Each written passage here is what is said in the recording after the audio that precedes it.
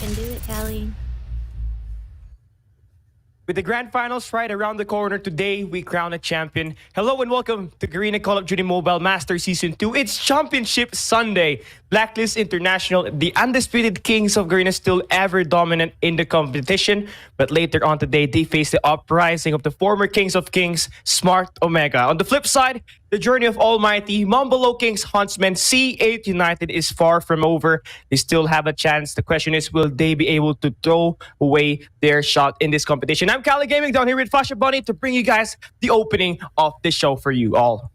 If you guys missed out the day one, I say you missed out a lot of fights, a lot of drama, a lot of performance that was mind-boggling, mind-blowing, and to the point that to the teams that might have been seen not having a lot of potential to actually go in for the grand finals, suddenly they burst out of their bubbles and maintaining a great composure, and what a performance to a point that we are saying they might have the potential to be the grand finalists, but that is if they will be able to conquer each and every single teams right on the last day itself. Just like how Kelly said, this is day 2, the last day, the grand final stages of the teams who will be making sure that they will be getting that championship title for the Garena Master Season number 2. But before that, let's figure out how it happened before it begins. Like we started off with 256 teams, and then from the qualifier round, only 16 teams was qualified to the group stage, and we saw them struggling, hardship, as well as the blood and tears trying to qualify to the playoff. On the group stage, it was double robin. The first half of the week, it was them trying to figure out how to fight off with their own groups. There's Group A, Group B, Group C, and Group D, and only two from each of these teams will be able to go to the playoff. And after all of those hardship they had to go through for that 8 days that they had to go through, they went through this playoff. This is what we're waiting for. This is what they had struggled for. And right this instant, the journey is not done yet. We had 8 teams still trying to get into the grand finals. We have lost 3 teams already, and right now we're looking forward for the rest of the teams to make it to the championship. Kelly. Yeah, and we got this first yesterday. This was the qualified teams for the playoffs. You got Almighty, T8 United, MAMBA Lowkings, Gaijin Rogue, Blacklist Ultimate, Huntsmen, Smart Omega, and Tyrant Esports. A few key standout yesterday was Smart Omega on that upper bracket, defeating Almighty 3-1 on a best of 5 series. And on that lower bracket, C8 United, despite the Fasha Bunny brought from Tyrant Esports, was able to seamlessly get through everything on their best of 5 series on the lower bracket to survive and advance to this next stage of competition. And Fasha Bunny, I do love your thoughts about this one. I think Huntsman currently has that buff. I mean, I gotta agree. The fact that they were amazing. The first round of themselves, the first series they were fighting off, it was not good. It was not on their side. But then suddenly, out of the blue, they just bam and crush off their own opponent and able to back up, redeeming themselves with that 3-0 as well. They were served 3-0, they were served with a donut, but then they come back and say, here you go, we give back the donut to you back again. And that was just amazing. But on the Tyrant Esport, we're going back to the Tyrant Esport just a little bit. I am super sad, but nevertheless, it is their first time appearance at the Garena Masters. Despite whatever it is a thrill to see them from the Garena Youth Challenges making their way to the big league. Hopefully they will not be down. Hopefully they will be able to come back into the side of the big league again, Kelly. Yeah, the fight for them is still not over. As long as there's going to be major competition that they are going to fight for, probably they're going to stick around and make sure they will be the best in that competition. But what's going to be at stake at this Call of Duty Mobile Master Season 2? Of course, it's the pride to be the champions. And of course, to get the bag of money that's in this tournament itself. We got first place gets you 10,000, second place gets you 4,500, third place gets you 3,000 US dollars, fourth place gets you 1,500, fifth to eighth place gets you 750, ninth to 12th place 500, 13 to 16 place it's going to be 250, combining for the 25,000 US dollars. Fasha Bunny. I mean, I'm happy. The fact that they are from the group stage itself, you will be able to go back home with money in your hands. But what dictates the most inside the game or the Garena Master Season number 2 is the fact that how much money you want, how much money that you will be putting out for a fight to be getting it. So that is where the question comes in. If you are at the top 13 and top 16, unfortunately, that's the money that you receive. That's the money that you will be deserving for. But here on out, we are looking for the first place to the fourth place itself. But we already had our eighth place as well as seventh place. We lost already 2 teams. So now we're looking for the top 6 who will be going home. And our first place will be granted not only the championship as well as that 10,000 USD dollar, and that is a lot of money, not only to help you out with your current life, maybe your current life affairs, even also with your gaming setup. So definitely this is going to be an ultimate, not only just for rewarding, but it also will be helping our professionals players to be better in their own gaming setup. Kelly. Yeah, I definitely agree. The better the setup, the better performance you get to play. But here in this playoffs, the better the performance, the more money you can bag and the better your pride will be. But stand to win a rare wish crate right now today in this live stream. We got 50 rare wish crate to be given away today. But first and foremost, you got to make sure you like our esports Facebook page, join our esports Discord server, and tag 3 friends. And share with us in the comments who do you think will win the Garena Master Season 2. And of course, share the post in public. Now, assuming that I have tagged 3 friends already, I'm gonna predict who I am gonna think that will win this Garena Master Season 2. Do you want to know, Fasha Bunny? Of course, please, Kelly. Well, it's either going to be Almighty for me or Blacklist International Ultimate, but then we'll never know. I mean, this is like the top option. Definitely, either one of us, even especially on the viewer side, I'm definitely sure that they also agree on the options that you already put out, and the fact that everybody is rooting for them, despite however it is. We saw how Almighty was really struggling last night. Hopefully, they will pick themselves back again tonight because they have one more chance to go. So let's take a look again the upper bracket and the lower bracket. What happened on the first day of the playoff? First off, we got Blacklist Ultimate fighting off with Tyrant Esport. They might actually come off not easy, even though Tyrant Esport did get one match for themselves, but it is goes out to the Blacklist Ultimate who move into the semifinals. MAMBA Lowkings with C8 United, not a pressure whatsoever, but it's still the same numbers, which is 3-1 for the C8 United, and MAMBA Lowkings moves in.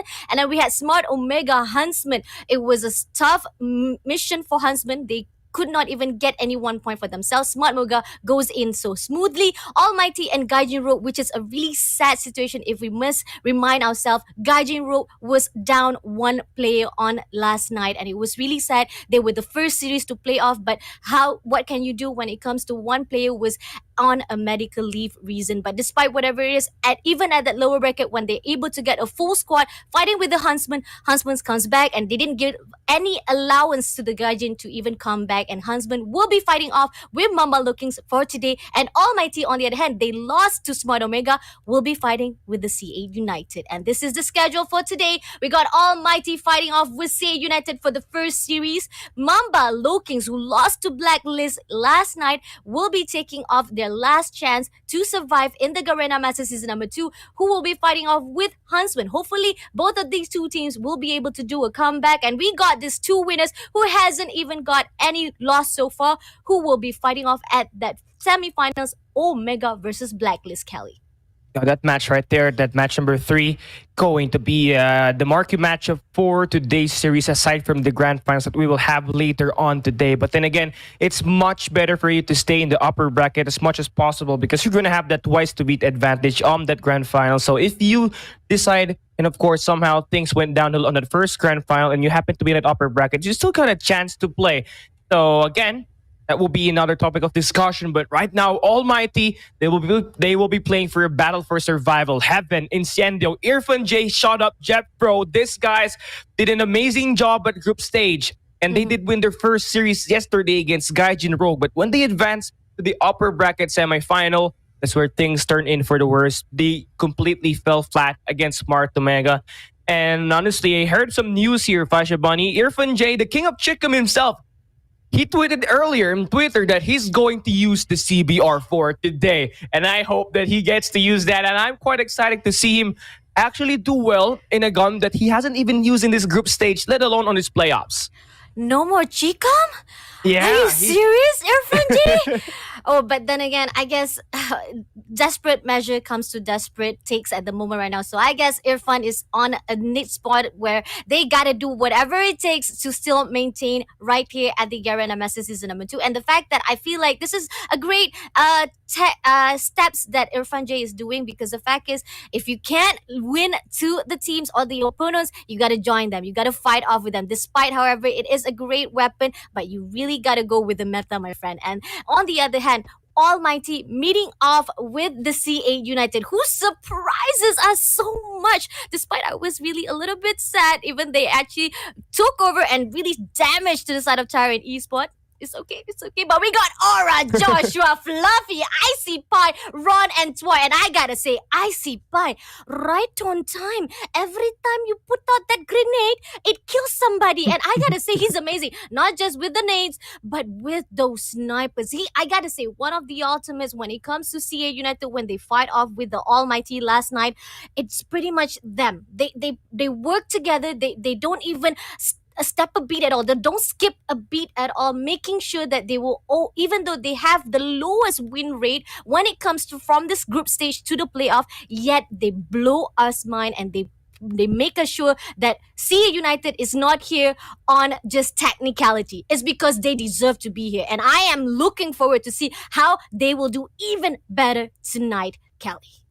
Yeah, these guys, they have the heart of what it takes to be an underdog and the heart to win every match that they play. And yesterday, against Tyrant Esports, they fought their hearts out and they were able to outdo and outperform Tyrant Esports. And, I really love the point. IC Pie on that Search and Destroy truly is going to be one player to watch out for if you are Almighty because of how well he can do when it comes to playing that scope. But then again, he has to worry about Shut Up in Heaven later on in that S&D. But the player that really stand out the most on that response, it's going to be Ron and Auro. If these two guys play so perfectly at the end, from the start of until the very end of the game, they're definitely going to be able to propel this team to victory. But we can take a look at the head-to-head matchup. Almighty Heaven, it's going to have 17.14 average skill and 11.86 death, averaging for a 1.45 KDA. Slightly a better statistic compared to Seed United runs 18.25 average skill with a 17.38 average stat and a 1.05 KDA. It truly says a lot about what these guys could do. Almighty Heaven, that gunfight, really insane. But still for Seed United run, this guy is one of the main slayers of C8. So thus, he slay and of course sacrifice his life just to get a lot of kills and of course return back and create the openings for his teams. And this definitely will be the two players to watch individually, but we gotta see the team play happening on this best of 5 series. Agreed. And Heaven, I guess for the fans of Heaven's, last night, it was not his night. He was having a really difficulty to actually maintain a great fight off when it comes to Search and Destroy. I even feel like Heaven was not even getting most of those kills and he keeps on being down. And that was actually one of the reasons why Almighty was having a struggle.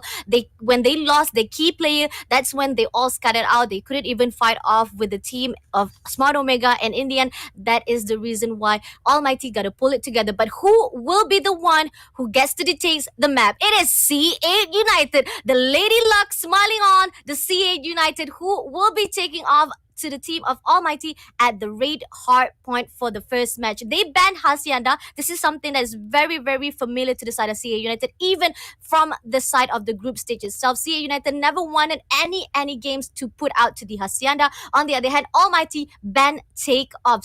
The maps that actually Almighty has a little struggle off. And then on this S&D, Almighty has decided to pull back into the firing range, despite they have a little bit of struggleness as well on this map, Kelly. Well, honestly, for Almighty, that dual sniper setup could prove huge in that firing range Search and Destroy, especially with Heaven. And of course, one and only Shut Up that could put up a lot of designated early picks and early blows on that S&D. But I'm still quite not sure about the map pick for Almighty on that Slums Hardpoint at match number 4. Eventually, we do see match number 4. I think that could be a 50-50.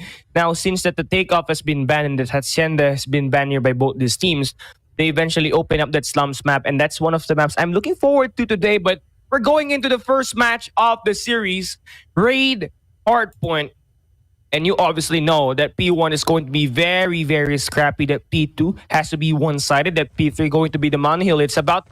It's all about setting the priority straight here for both these teams. Let's see who's gonna get that early blow. C8 United, Almighty, playing the first series for the day. Let's come and find out who's going to take this. Let's go. I hope that Almighty does not make the same mistake they did last night with Smart Omega. They lost so much point. They sacrificed too much point. They even actually missed out the chance to put out their score streak. And this is something that I'm looking forward from the Almighty. CA United is actually punishing them and seeing how it's going to be like. Is it going to be the same thing? But right here, CA United is getting more points for themselves. Finally, Heaven coming in. Takes down one. Clear out. Breaks out. But two players coming in. Can he push it out? Can he make stand? Nope. Doesn't allow. Because CA Aurora coming in and takes down one player. Is Aura, by the way. Well, let's go. Kelly can go and continue. AMT already getting the break that they need. Only one more player to worry about inside his hill, and Heaven is going to shut them down immediately. Great play from CH United from the start, but Almighty, they will find the redemption. they get the scrap time of this hard point. And not only that, they will be getting the next hard point anchor as well. So that will set them up for success as we transverse ourselves to the next hard point rotation. We move into that kitchen. But then again, for C8 United, doing a great job so far. Getting a lot of kills inside that hard point. And that will translate to that score streaks. And that operator skills build it up pretty soon. 30-11, hard point opens up. Initial time gonna be in the hands of Almighty. Incendio going to play that objective. I like this early rotation coming in from the Almighty, and they're maintaining a very good defense. Coming out for the CA United right here. One down, one more. Can he make it through? Nope. Touchdowns away, but nope. There's still more players to go. Jeff Pro maintaining right here. Heaven, a great, well done teamwork effort right now. But CA coming in to break the heels, but they don't allow it at all. But finally breaks through, and ICP still maintain. But no, he's been shut down by the trophy system. That's so unfortunate for the guy with the thumper. And having beautiful timing with that trophy system. Now they get the lead. And I'm surprised, Irfan J. I'm still looking at on that kill feed and see what gun is he using right now in this game. C8 looking to get the break for you one final time before they set up for the next hardpoint rotation.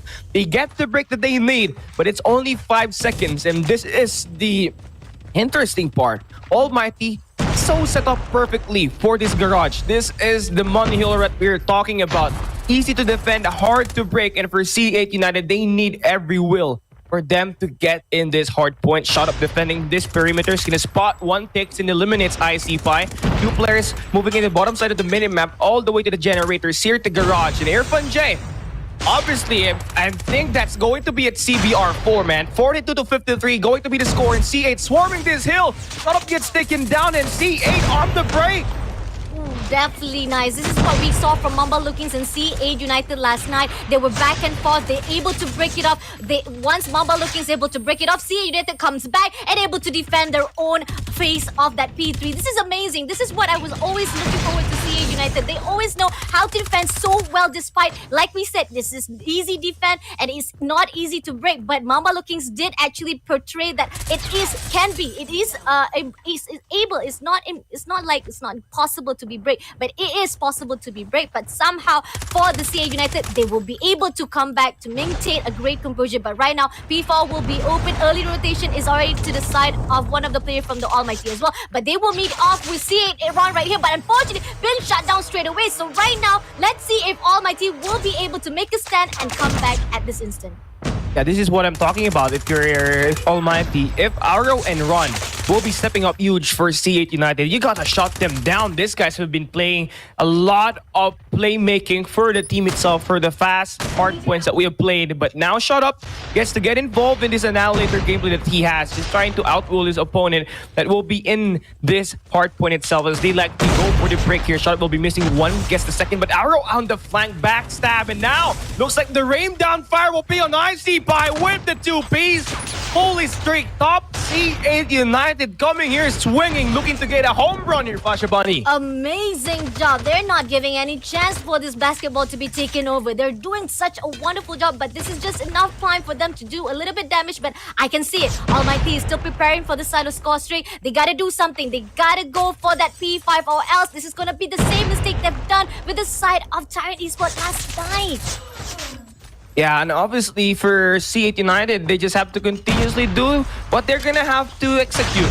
Now that they have that cluster strike, they could use that here. Just remove Almighty in that hard point, and they will buy some time for them to reinforce inside his hard point. So that's going to be a smart play for them, but they gotta endure, and they gotta make sure that this investment right here is going to be very efficient.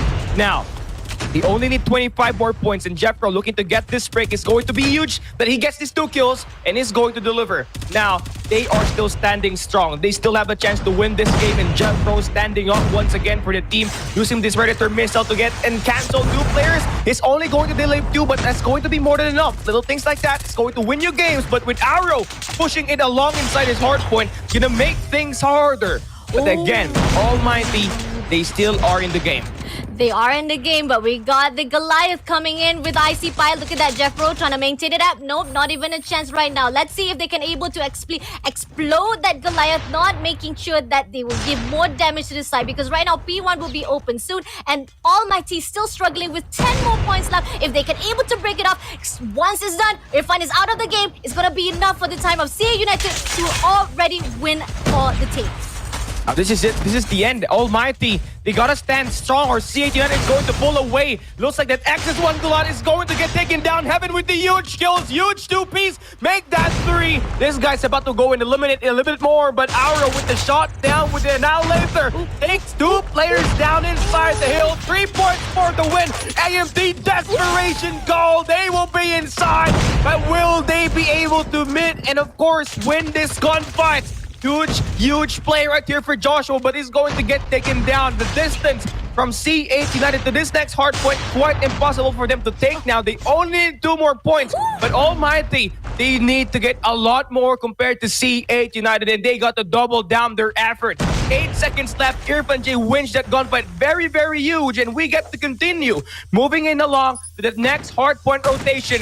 2 investments here by Almighty. The score 6, the operator skills are going to be pretty huge. Hard point opens up. IC5 gets taken down. Jetro standing inside. Ron will go in. He will get taken down. AMT, they've been outgunned. They've been outmanned, outnumbered, and outplanned. But here they stand as they look to try and get this victory. Irfan J removes the Chikum, uses that CBR4 just to make sure this team will be having a lot more edge compared to CH United. Boy will lose the gunfight. Heaven steps up, but the hard point will be in for CH United. They will be looking to end this game, but no. Almighty says no. They have the heart of the champions, but it will be Toy around the back to get it. 150 to 138.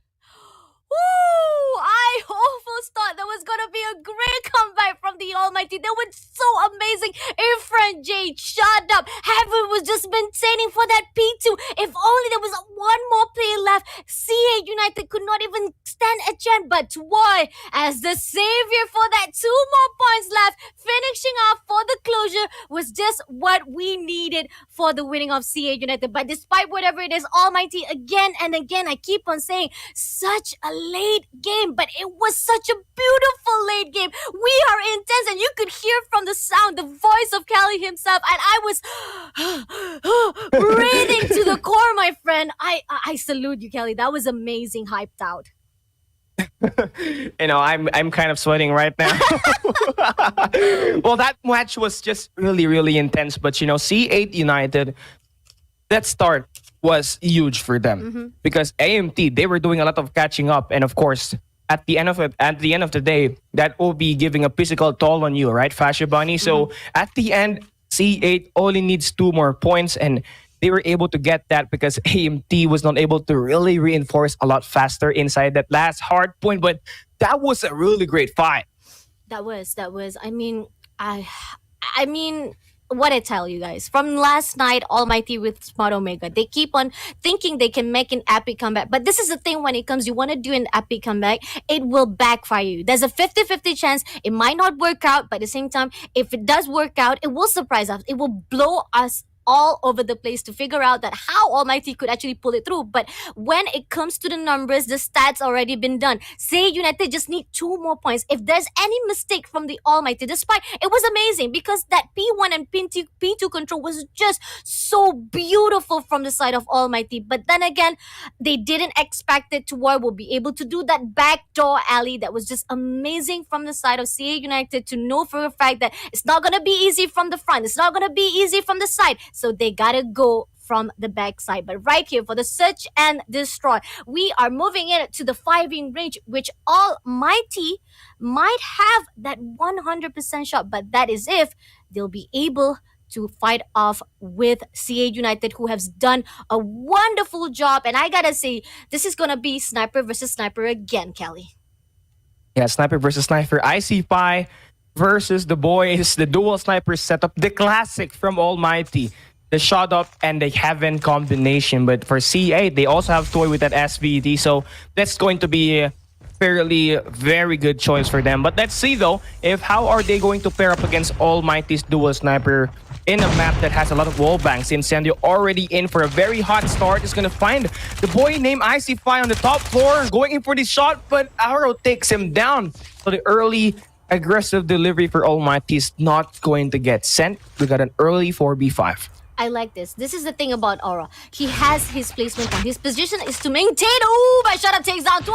That's one sniper being taken down. Let's see if they can be able to actually return the favor. Numbers are equalized right now. Shut Up looking for another victim. Ooh, just a little bit too close. Unfortunately, he switched it up. But don't worry, he will reposition himself if you can see it. But Heaven takes down CA Joshua instead and left with Icy Pine alone. And let's see if Icy Pine can maintain a composure with these two snipers close to hand right this instant.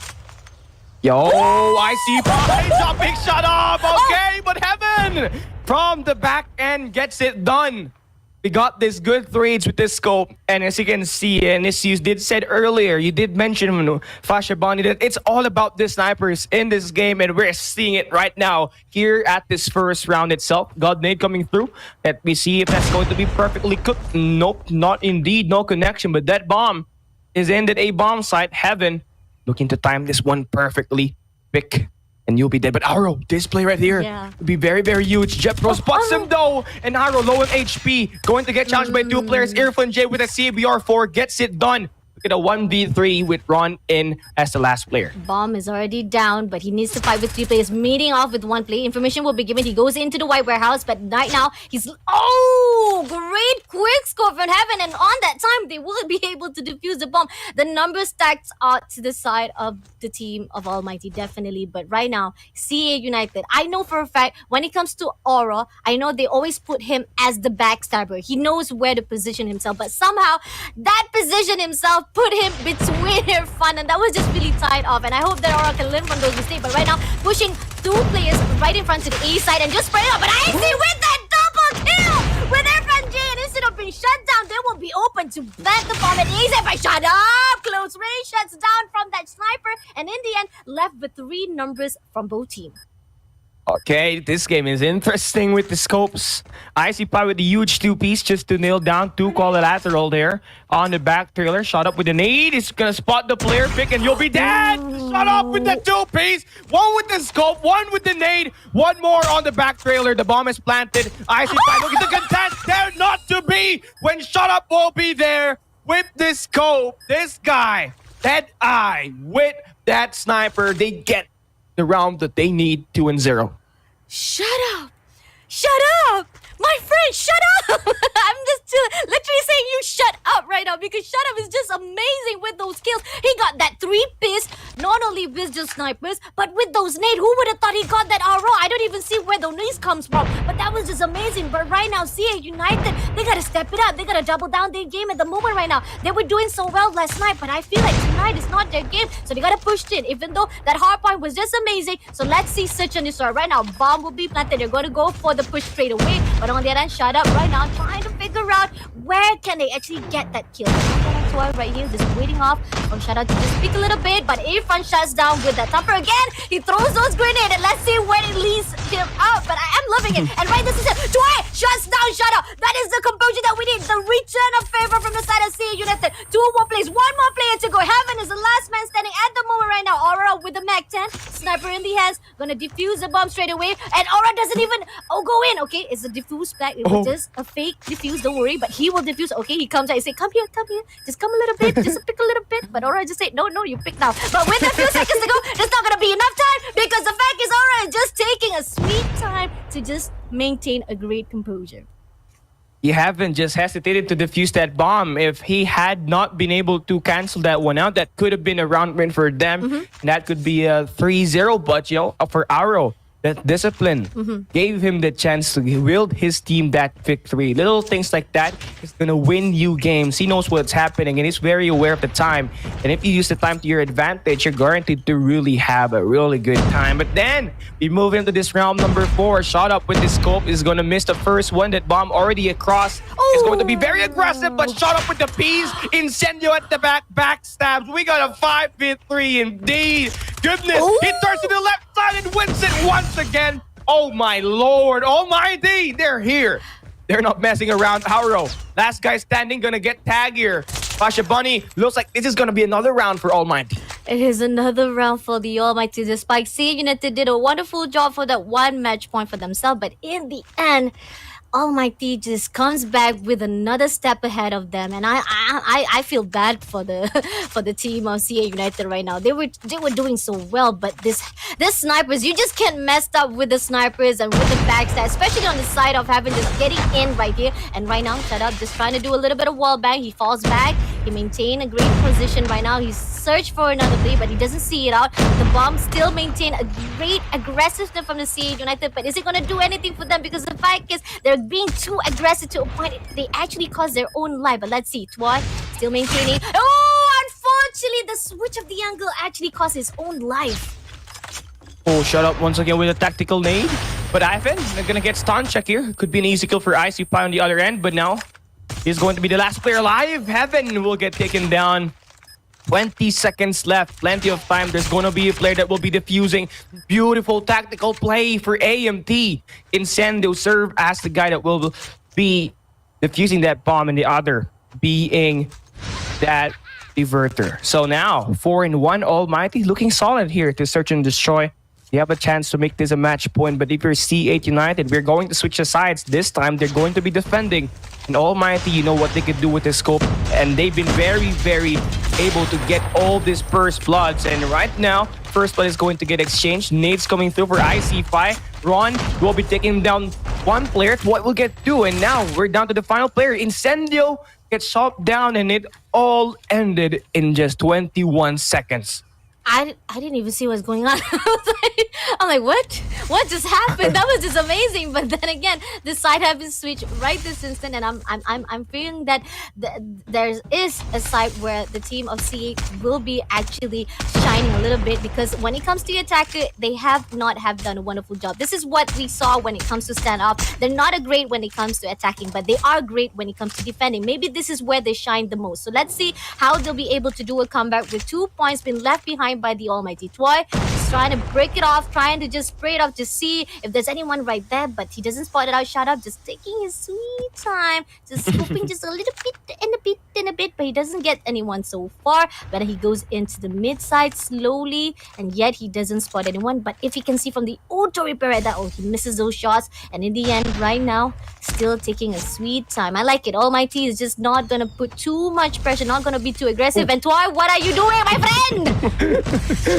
I think he might be stunning himself at this point, but shut up takes him down. The guy's got cold hands and is shivering me timbering.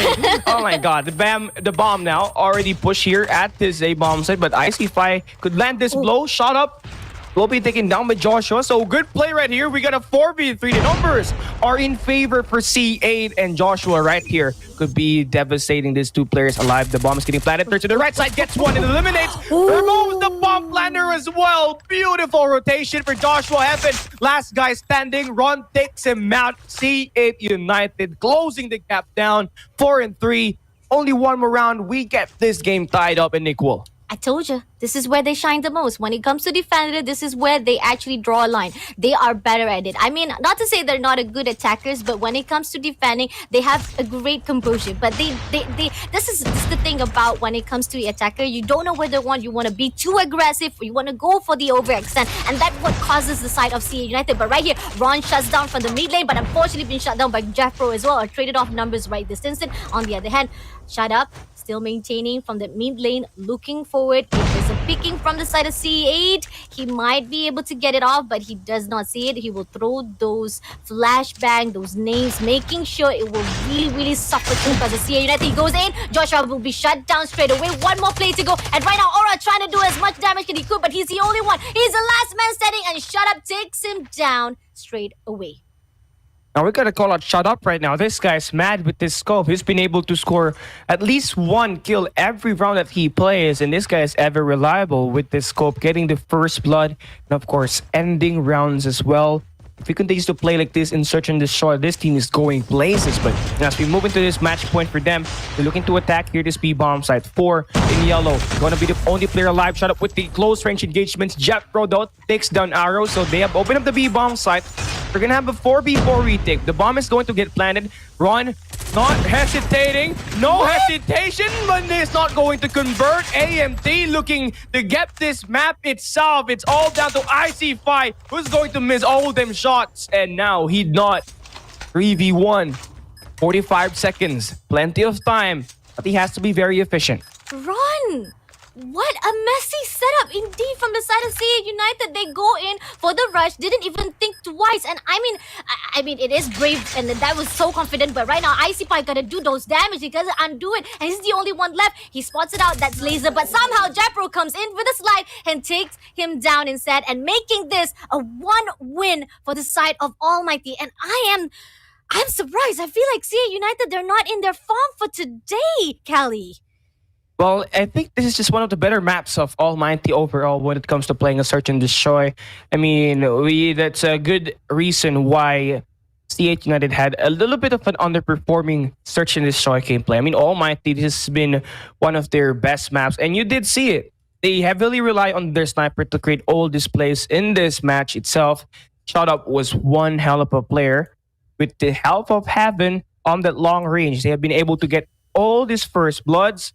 And if they do not get that, it's always Jeb Pro, Incendiary, Irfan J going in for the aggressive, making sure that they will be extending pressure all over the map. And this is just one map that CH United lost. So now we got a series tied. So we are going to see a match number 4. And this is going to be interesting because right after this firing range Search and Destroy, we're going back to another respawn game where we did see C8 had a far better performance on that hard point. So coming up from a loss on the Search and Destroy, are they going to have the mental resolve just to defeat AMT on that domination that we will have later on today? But here at this match, Fasha Bunny, Shot Up was just one hell of a player, performing multiple kills after multiple kills, creating all of the plays possibly in every round that he had played. Agreed. That was just amazing. I still wonder that 3-piece that he has done for that match number 3. It was just that point on like, shut up. Can you see through future, right, man? Because the fact is, he got that nade. He first off shot with the quick scope, and then he throws a grenade and able to get aura, and he gets another 1-piece for himself and making sure that the bomb will be diffused right on time. That was just amazing from the side of Almighty. Shut Up is all for the show for this Search and Destroy. But back again to the side of the maps right here. Raid somehow was won by CA United. So this means we will be pushed to the match number 4. Unless that match number 4, we still haven't got the winner yet. But somehow match number 3 will be at the stand of domination. The map that has chosen by CA United. And this is their map. This is what they have been amazed at. This map has been their home base, and seeing from the side of Almighty as well, they haven't actually lost as well at the standoff. Despite, however, at fighting off with the Omega, they did struggle at the standoff. So let's see how Almighty will do, because this is going to be, like just you said, it's going to be 50-50, but it still goes out to the side of CA United because this is their map indeed, Kelly. Yeah, honestly, for CH United, we really have to point it out that standoff is their playground. The C8 organization itself, they really love to play this map itself in every game mode. But again, fear not. C8 United, yes, they have the opportunity to take Almighty here, but these guys are coming up from a win, so they could swing that momentum here early, extend some pressure in this game right off the bat, and secure the momentum in the game. But, you know, for C8 United, with Arrow and Ron stepping up earlier in that hard point respawn, I got the game positive here that C8 United could really put up a great fight against Almighty. The winner, we never know. Anything can happen in this game. So far, we are on the first half. The game just has started, and we are definitely seeing that B flag getting influenced by C8 United, but Jeffro looking to get that alternative attack. This teammate will follow up and get that delivery, but the B flag majorly taken over by C8 United. A little bit more capture on that. They get this early 2 flags in play. I mean, even the overextension from the side of Almighty right now, trying to tease a little bit of that C flag, was just a little bit of disturbance from the side of CA United. They're actually in the conscious side. They really need to step it out. They're really on their feet. Almighty is really pushed to a point that they're making sure that CA United will be on the side of nervousness, pressureness. But right now, they're able to actually get a little bit of points. They will be teasing that B flag first things first. But on the other hand, the CA United, they want to do a little bit of backstab right there. Can they do so? We have one player right there, Aura, going in for the backstab. He spots one, but he might be shut down with that 2 players on. So CA United still, again, the effort is futile.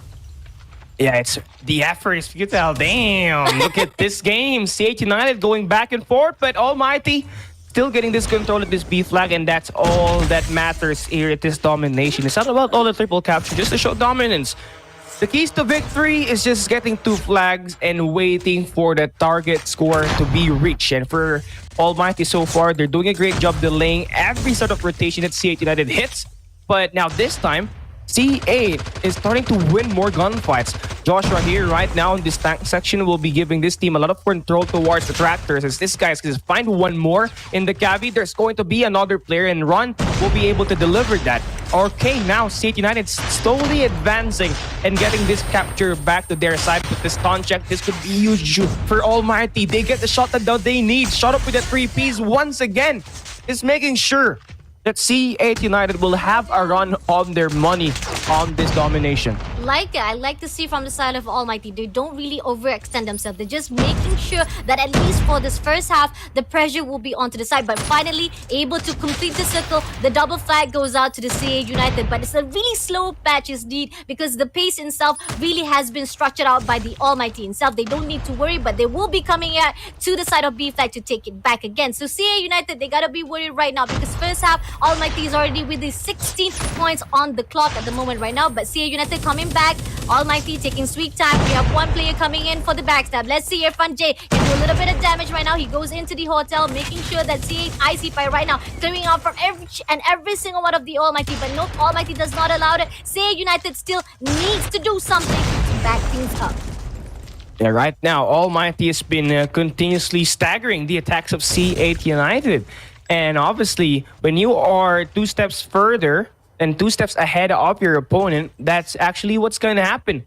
You'll be a lot more calmer, and you're going to be predicting what's going to be the output and the outcome of a certain situation. And so far for Almighty, they've been doing a great job. But for C8 United, despite that great performance on that hard point, they need to convert here. The lead is still doable, but now this time we're going to switch the side. So now they have the favorable spawn in this standoff map, in this A flag.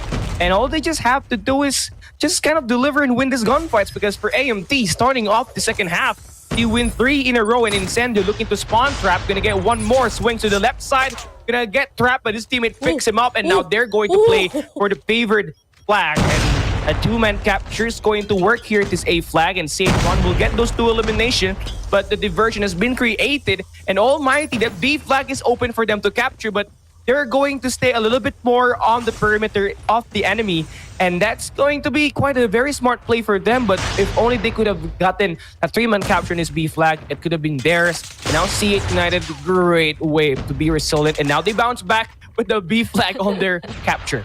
I mean, the idea is that, but the prosecution itself, the procedure was not done properly, and I feel like Almighty, they gotta figure out, despite wherever you might have the idea, if you're not prosecuted very well, it end up goes to your onside. But right now, finally goes in for the A flag back again. They're still diseased. I'm liking their overextension. They saw how the first half was just playing it safe, but they go for the overextension, trying to give more pressure. And look at that, they're gonna put on that Predator missile to the side of CA. They're not gonna allow them to take it back with a 3 cap on their hands. Even for this 3 minutes on the clock for the second half, this is amazing from the Almighty Kelly. Yeah, they're showing their true personality now in this game. Now for C8, looking to pressure this B flag. Joshua's going to get taken down. Irfan J has been playing great so far with that CBR4. Remember, he has been playing Chickum all the way from the group stage to this playoffs day 1. And now that they're here on to this day number 2, he's been using that CBR4, and he's been totally efficient for Almighty. And that's what the team needs right now when they play on this response. Constant kills and aggression from Irfan J.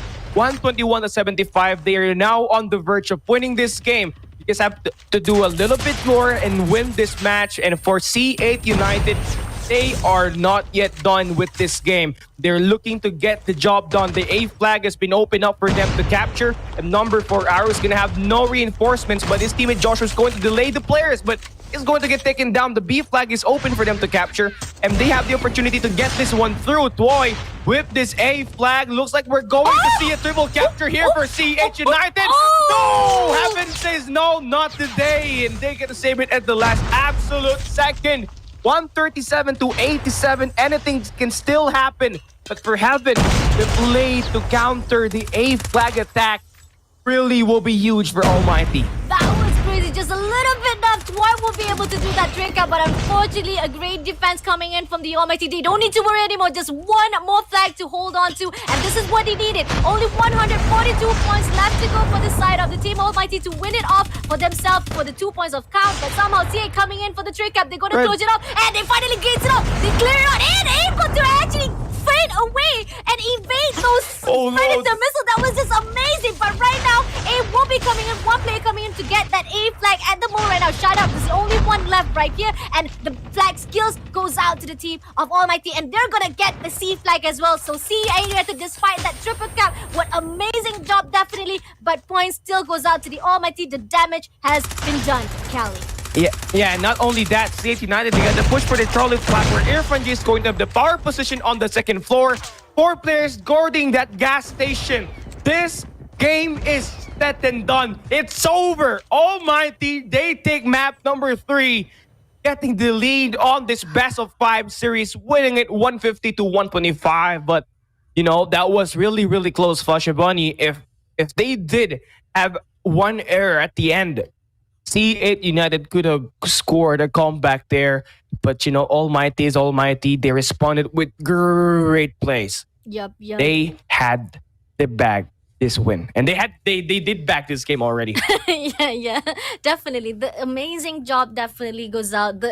They might actually put off questions to us where like some people probably asking from that first game itself, it was all for CA United, and then we were wondering what happened to Almighty last night. They were not doing so well, but finally they picked themselves up for that search and destroy, and the momentum that you talked about. You already told that if Almighty got one win in their hands, it will push their momentum. It will push, even accelerate their adrenaline to give even more on this domination round. And it proved. It definitely proved. I gotta say, Callie, you got the caster blessing. You read up through the Almighty minds right now.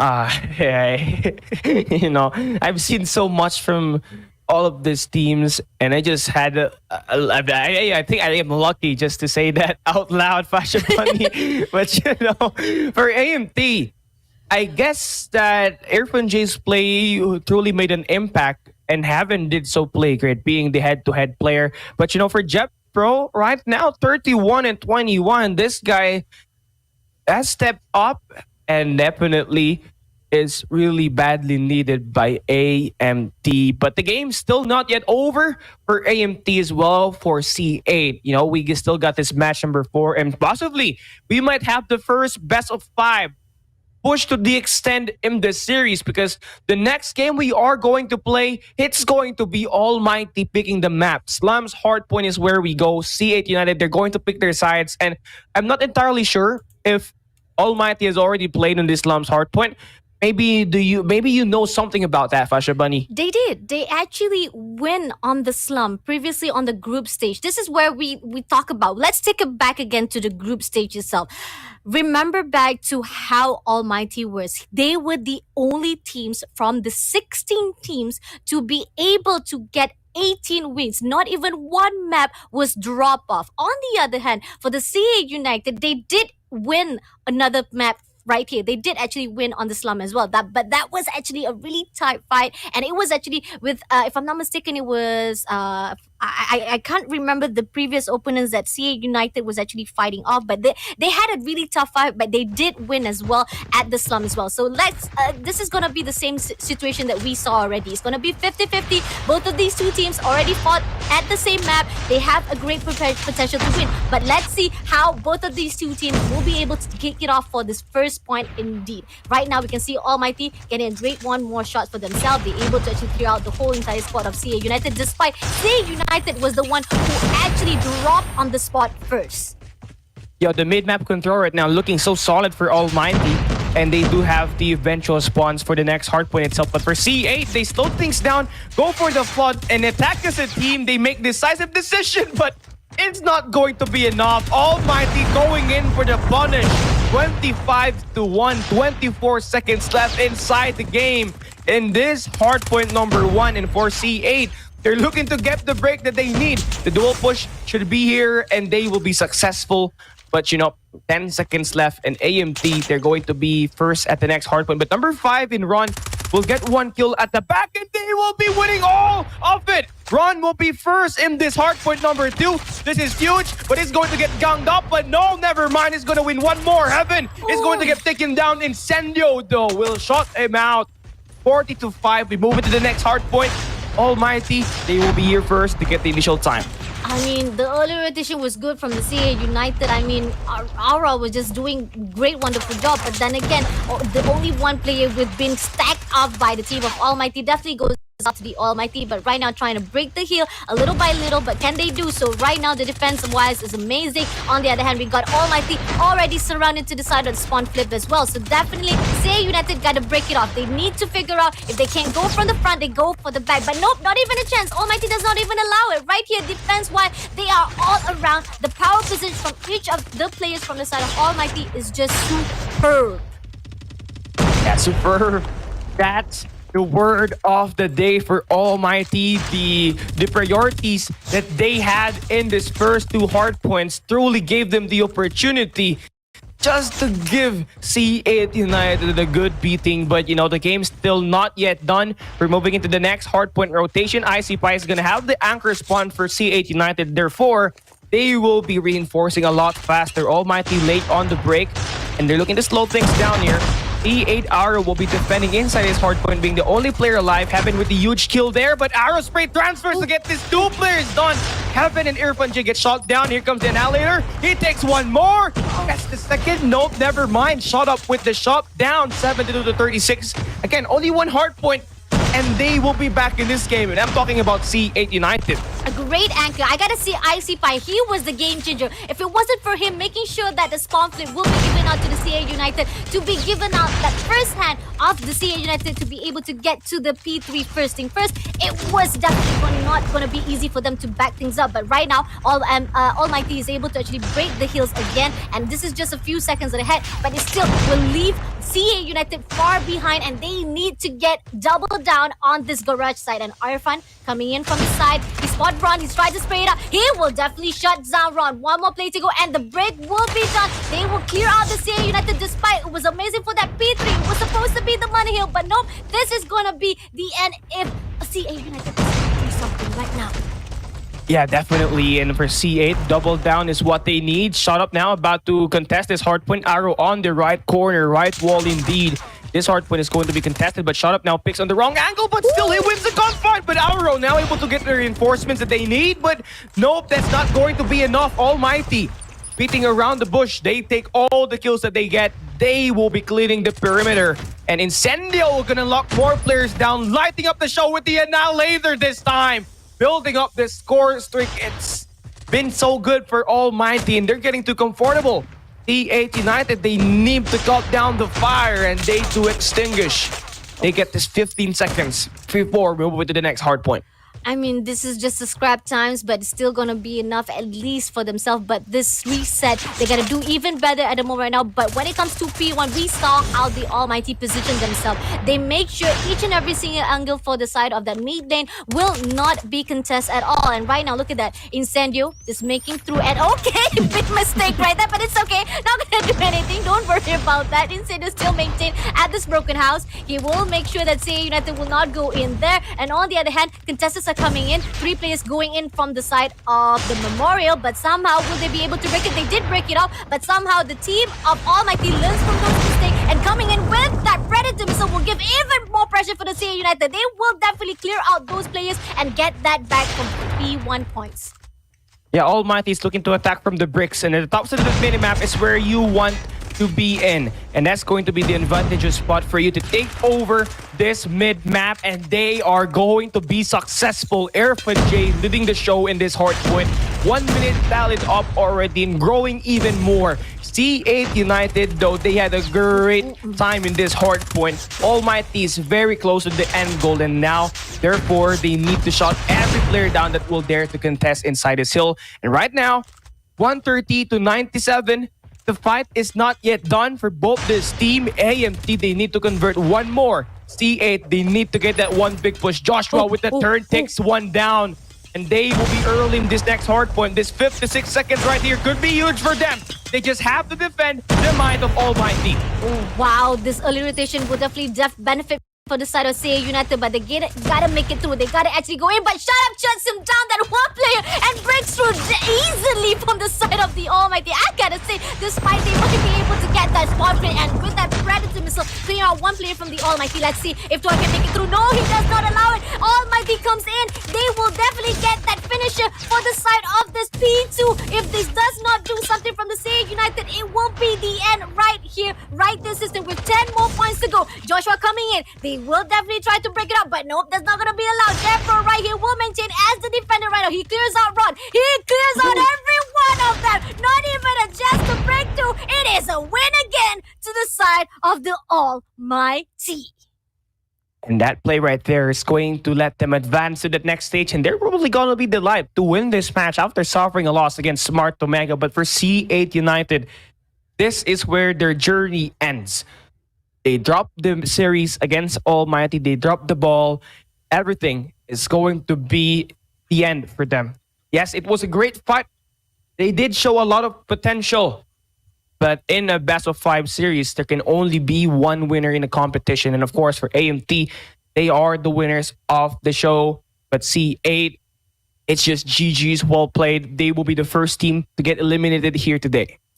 I mean, I gotta say, CA United, they've done the damage enough. They have done so much damage even from the first day. We keep on doubting them. We keep on telling to everyone on the viewer side, even those who are from the group stage, we keep on telling that CA United might be the weakest team inside the playoff because they have the least win rates at that group stage, and able to even on the technicality to even get into the playoff was just amazing for the CA United. But last night was a surprise. Just how I'm going to repeat this again and again, it was a mind blown performance from CA United when they able to actually tackle off to Tyrant Esport, who I was expecting Tyrant Esport was able to actually do at least a back and forth five, maybe best of 5, but that didn't happen. It was just so hard for Tyrant Esport to get another point for themselves to even make a tiebreaker. In the end, CA United was not over,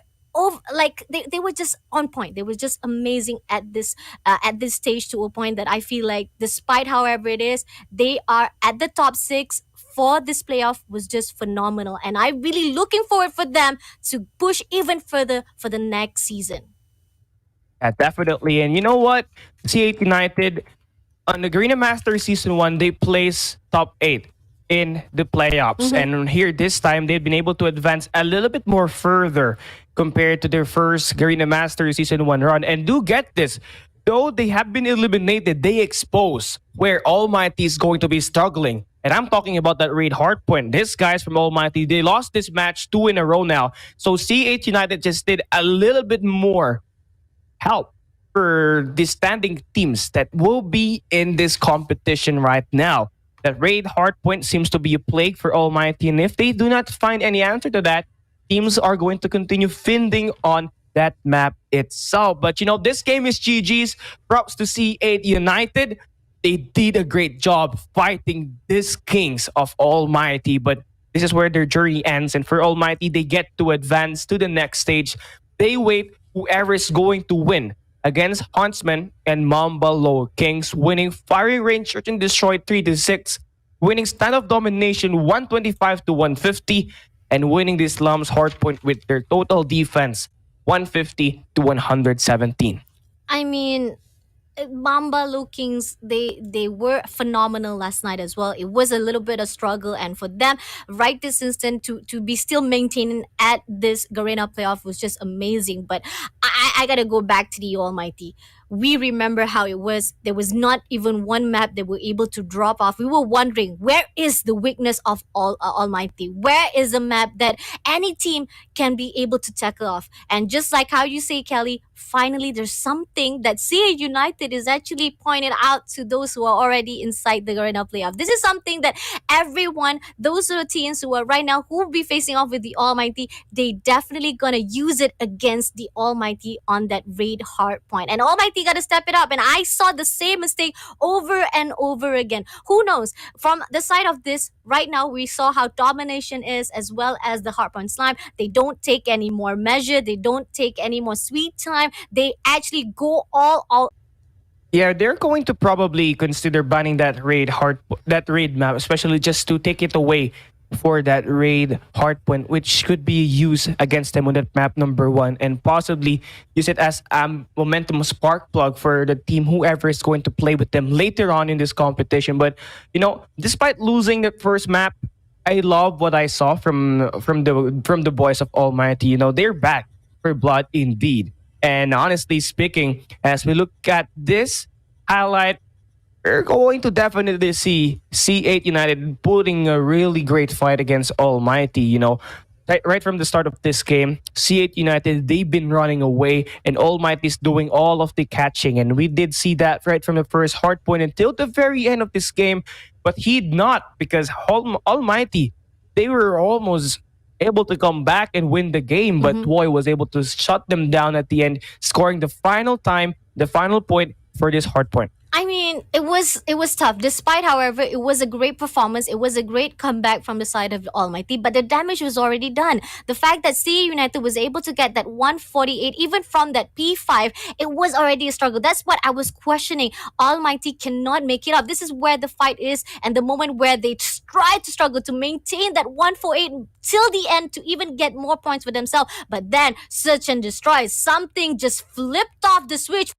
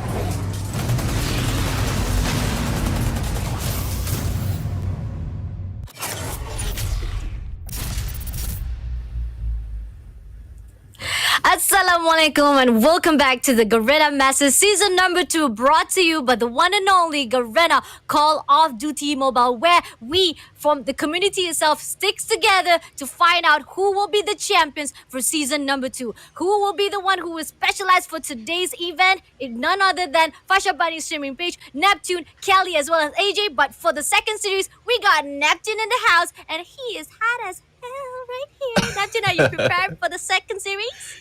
Yeah, definitely. I'm ready for the second series. And what the first series that we've seen earlier. I mean, it was such an intense battle between the two teams, and so much intense that it has brought some technical issues on our side, on the production side. And just guys, to set an expectation, there were some technical issues that happened earlier. So hopefully, for those who dropped off on the stream earlier, just bring them back. Just bring them back and mention them, especially if you're talking with them on the comment section. Bring them back in the stream because there's a lot more of surprises for the viewers right now. But going back to the battle that we have seen earlier, we have seen a first round, and that has brought us to the milestone that has been reached. Thus, we have the code right now, just below Fasha Bani right there.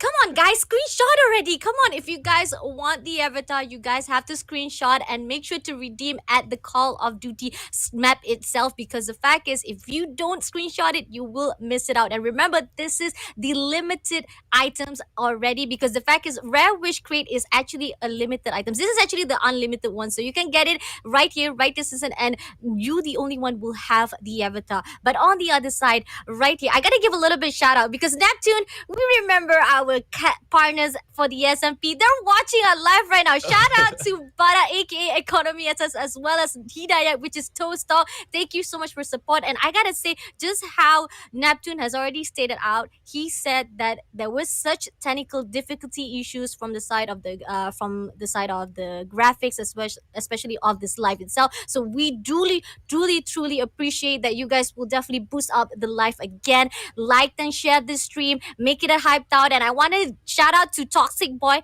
Don't be so toxic. I did not flip the switch, okay? I didn't do anything to the stream.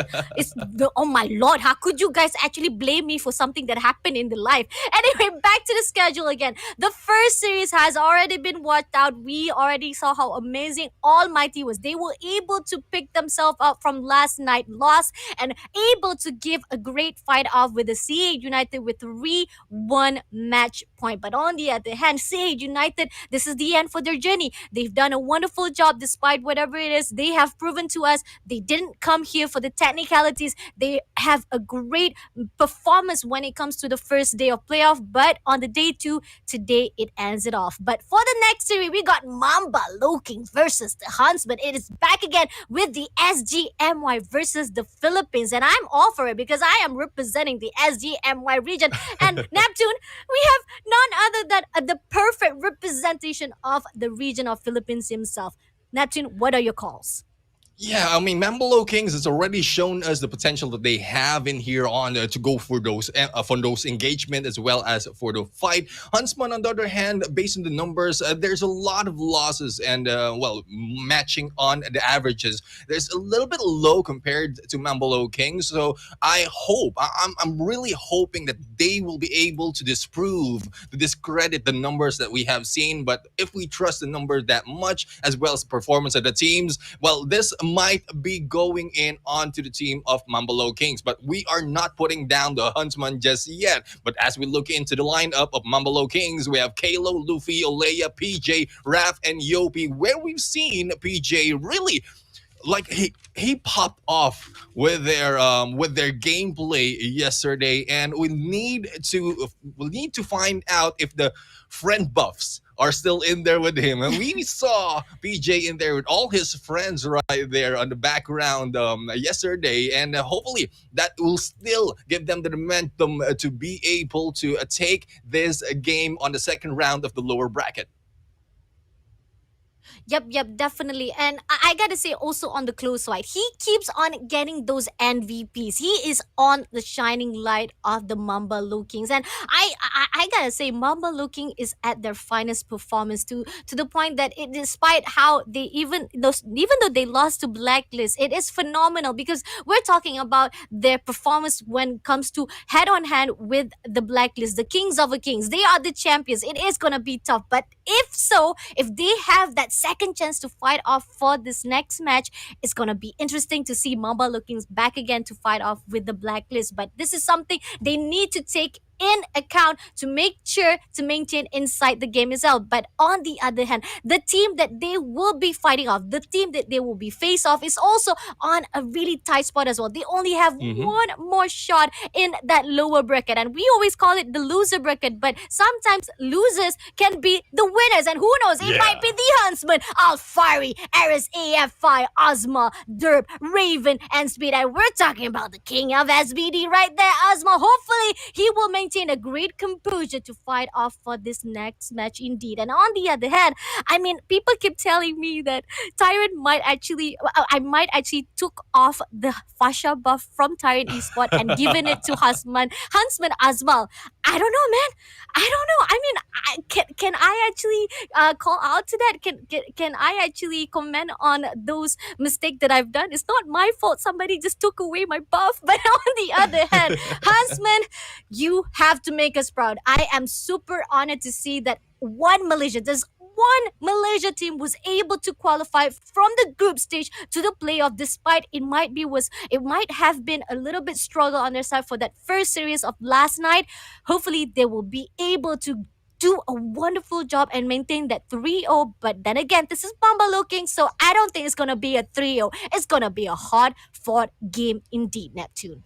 Yeah, definitely. I mean, we have both buffs from both teams. We have the friend buffs and the fascia buff. So we'll have to see which one is in there. And there you go, the head to head with the buffs themselves. And well, Fasha, we know how well and excellent the gameplay of Asmal in there from Huntsman, giving him the average kills of 17.14, average death of 11.86, and average assist of 3.5, 145 on the KDA, and 2200 on the average score. A lot of points right here for side of Asmal. But as we look into MAMBA Lowkings PJ, there's a little bit of increase on the average kills, thus the deaths as well because of the slaying factor. He needs to rush in there. But average assist is also increased plus the scores. But the KDA, it was beaten by Asbal right there. But despite of that numbers, the numbers that we've seen in there, I'm pretty sure these two guys will be showing us more onto the game that we're about to see.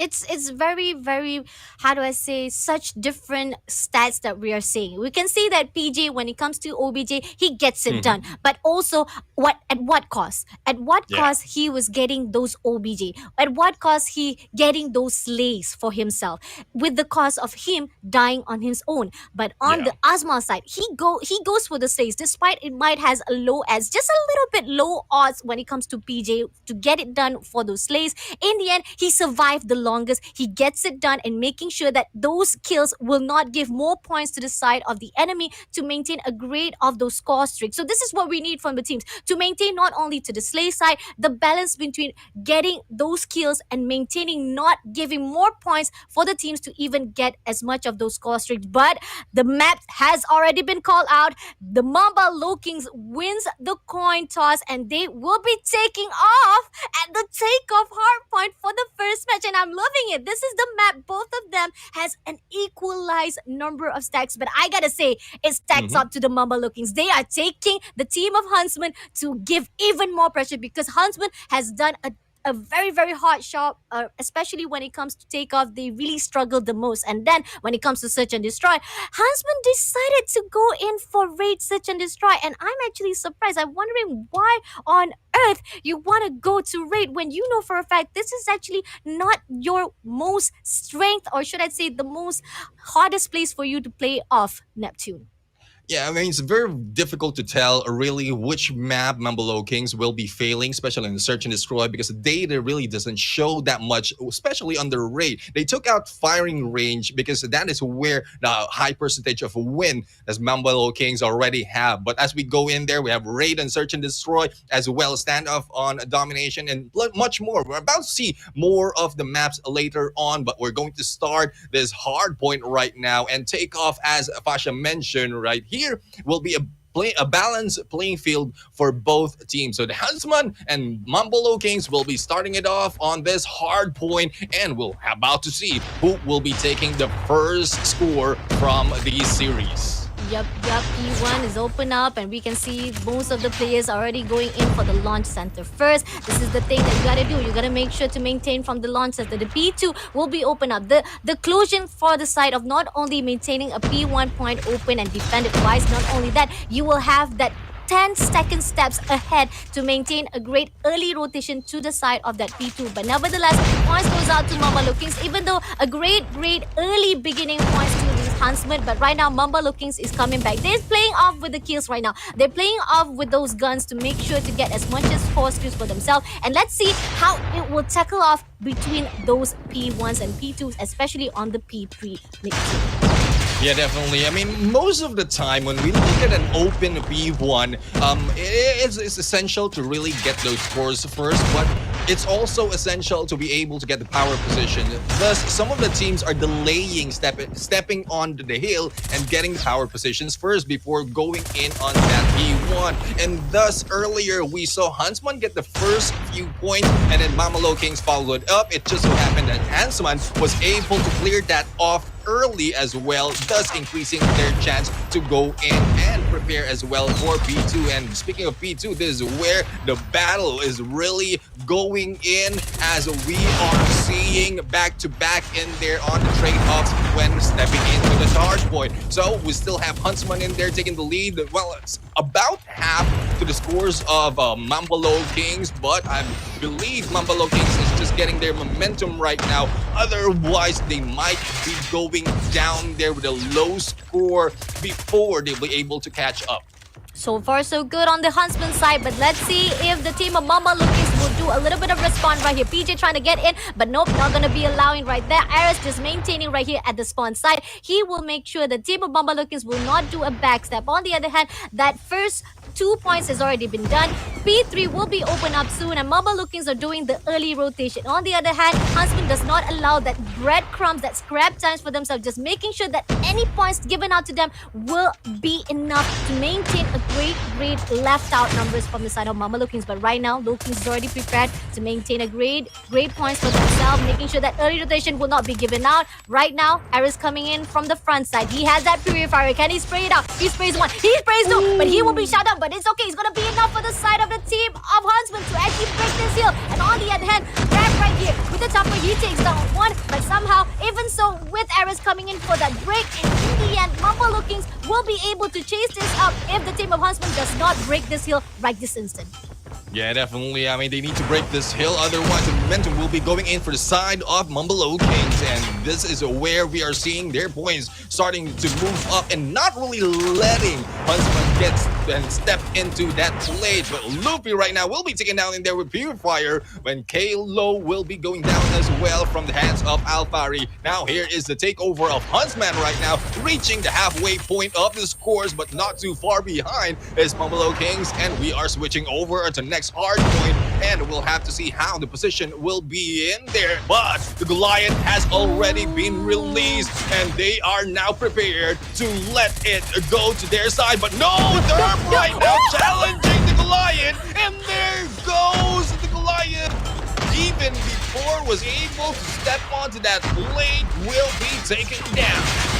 Derb sacrificing himself what was needed to be done from the side of Huntsman to make sure that the Goliath does not maintain too long and breaking those hills and maintaining a great conversion. They're not gonna give up. They're not gonna let MAMBA Lowkings to even chase up those points. I love from the side of Derb.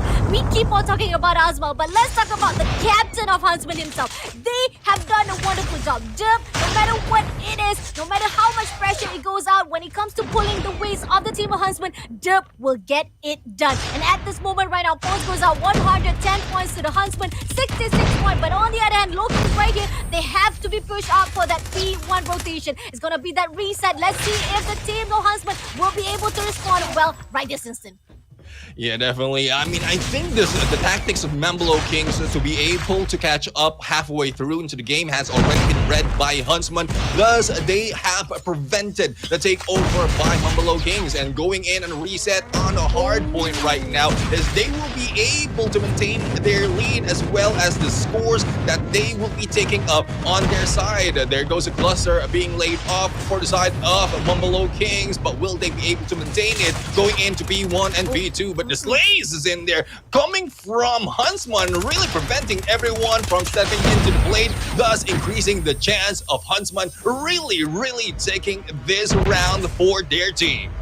Idea is there, but the prosecution is just not there. Unfortunately, that Predator missile was just too soon to a point that Huntsman was able to avoid it out and able to break those seals and getting those points for themselves. They only need 10 more points left, and Alfari with a Defier right here just giving enough points for the side of the Huntsman to maintain a great composure. MAMBA Lowkings on the other hand got to actually sacrifice and getting all those scrap times, but right here Luffy gonna do that early rotation. He sprays, he prays those that barbecue side of the team of Huntsman will do a lot of damage to maintain that MAMBA Lowkings to get that upper hand, but 10 points. Is it gonna be easy for them to maintain this composure, or will the team of Huntsman backs it up for the epic comeback with Alfari right here already giving an information. He spotted out right now, spraying again. Barbecue to the Huntsman side right here, but no, coming in for the push right now. Aris, one play, Asma coming in, 2 more plays to go. He shuts down. Lowkings on the hand and runs away from the side. Gonna do reposition, wrap just a little bit more. Just gonna throw it out, but will be shut down straight away. And the point still goes out to Huntsman. 5 more teams to go, 5 more points to go, and it will be the win for the time of Huntsman right this season for the first match of the night.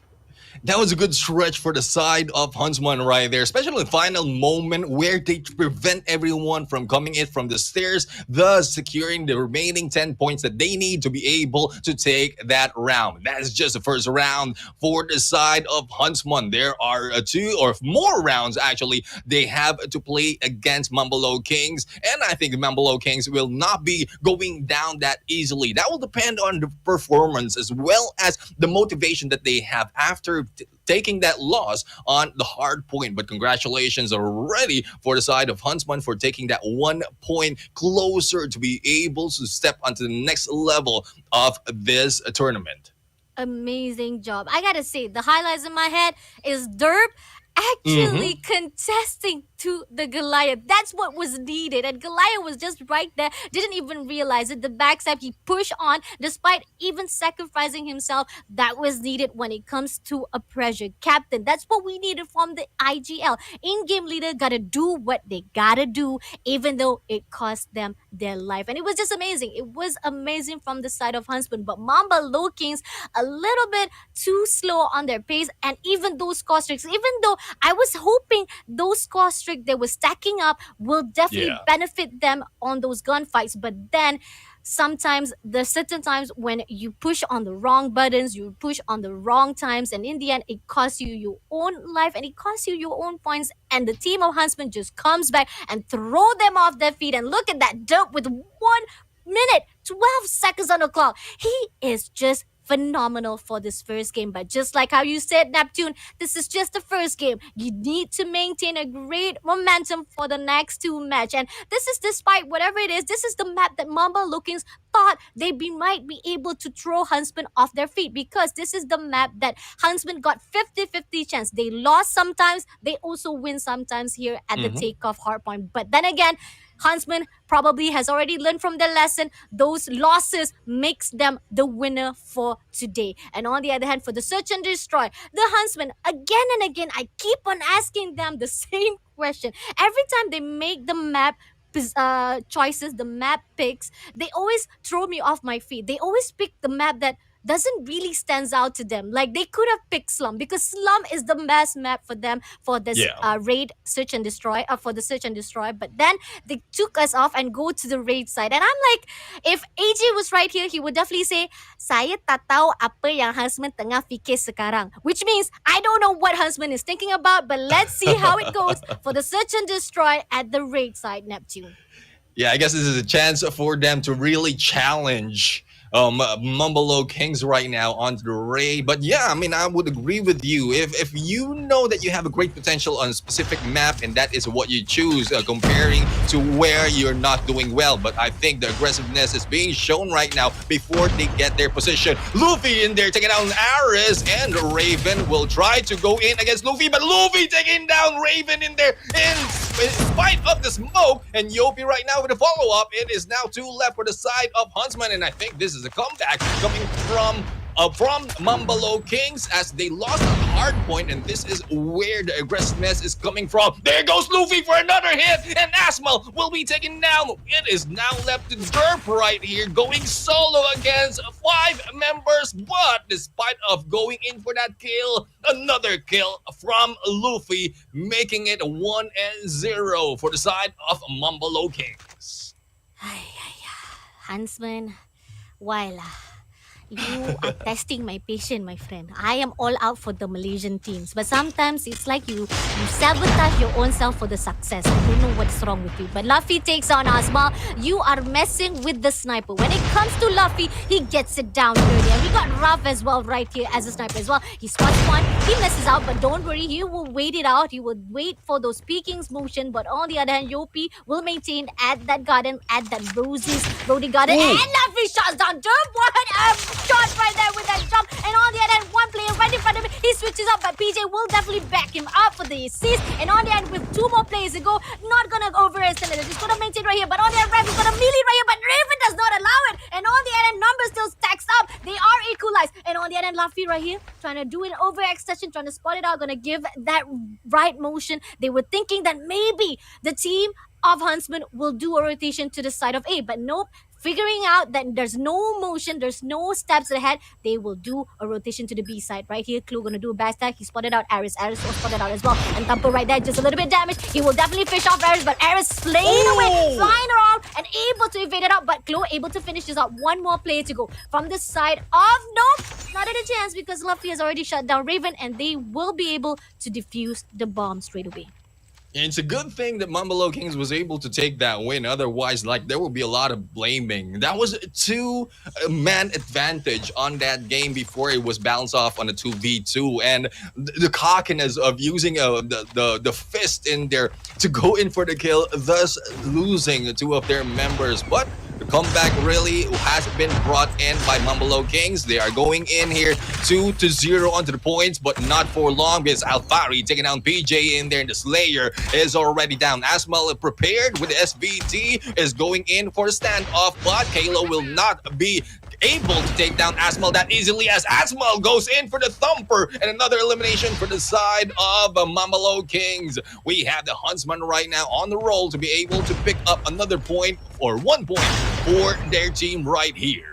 I'd a good composure right now so far. That aggressiveness really gives out a great potential from the side of the Huntsman, but 2 more players to go, 1 more player to go, and they were able to finish it out with that thumper explosion to the face of Yopi. Finally, Huntsman is right on track, but is it gonna be enough? Let's see for sure, because they gotta maintain this momentum so far, because for the side of the attacker, Lowkings got it down. They know for a fact when it comes to the team of Huntsman, they will read them up like a book so far, but Huntsman push all out to the A side, and that's gonna throw off on the Lowkings side, but I think Lowkings will definitely let it out for a few seconds to go, and they will definitely push out. Right here, Asmal ready with the SVD. He spotted out from the stairs side. Can he see one? Can he get it done? Will be picking up. He gets one! Touchdown from the side of Luffy right here. 2 more players to go. 3 players on the stairs right now. He just waits it out. Come on, don't miss those shots. Waiting, gonna put that thumper, but nope, he will wait it out, but misses out. Unfortunately, shut down by Ref instead, and that's gonna be the opening that needed from the side of the Loki right there. And they're gonna throw it out. Loki coming in. Yopi's now strays 2 players. 2 players will be done. And right now, not sprayed out, but giving off for the backup assist of the Chloe right now. 1 more play to go. Drop the last man standing. They shuts him off, and they will defuse the bomb straight away. I mean, the rush is very good for side of the Huntsman, but the follow up really didn't do that well. It's good coordination for the side of MAMBA Lowkings when they rushed in there slowly after the hit that has been done against one of their teammates. Thus, they need to really study how the rotation's being done by the Huntsman.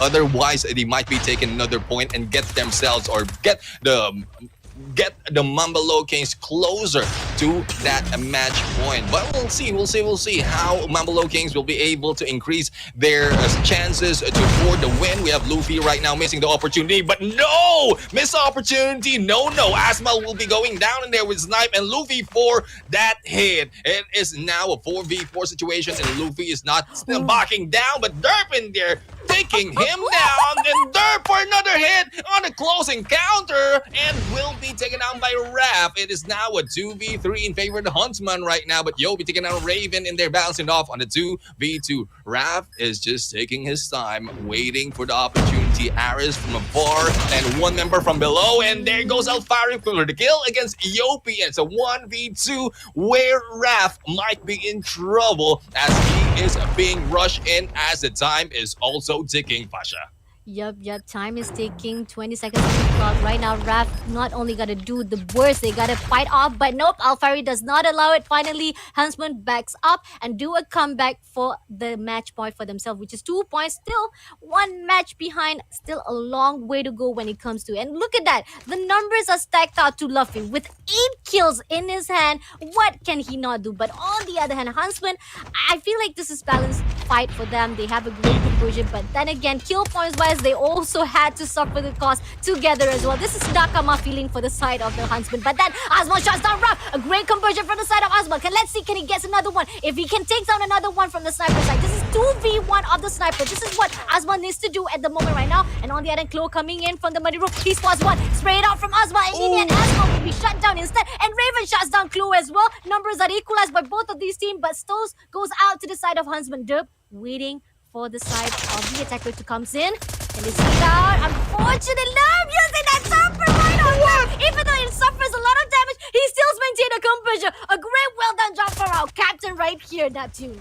A quick switch coming from Jerb right there, but finishing off by Alfari and tying it off on a 3-3. Now not looking good for the side of MAMBA Lowkings. Yeah, they had advantage earlier, but it is now going down because Huntsman is on a roll and have a chance to take them over onto the lead as we start game round number 7 right here as Alfari together with Asmal right now. The backstab might be done against them, but will not be able to do that much damage. We have Aaron's right now just waiting out in here, out in the open. We'll have to see how well will that defense work for the side of the from the side of Huntsman. But we'll see how will the attack of MAMBA Lowkings work and here because they will be taking their time. They will not be rushing this time because it is now tied off 3-3.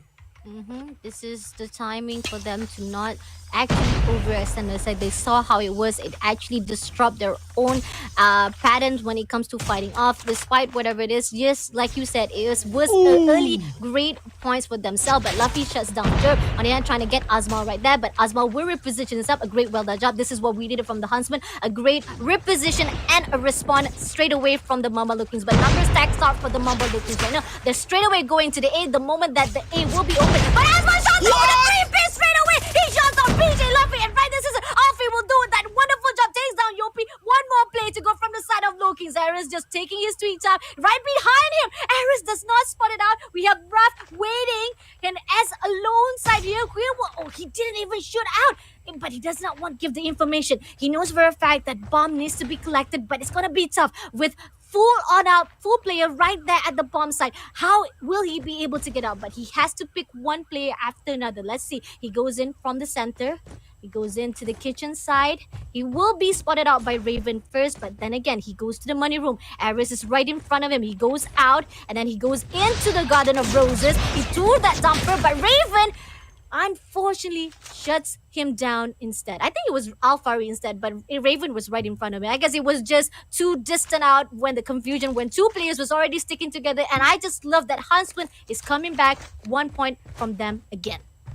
And that was just awesome for Asmal in there for the triple kill. Really turned the table for the side of MAMBA Lowkings. Now, hopefully, they'll be able to recover after that battle, and we'll have to see how the rotation for the side of MAMBA Lowkings will work to their favor. Here comes PJ for the hit against Raven. One down already for Huntsman, and Lowkings will not be backing down right now. But Asmal was able to take down PJ as well. Alfari will be taken down by Yopi, and here we go, a 3v3 once again. Oh, the backstep against Raf, or by Raf in there against Durf, and Durf was not moving at that moment. I think they're waiting for the signal, but the signal has not been relayed. There goes Aris being taken down, and it is now a 1v2. Asmal going in for a double kill, and we are seeing Asmal and Raf on a 1v1. Well, Raf has to do is to wait as Asmal goes for the defusal. Hopefully there's enough time, but no! Asmal in there flexing that defuse and reaching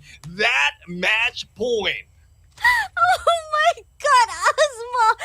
He knows to get it down. He did it. I think this is what he learns from the side of CA United just now. When we saw how the team of Almighty, they could have actually did not have to play off with the fake diffusers, and knowing for the fact that Loki's just needed one player, and it was far off end, and he could have taken too much time. And in the end, Asma take that opportunity. He say like, "Don't care, I'm just gonna go in," and he did it. And he's like smiling, saying, "Thumbs up, I did it, my friend." But on the other hand, this is the match point for the Huntsmen. Okay, they maintain a composure. Lowkings, despite the tactics they have done, they try to switch it up. They try to be aggressive. It didn't work out. They tried to push to the side of the B side. It didn't work out. But right now, they're looking forward to the side of A. Aris coming in for the backside. He spots one. He takes down Luffy. He sprays to Ruffy, but doesn't go to finish it off. But Yopi coming in from the backside. Yopi shuts down right now, but not going to do it well. A great well done from Aris to actually evade his own death. But on the other, he sprays it up. He shuts down PJ. And on the other, he's going to pull the top. He will shut himself down, but he will definitely trade it off for Yopi. That is a great sacrifice. On the other hand, right here, Claw coming in. He takes down Jump instead. And one player still surviving right here. Going to spray it out, but Afari does not allow it. Right now, 3v1 on the stake of Lowkings. Is it going to be the win from the side of Huntsman again? Is it going to be a win for them only for this first match right now? Is it going to be it? Raf coming in from the kitchen. He spots one. He sprays, but Asma with that SBD, not quick enough, will be able to do the rotation. Thank God the bomb is right in the hands of Raf. So he can do whatever he wants. Is either he can do from the B side, or he will backstab at least one player from the side of the Huntsman, and making sure he has the opening. He sprays to the Alfari. He gets it done. But fortunately, Raven is already waiting and takes him down. And finally, second point goes out to the team of Huntsman. That was a very difficult position for the side of Raf at that moment. I mean, we know how difficult it is on 1v3, plus the pressure right there of the time running out, and also the match point already for the side of Huntsman. But it is really awesome to see Asmal in there, proving that he is one of the best sniper as well as one of the best S&D players from this Garena Masters. Thus, a lot of kills coming from him, and not just kills. Awesome, highlightable kills, I would say, Fasha. Yup, definitely. I mean, I take it back. I thought that they didn't think of through when it comes to map picks. I'm so sorry. Minta maaf ya, Huntsman. Saya mohon maaf. Ampun, beribu-ribu ampun.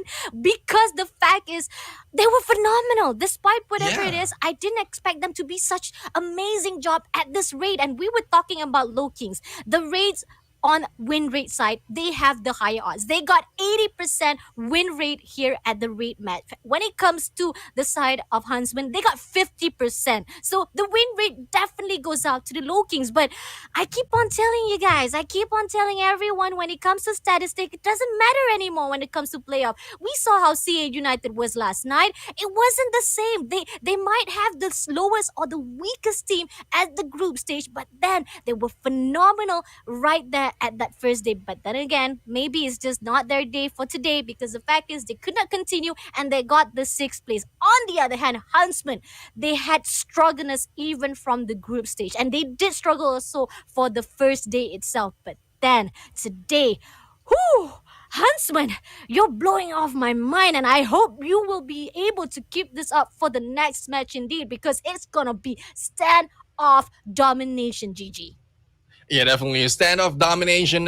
Pretty exciting map to play this mode, and I'm quite amazed how the Huntsman is really turning around despite of the numbers. As you mentioned, the numbers at some point is being discredited, being removed as a good reference for the team, especially if you're coming in from the early part of the tournament. Because as we move forward in here, the pressure is in there as well as the learning from these teams, thus improving their chance to be able to take a win against better teams when it comes to numbers. And yeah, you pointed out good numbers as well coming from C8 United, and this is what we're seeing as well for this battle of the Huntsmen and MAMBA Lowkings. But there's still hope for the side of MAMBA Lowkings. It's only a 2-0 under the points, and this is the best of 5 series. So if they'll be able to make this work, then they might have a chance to move to the next level. Otherwise, Huntsman really will be securing their spot.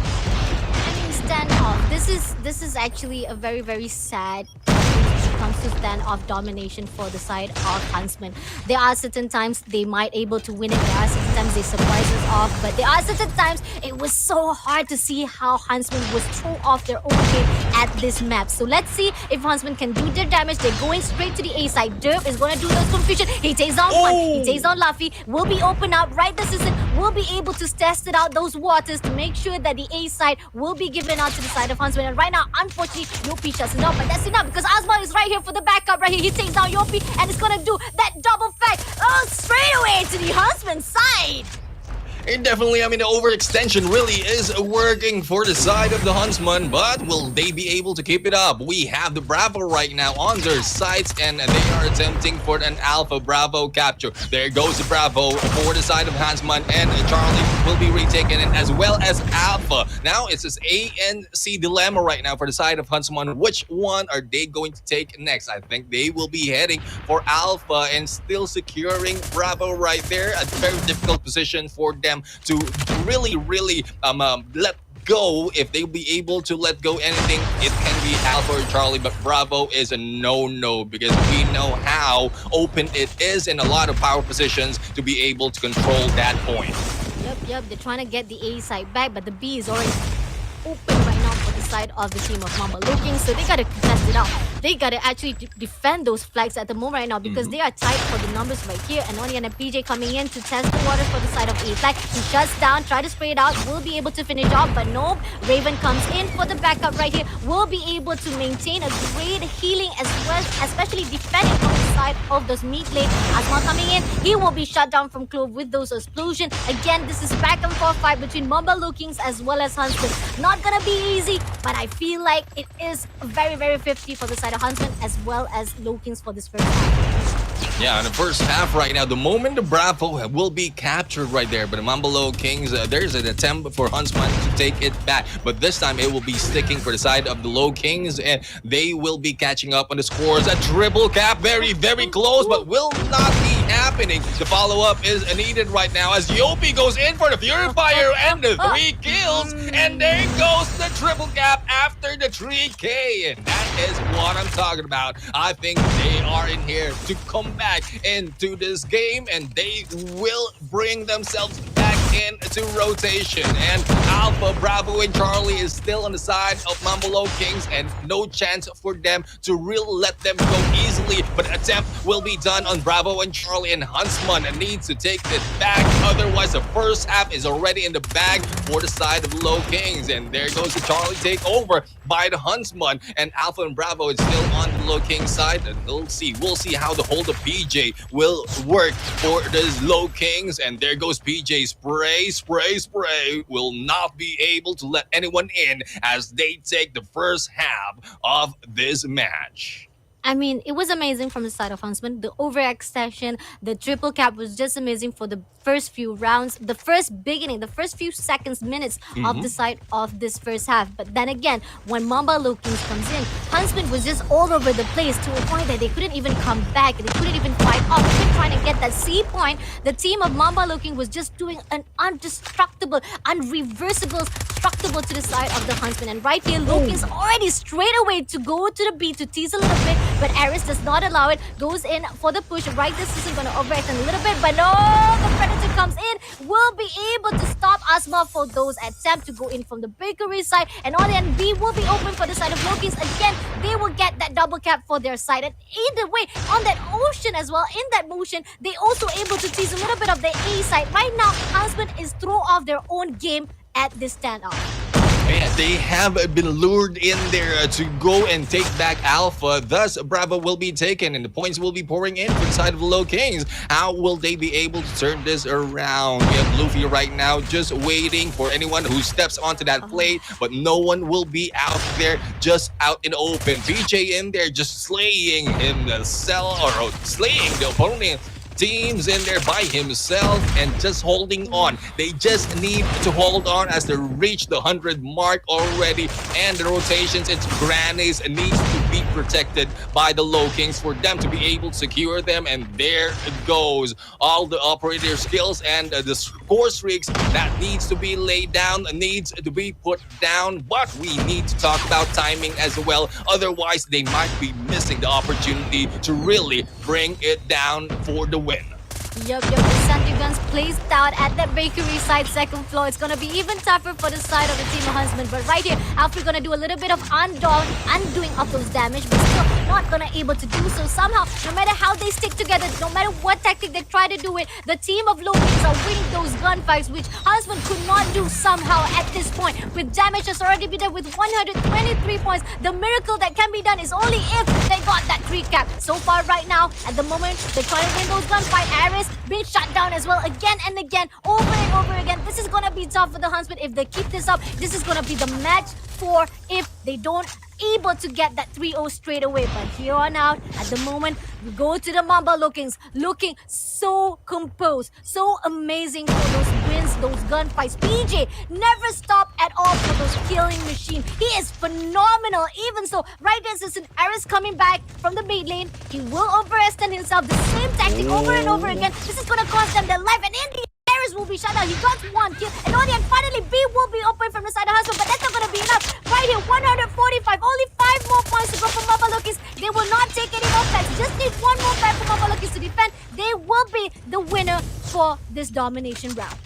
Yeah, I mean, all the MAMBA Lowkings need to do is just hold on to that Charlie and just let the time pass. And that is what they're doing right now as they take 1 point against the Huntsman right now, bringing the series to a 2-1. And a good comeback for the side of MAMBA Lowkings. And there goes a PJ right now, eating his art out for that win. And I guess it's about time for him to really take a rest and a breather right here because they were able to secure a chance to be able to come back from this fight, not losing that easily on a 3-0. But it's still very early to say because Mambalo Kings, they struggled at some point from the hard point earlier that we've seen. So hopefully they'll be able to recover on the next hard point that we're going to jump into.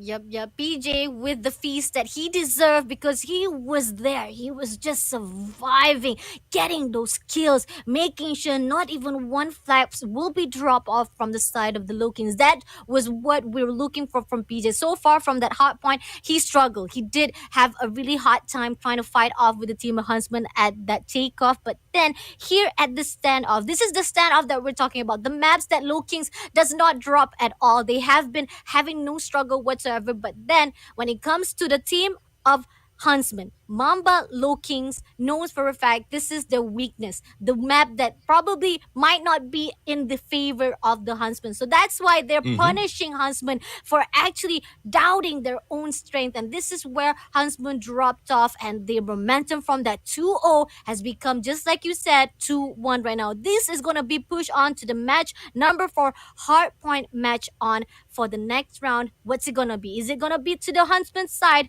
or will it be to back to the Low Kings? And maybe these two teams might push off for the best of 5 Neptune. Yeah, I mean, this might be the first chance wherein we're going to see 3-2. We'll have to see. We'll have to see. Unless Mambalo Kings will be able to bring it down onto the slums, then they will be able to, or the Huntsman will be able to proceed.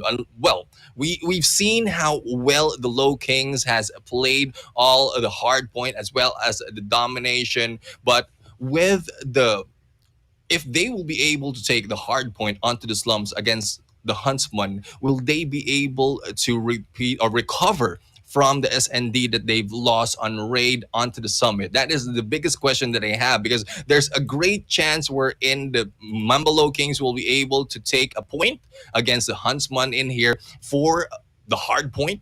But as we go into number 5, it is still 50-50. But we'll still have match number 4. Match number 4 to be able to prove if Mambalo Kings is going in and challenging the points for the Huntsman, going in back to the hard point. This is the slums. We know how fast the rotations will be for the side of both teams in this map. We'll have to see how great they'll be able to hold themselves to those hard point, as well as take those scores for themselves.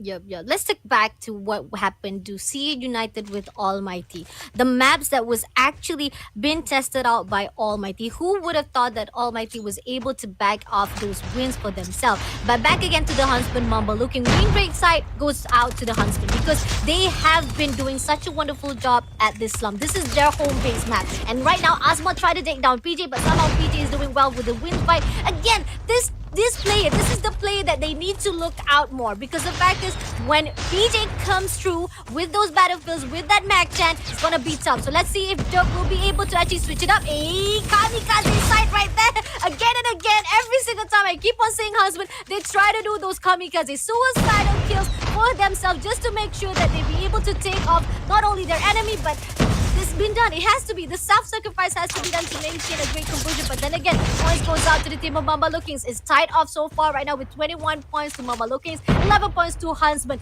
P2 will be open soon. Raven is already waiting at this broken wall, looking forward to the side. Gonna give that anchor as well as this spawn flip from the side of the team of Huntsman. He sprays it out, but he will be shot down by another player as well. But Raven maintain composure. He clears out one. He will be able to make the shore for the side of the Huntsman for this T2.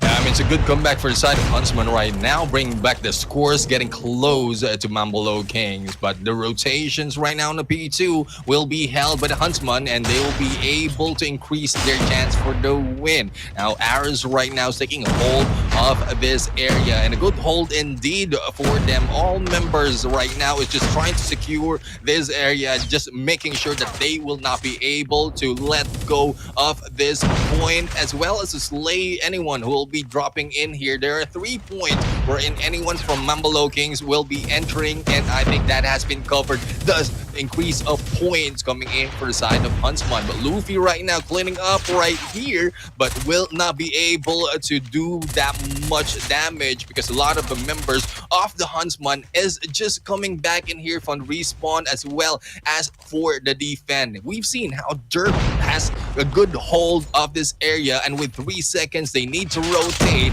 Hopefully MAMBA Kings has already secured the next point for them to be able to come back at the point, because 74 to 26, that is a huge lead for the Huntsman.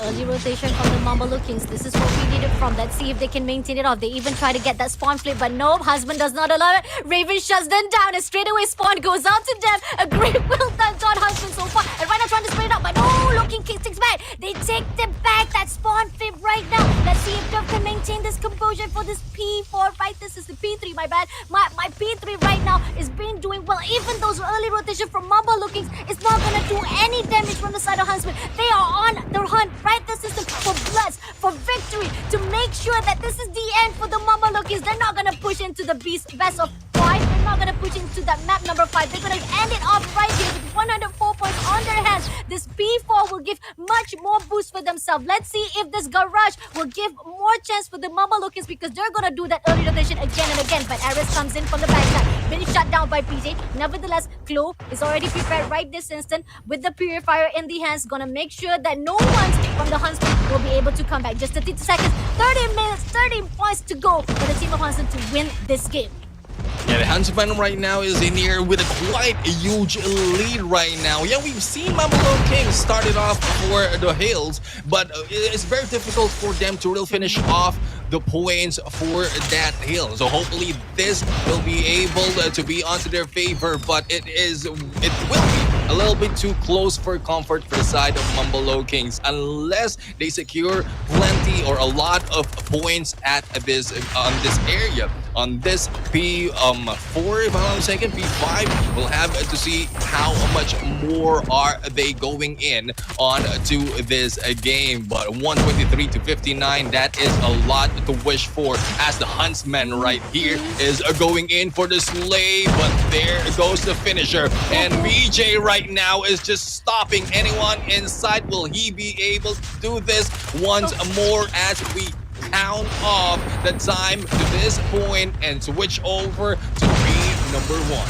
We're resetting again. Rotation will be done, but that damage is already giving a lot of points for the side of MAMBA Lowkings. So Huntsmen, they gotta watch out right now, because MAMBA Lowkings is actually catching up, but still a long way to go. 66 to 128.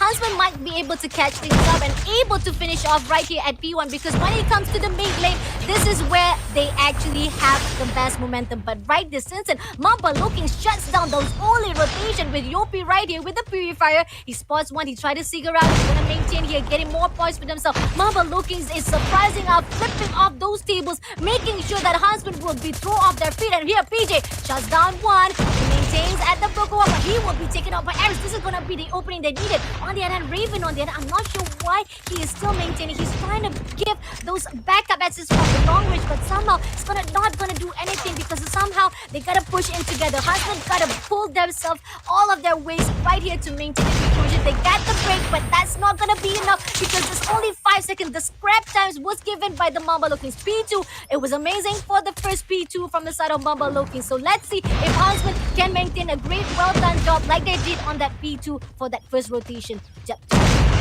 Yeah, definitely. I mean, they need to repeat what they did on the second P1 right there. They were able to stop the score of the Huntsmen, but the Huntsman right now will not be backing off that easily. Luffy right now is in there just waiting with a purifier, but no one will be taken down just yet. Alvaro right now is going for the rush, but will not be going down. There goes the Dirt for the kill, Raven for the push, and here we go. We have the Huntsman right there taking over onto this point with only 5 points remaining, and we are looking at the Huntsman for the win. And there you go. Huntsman will be moving up onto the next level. Thus, MAMBA Lowkings will be dropping off. Please cover up yourself, my friend. I know that you're happy, but that's too much information in my eye right now.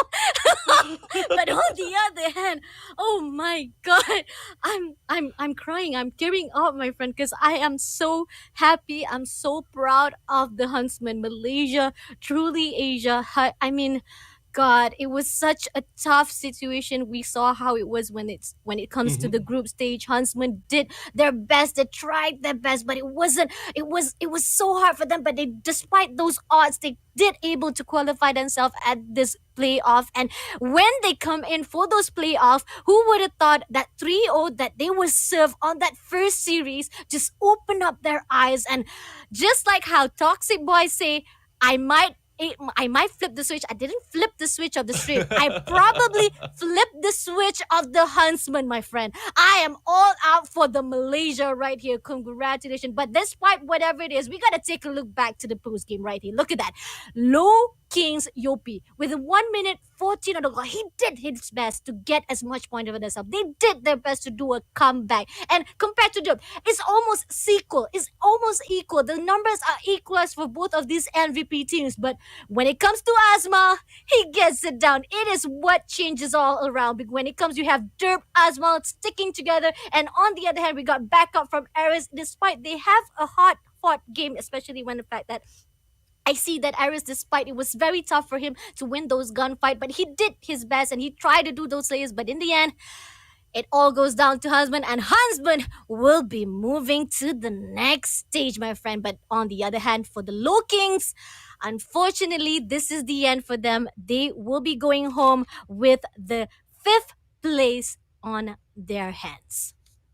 Yeah, I mean, the Low Kings right now only winning 1 out of the 4 games that they fought. The Huntsmen right there just dominating, and they are on fire right now. And hopefully they'll be able to keep this momentum on the next game that they're going into, because the Huntsman has a chance to go in there to be able to break through on the grand finals. But if we look at the opponent that they will be going in there against, it will be the Almighty. So they need to gather up everything that they have right there to be able to go against one of the kings of Garena Call of Duty Mobile. But there you have it. It is what it is. We've seen how MAMBA Lowkings was able to prove themselves in there, and they didn't back off that easily. They didn't back out from this game, but unfortunately for them, they have been taken out. And well, it is what it is. As I mentioned earlier, MAMBA Lowkings, despite the performance that we've seen from them from season 1, season 2,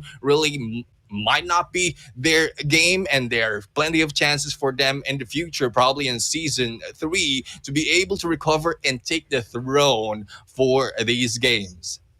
Yep. Let's take a look back the journey that Huntsman has done.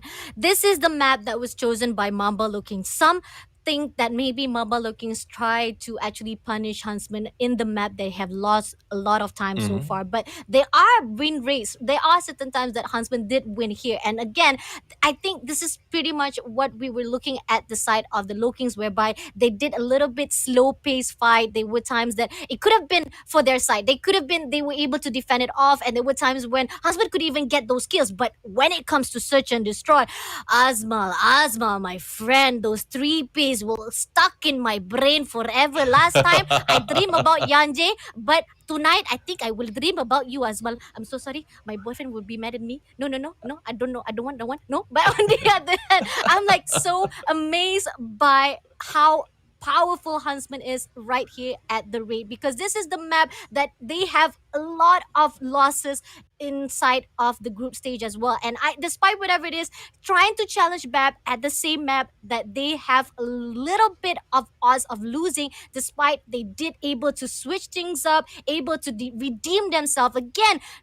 Sticking to the team that we are doing right now for the Garena season number 2 of the Masters itself, to redeem yourself. And that was it. That was the suicidal kamikaze that was needed from the side of Raven. He needed to do that, despite he might kill himself, but he did able to take down Yopi and able to actually get those numbers stacked up from the Huntsman. And then when it comes to domination, suddenly MAMBA Lowkings PJ was just all over the place, Neptune.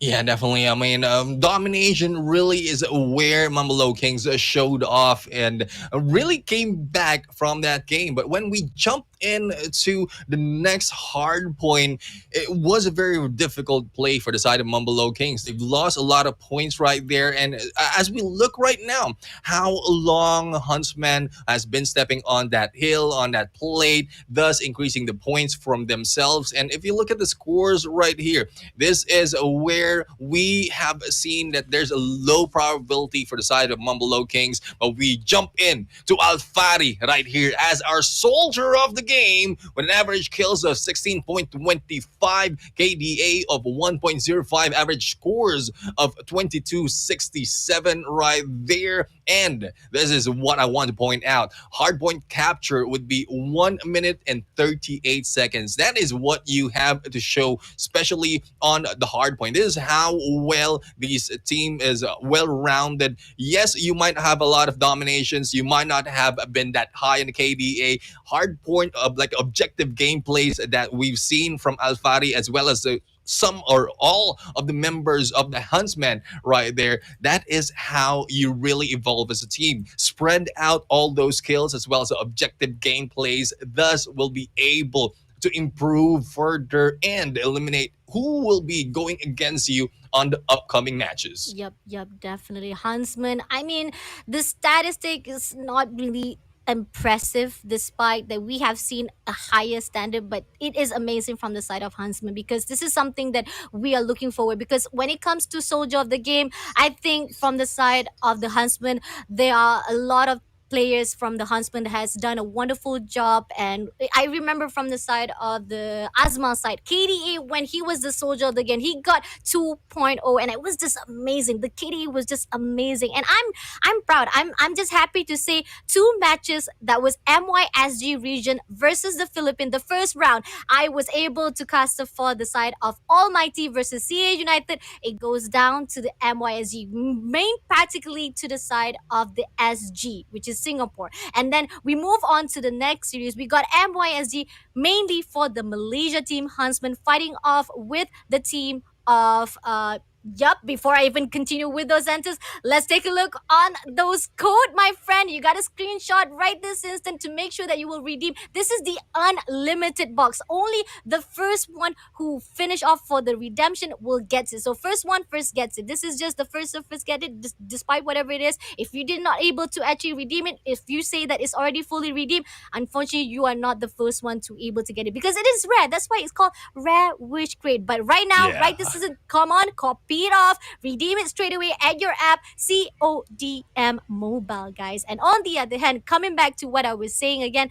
MYSG has shown what a great performance, stacking off and maintaining a great composure for the next series. But for the next series that will be coming up next, it's not gonna be Malaysia series again, because it will be all for the Philippines. Right this instant, I will be giving my throne to the next caster, and you will be seeing your handsomest, your most favorite caster that I call the child of Garena, which is AJ Mustachio as well as Neptune. So don't go anywhere. Keep on liking, keep on sharing the stream. We'll be right back after this.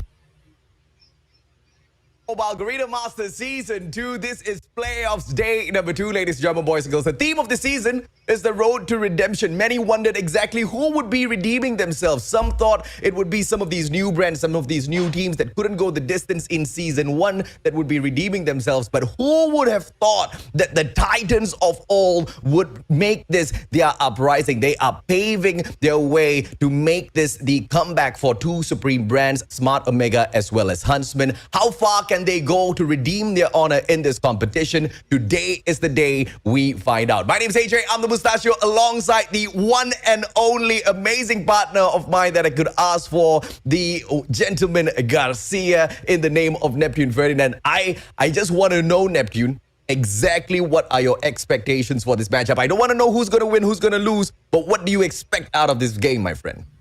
Well, I'm expecting that this will be amazing. I mean, it's quite a while that we've seen Smart Omega right now jump in there and showed us that they are the kings of old. And Blacklist Ultimate, well, pretty much they already got season 1, so there's not much left not to expect from this team. So I guess it's just so just need to happen right now, and I'm pretty sure a lot of fans have been waiting for this to happen even before the playoffs started. From the start, they have been hoping and crossing their fingers that this matchup really happen, and this is it. This is where we are going to see them face off. Yeah, absolutely, man. I mean, let's take a quick look at the schedule for the day so we can have a quick recap. So far, 2 series have concluded, and we saw Almighty shutting down C8 United. Unfortunately, that will be the end of the road for the C8 clan. And the shocker of the competition, Huntsmen, completing their comeback. Yes, their comeback is already complete, even though they have not made it to the grand finals, even though they have not won season 2, because this team truly has been struggling a lot in terms of performance. And for them to take down a team that has truly been at the top flight in terms of esports, Call of Duty Mobile dominance, that is a very surprising move. Now, Huntsmen, with that victory, they book a matchup with Almighty later on. That's going to be series number 4. But what you guys have been waiting for since the start of this show is now the blockbuster matchup. Smart Omega as they take on Blacklist International Ultimate. The winner moves on to the grand finals, and the loser, my friends, get kicked down into the lower brackets to face off against the winner of series number 4, either Almighty or Huntsman here, Neptune.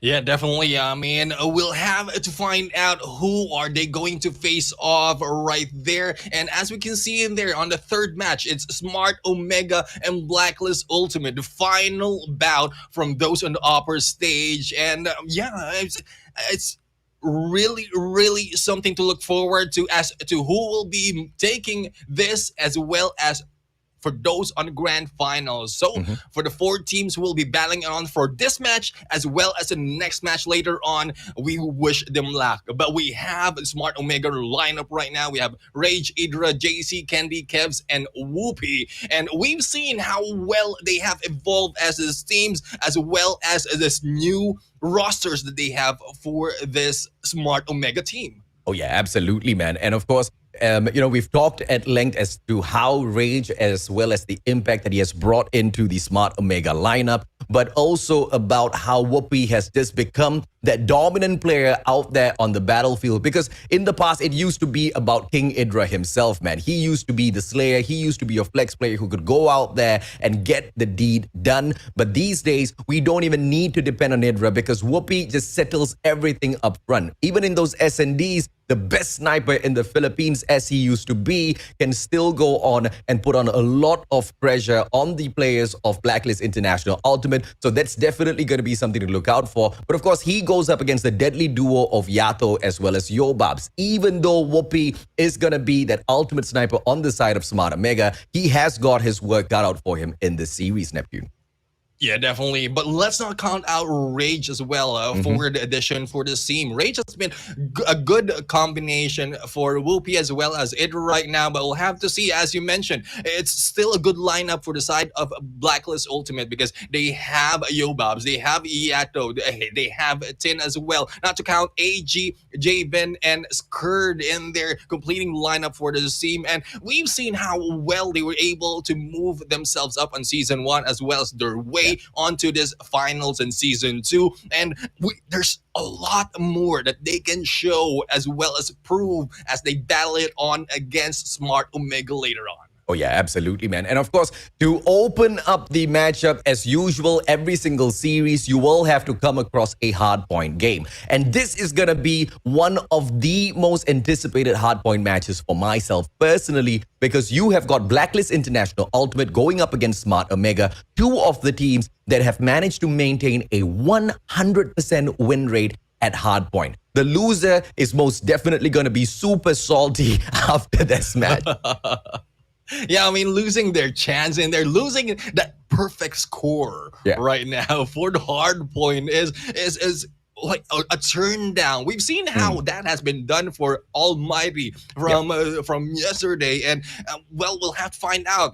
There's no other option but win or lose for both of these teams. There's no draw. Hopefully, there's no draw, AJ, for the hard point. I mean, it's very, very difficult to see a draw, and I think we haven't seen a draw right here for hard point. So it's either win or lose, and that is what this team has to prove. Oh, yeah, absolutely, man. I mean, I will be shell-shocked if we do come across a draw. But, you know, what better way to end a match where both teams have got a perfect win rate at the moment, right? It's just absolutely astounding. But of course, in terms of the maps that have been mastered out here, we do see some challenges for the teams as well, ladies, gentlemen, boys and girls. We will jump into that in a little bit. But we do have the comparison between Yobabs as well as Whoopi.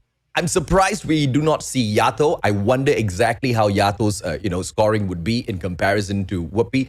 But if you look at the average kills between these two players, Yobabs excels slightly here. And this just re-emphasizes that point that I brought up earlier on. Regardless of how great Whoopi is in the game, he is going to face troubles as he goes up against Yato as well as Yobabs. And even Yobabs outshines him in this department. In terms of average death, you can see Yobabs sustaining himself a little bit longer in comparison to Whoopi, which overall puts Yobabs at a better KD average. And then we look at the average score. We always talk about how Whoopi used to be the objective player, the main one, and now has moved on to the Slayer role and has allowed Rage to step into the hard points, step into those domination points and pick up the scores. And, you know, that might also be the reason why the scores reflected on the side of Yobabs are a little bit better. But overall, we just have to stress, on paper, Yobabs beats Whoopi hands down, but not by a lot here, Neptune. Yeah, definitely not by a lot. And that is what we keep talking about. There is low onto head-to-head as well as MVP as being shown. It's because it's spread across the board. And that is what's good about the team. I mean, you will not be seeing that much of a increase of the scores for just one member, and that is where we see how a team will be succeeding in the upcoming match. And speaking of upcoming match, we are now in here seeing the map and modes. Smart Omega has won that flip, and they will be taking down Slums from the list as well as Sparrow, and also choosing Raid for the hard point in there. And Blacklist International Ultimate removing Hacienda from the list, we have not had the opportunity to see them get down and dirty at Hacienda just yet, as that has just been a permaban from their side. But Smart Omega, we understand the ban of slumps. Ever since taking the defeat to CH Stealth, they have not wanted to play at that map anymore. And it's truly understandable. Why? Because it was quite questionable in terms of the loss that they even took against CH Stealth, because they should have been able to handle that situation a little bit better. But looking at Raid Hardpoint, this is a map where we usually see Smart Omega truly impresses. They have got a 3 out of 3 win rate so far. But Blacklist International Ultimate, once again, they've never lost a single hardpoint matchup. They are on a 100% win rate at Raid as well. They have played this map twice in the competition so far. This is going to be a 50-50 between the two teams. But when we move on to SND, this being at Summit is truly a shocker for me, because this is exactly where Blacklist International Ultimate lost to Tyrant Esports. And this is a map pick of Blacklist, Neptune. Yeah, definitely. I mean, and we know how Smart Omega is also moving into this map. So I think this is more of a challenge for a Blacklist Ultimate, showing that if they'll be able to take this map against Smart Omega, then it will not be a clean streak anymore for Smart Omega in there on this map. And that is what we love. That is what we love about the competition between these teams. It's not just more of what's favorable from our end, but also what can we show to discredit you from a specific map where you are excelling. Oh yeah, absolutely, man. And of course, then we go on to Domination. And Domination, we see Smart Omega pulling in Standoff. And this is a really good play from them, because Standoff is their best map. They have got a 3 out of 3 win rate so far on Standoff. And if anything, they are going to be betting everything on this particular matchup. Domination has been the weakest mode for the side of Smart Omega, and this is exactly where we expect Blacklist International Ultimate to take advantage of their weakness and, of course, steal away a win, if at all the team of Smart Omega manages to, take away 1 or 2 victories prior to that. But overall, ladies and gentlemen, boys and girls, this is just going to be a heated matchup between these two. Let's take a look at the final 2 maps here. We know that we are breaking this down a little bit in detail, but it obviously is needed, man. For such a huge match between 2 titans of the competition, even the map picks can decide between a win or a loss in here, Neptune. But moving on to Hardpoint at Takeoff. Once again, this is a map mode where both teams have got the perfect win rate at in terms of 100%. And both of them have played this map so far only once each in the competition. We did not really see a lot of dominating performance from either side. But obviously, the players of Tyrant Esports would beg to differ, as they got taken down 150 to 109. So that's going to be quite a 50-50 matchup as well. Anyone willing to place bets on this particular game would be a total madman, because there's just no way of telling how this game is going to go, Neptune. Yeah, definitely. I mean, it will go either side, or one side or the other, depending on what mistake will be done by a team. And that is just what we are looking for. The mistakes that will be done and how it will be capitalized by the opposing team. But as we go in here, Smart Omega is already jumping in here, just ring around the roses and going in for that. But Blacklist Ultimate was able to get a lot of kills right there, and proving that they will be able to get the first few points for their side. Yeah, I really like what Yato was doing there, overextending, making sure the players who were spawning out of gym, moving through passageway, would get immediately locked down. And right after winning all of those gunfights, Blacklist International Ultimate forces Smart Omega to spawn off at open stairs a little bit further than they were previously. And if they can continue doing this, ladies and gentlemen, boys and girls, hardpoint number 1 is going to be in their full control. And look at Smart Omega, understanding that Blacklist International Ultimate already has got the full shutdown in terms of defense at that first hardpoint. They go in for a super early rotation, but Blacklist International Ultimate will follow suit, and they shut down those players of Smart Omega back to back to back. And hardpoint number 2 now is going to be opened up by Blacklist International Ultimate as well. If Smart Omega doesn't start winning out some gunfights here, Neptune, things are going to get a little dicey, my friend. Yeah, definitely a little dicey, and they will go for dice and slice right now. Blacklist Ultimate was able to take down the control that has been set even before the timer starts. But here comes Smart Omega taking it back and taking the points for their side. Will they be able to hold this? Hopefully not the same as what we've seen earlier, but there goes Yato with that hit against Rage, and will be able to go in for the push. Will they be able to take control of this hard point? I don't think so. And there goes Yato for the spray, but Whoopi will be backing it up, and still it remains for the side of Start Omega, but not for long, AJ. Well, 16 seconds to go. Finally broken in here by Scared. And Tin just shutting down those plays with a Kilo 141 in the background, making sure Scared does not really have to work all that too hard. Scrap points picked up here by Smart Omega. They need to smarten up if they want to face off against Blacklist International Ultimate just a little bit here. They have been failing in one too many of their approaches, and now to break the hardest hill on Raid is Garage, ladies and gentlemen, boys and girls. And Smart Omega, they make a beeline for it through Jim. 3 of the players are already on point, but they are waiting for the backup through Rage as well. But Rage gets shut down by Yato. Whoopi takes Yato out. That's a good trade coming back through. And Smart Omega, they have a chance for a break now.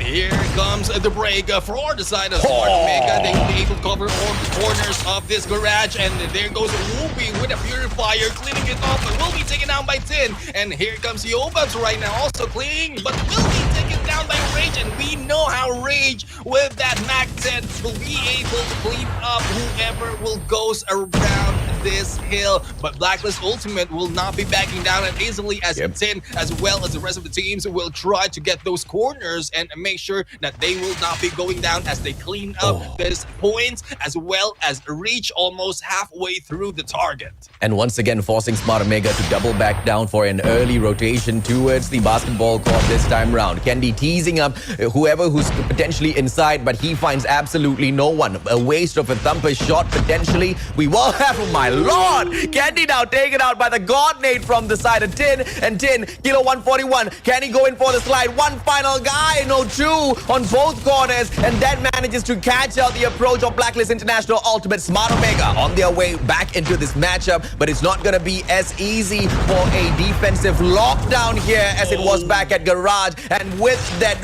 well-used Predator missile, the players of Blacklist International Ultimate get the break of the hill, and now they sit inside of it, picking up all of these precious points. Smart Omega, they need to step up the pace just a little bit here, Neptune. Yeah, they need to step up the pace, and then this proves to show as well how the top dogs are using the score streaks to their advantage with the perfect timing. We've seen that being used by James right now, and they were able to take over on this hard point. They are now on the 100 mark and still moving on further onto the scores, but they need to rotate into the Central Gardens as well, secure that area. But I think Smart Omega already have their hold on that, but has been happening all over the map so far, and it's more of holding that they need to work on, and not the early rotations, because if they won't be able to hold those early rotations, it will still go to Blacklist Ultimate. Yeah, I absolutely agree with you, Neptune. All of those early rotations are not really helping out Smart Omega in any way whatsoever, and Blacklist International Ultimate keeps catching them with the exact same trap, allowing them to head on towards that hard point first, collecting all of their thoughts, collecting the numbers first, and then going in together as a squad to shut down all of those approaches. But now Smart Omega really trying to hold on for their dear lives here at this 5th hard point. Central Garden, the double challenge comes to one final player in the name of Kendi, gets taken out of the equation for Blacklist International Ultimate now to try to push themselves over that 140 point. But Smart Omega instantaneously returns fire with the break of the hill. Yato comes through for a challenge, but the backstab by Whoopi is gonna be there. Here comes a thumper, but Javen trades out Whoopi before that thumper reaches him. It is a good back and forth trade coming through from both teams, as Smart Omega now still continues to struggle to shut down Blacklist International Ultimate. But this is still a possible comeback here for the uprising stars of all. Smart Omega, can they take down the current reigning defending champions? Yeah, that is the big question. Will they be able to take it down? And they are now taking back to key number 1. And the scores will be in there, but Javen will not let them stay that long. He will be clearing it off and also stepping on the hill, and will have to clean some more because the rotation by Smart Omega in there will be able to take over the point and bringing them closer to be able to catch up on the 30-point lead that Blacklist Ultimate has done. This is still a chance for return for Smart Omega, but they need to be really, really smart on the moves that they'll be able to make make. Otherwise, it might be a domination, but Blacklist Ultimate. But here, this is what we want to see. How close it will get in the final round. Because with only a few seconds, they will be going into the next hard point. And it will be almost tied, if not tied at all. Oh, this is just amazing, man. And now Blacklist International Ultimate being forced to back away early because Smart Omega just locked down that square center on reset of the hard point. And now even the early rotations out of Blacklist International Ultimate has been broken down. Smart Omega serving up a taste of Blacklist Ultimate's medicine to them in itself. 142 to 132. They have got this 10-point lead. Can they finish things up now? Pincer maneuver. Here comes the shutdown from the reigning, defending champions. Challenge one final time will fail as Smart Omega strikes first. Oh my freaking G! There goes the comeback that we want to see every time. Smart Omega in there, coming in low onto the points and just coming back slowly, balancing up before the next hard point will be triggered, and then controlling that final hard point. That is what we talk about. This is why this is one of the most awaited matchup that the viewers as well as us casters want to see. Oh, yeah, absolutely, man. And, we talked about how both teams having a perfect 100% win rate here at hardpoint, but Smart Omega has played rate a little bit more. We know for a fact that Smart Omega truly loves to dance, truly loves to get down and dirty with it at raid, and that's exactly what they did in here, man. They did Blacklist International Ultimate dirty by checking out their moves, by checking out all of the shutdown, because at the start of the game, it was truly one-sided. We did see the players of Smart Omega spawn out through the gorilla base, and they took passageway to head on straight in towards the square center.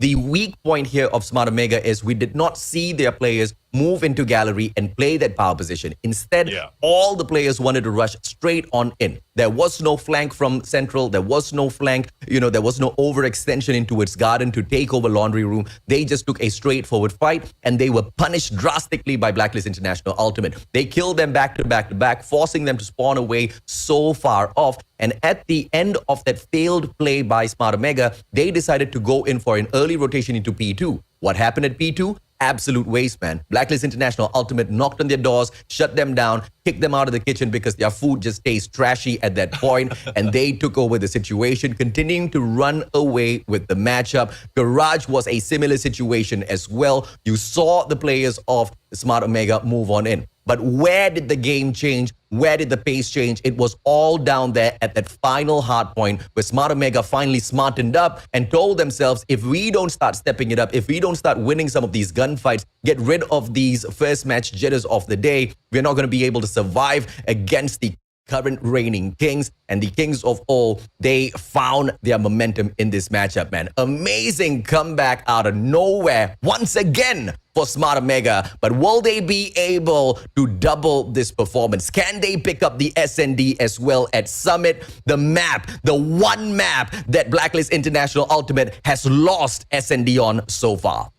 Yeah, definitely. I mean, we'll have to see if Blacklist International Ultimate will be able to redeem themselves on this map. But we'll have to find out. Again, we talk about how well this map has already been played by Smart Omega, but the challenge for the side of Blacklist Ultimate, I think this will be a response by Blacklist for them to really prove themselves. You've already taken a hard point, and that was on us. We will not give you search and destroy that easily. And I'm just looking forward to see the snipers really in battle. This is where the 2 hits, the 2 Ks coming from snipers with 1 shot. That's what we're looking for right now. Again, it's a possibility. A lot of instances has been done already at this map. And by the way, ladies and gentlemen, boys and girls, the win rate of Blacklist International Ultimate, they just had a 1-up on Smart Omega. They had a 23-2 win-to-loss rate, whereas Smart Omega had a 22-3 win-loss rate. But with Smart Omega pulling away a victory here, they hold Blacklist International Ultimate to 23 wins, and they equalize with them, and even the losses are now equalized. Both of these teams, they started off on an almost 50-50. Now they are at 100% confirmed 50-50. But is it a true 50-50 split though? Because Smart Omega just bagged the kings of Call of Duty Mobile in itself, Blacklist International Ultimate. Jaybird shuts down Whoopi, and a strong first round out of Blacklist International Ultimate in terms of a response. I mean, it's getting quicker and quicker as we go in and deep into this tournament. We are seeing huge rush right now for Search and Destroy, and this is what we are looking at right here. And this is a response by Blacklist Ultimate. We won't be backing down that easily. They will be taking that first point at this game. Will they be able to do it once again? And here comes the rush, and no one has been taken out just yet. They need to back off as Whoopi is trying to recover, but there goes a backstab by Yato. AG right now taking down some Whoopi, and there is now 3 left for the side of Smart Omega. The numbers, of course, advantage for Blacklist International. Ultimate bomb planted as well. The defensive side of Smart Omega now needs to come up with the perfect plan. Kendi, Rage, as well as Idra. Rage finds one, goes in for the spray, doesn't get the kill though, and AG will send that information right back. Rage, very risky maneuver out in the open. Idra secures a kill on Skirt, and that's going to be a good start. Yato gets spotted out, stun from the back. Is this going to hit? Yato, great slide, and he catches Idra off guard. Rage, on the other hand, gets taken down by Jabin. One final player on the side of Smart Omega. Kendi is not able to do much as Blacklist International Ultimate push forth with 2 rounds. It's now 2-0. The response of Blacklist Ultimate is becoming louder as we look into this game. Now, how will Smart Omega show us that they still have what it takes to be able to recover and bounce it off onto the points? Here comes start off by Jabin. Will not be able to take anyone with that Tumper, but Jabin right now, grenade as well. But the rush, Idra and Cavs for the data against Jabin and AG. Idra taking down Yato as well, and this is the comeback. One has been taken down for the side of Omega, but Rage will be bringing Skirt down. But Yobab's going solo, very difficult position for this member. Will try to go for the quick peek, but no hit just yet. Whoopi bringing him down, and there goes 1 point for Smart Omega. Oh, amazing stuff now, ladies and gentlemen, boys and girls, coming through from Smart Omega as they pull 1 round back, but obviously that's not going to be enough at all. They need to find their momentum against Blacklist International Ultimate in the exact same way that they did earlier on, but too early of a comeback wouldn't be advisable as well, because Blacklist International Ultimate will just need that wake-up call for themselves. Oh my lord, Whoopi misses a shot and Yato punishes, finds Kendi right after as well. AG will not be able to find any for himself as Yato just eats up all of the players of Smart Omega who are right in front of him. And now with the reposition out of Skirt, he misses the player point blank, but Rage turns around and gets scored. CBR4 in the hands of Skirt. Skirt gets taken down, but Jabin is there for the trade, and the players of Blacklist International Ultimate will make sure no comeback is going to be possible this time around. But still, opportunities are left here for the taking for Smart Omega. Before we switch rounds, can they pull away yet another win?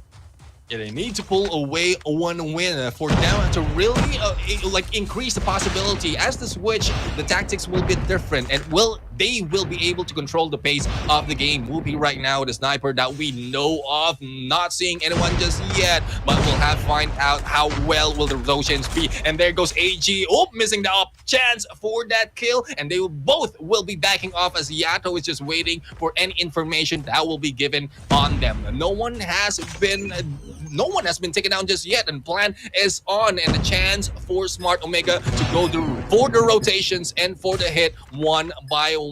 And Whoopi right now taking peeks. Also, no takedown just yet, and still 5-5 on the manpower, AJ.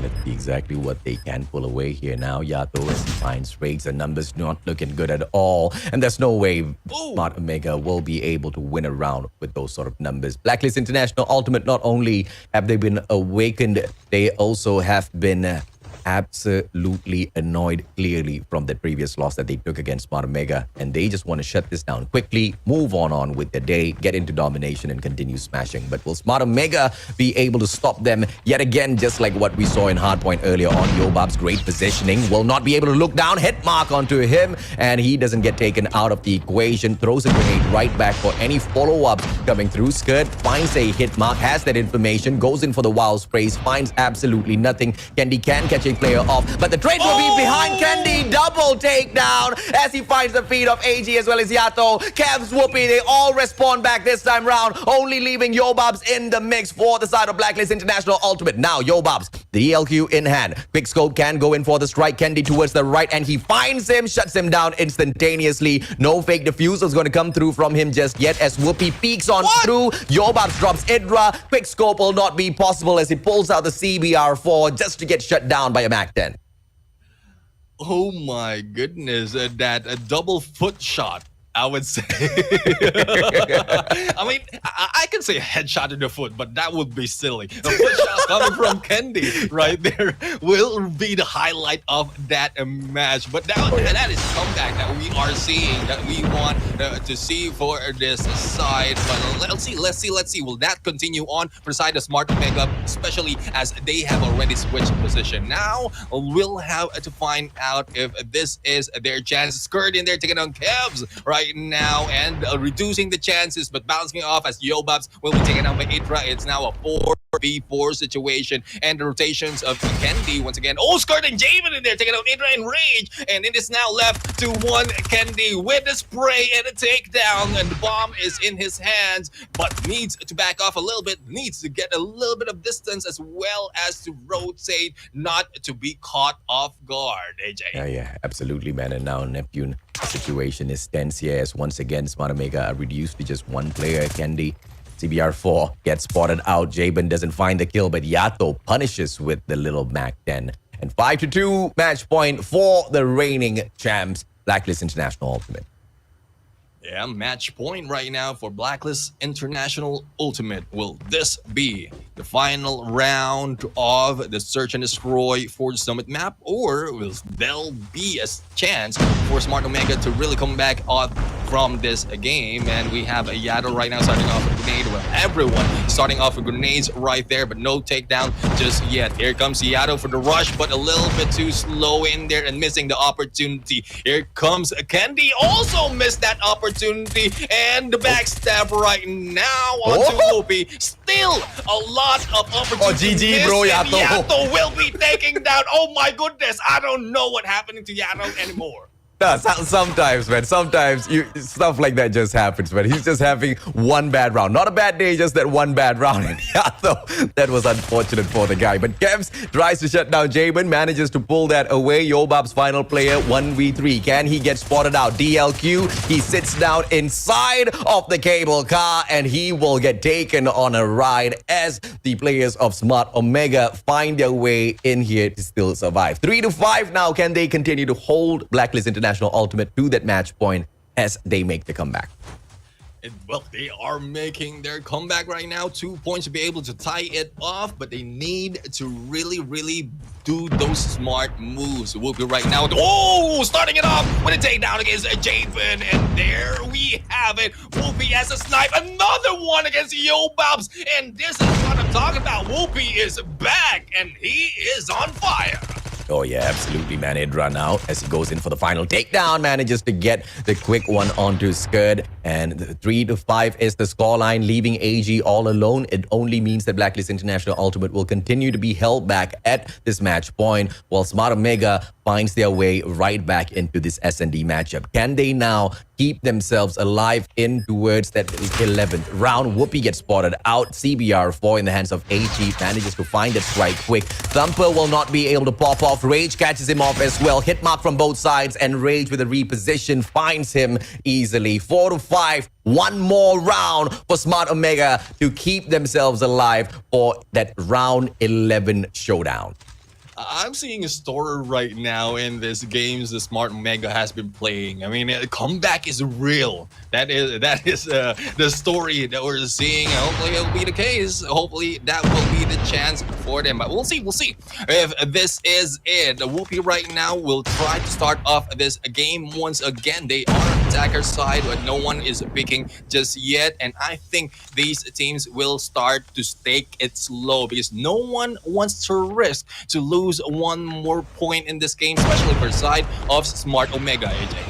Yeah, absolutely, man. But of course, let's see if not that is going to be the case. 5v5 still here. Both teams with the numbers. Whoopi hit mark on him, and he will be able to survive with a fraction of his life. But AG finds Kevs. Jabin sends out a thumper, which finds no one. That stun might catch out his own team members here, but Yato will take advantage and shut down Whoopi, and this match point might just get converted into a win here. Kendi hit mark on him. He backs away just to survive, but a 2v5 is just not the best position for Smart Omega to put themselves into if they want to find a comeback. Yato's just going to be holding on to that corner with the DLQ, so Kendi's not going to have an opportunity to approach that B bomb side. So the attacking side of Smart Omega have to think of something better. Rage finds one player, but the information has been sent back, and Jabin does not aggress on fourth. Oh, player right in front of him, and Yato flies through like the angel of death through the sky, straight on in front of Rage, and takes him out with all of the rage in his heart. And the perfect revenge after getting taken down at hardpoint has been executed by your reigning champs, Blacklist International Ultimate.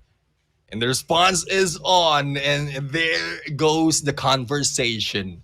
That is what we want to see, how they converse, how they bring in the points back and forth. And, well, we are hoping to see AJ complete 5 rounds being played by the team and by the teams. And I think this is where we're going to see it if this goes on. And this will really prove us who are the best team as they play in all those maps. But so far, we're only started off with 2 maps in the exchange of points coming from them, bringing them tied to 1. As we go in for a respawn map, it might be difficult to say really which side is going to win. I mean, it has been difficult already from the start. Which side is going to win? It's more of a big question mark already. But from what we've seen on Hardpoint earlier, it's proving more that the respawns are best to be taken as a comeback by the teams who can control the map, and hopefully the map picks will be favorable to whichever has more fire on them to take more of the points, bring the points to the 2-1. Oh yeah, absolutely, man. And of course, Smart Omega, they did stand a fair chance to get the victory over the players of Blacklist International Ultimate, but they just could not convert all of those rounds. They got taken down one too many times, and that has to be chalked down to a very aggressive defense on the side of Smart Omega, continuously trying to push their boundaries, get into the hair of a Blacklist International Ultimate, and you're not going to be able to walk away with that sort of a gameplay, right? As aggressive as it is, Blacklist International Ultimate shut them right back down with their own aggressive style of play. And now, into the domination matchup. We talked about how Blacklist International Ultimate wanted to close this off quickly and get to domination, but they kind of get postponed here. They kind of got held back. A almost comeback potentially by Smart Omega earlier on we were witnessing. Now, could that perhaps shake their confidence a little bit in this domination matchup, Neptune? Yeah, I mean, it might bring in a lot of question marks right there for the teams, but no, the top dogs will be able to shake it off. Stand off right now on the domination map. I know this is one of the OG maps right here, where both teams are quite familiar of the rotations as well as the overextension that they can do in here, as well as the triple cap capability for both teams. Thus, it's very difficult as well to understand who will be able to get a better angle as well, power positions from this game, because OG maps, OG teams, it's still anyone's ball game right here. Oh yeah, absolutely, man. And of course, let me just drop a message to production to center the Blacklist International Ultimate logo, because it's a for some reason, man. For some reason, that's the only thing, man. That's the only thing that I can look at right now on the screen. Please center the logo. Okay, done. Now, going back to the matchup, Smart Omega, Blacklist International Ultimate, we've got a domination matchup coming through, and this is obviously going to be at standoff, ladies and gentlemen, boys and girls. If we look at the performance of these two teams at standoff domination, it is most definitely not on the side of Blacklist International Ultimate. Here is where they got taken down by Warlord Esports Destra, bro. That was most definitely an unexpected loss. And if you look on the opposite side, Smart Omega have played standoff domination 3 times now, and all 3 were a victory from them. So obviously the map in terms of mastery, in terms of favorites to pull the victory away, is going to be the Kings of All. But Blacklist International International Ultimate. They've already carried on through their momentum through that S&D into domination. And I think they are going to be continuing on as well by the looks of it, with the first 2 flags strong in their hands, Neptune.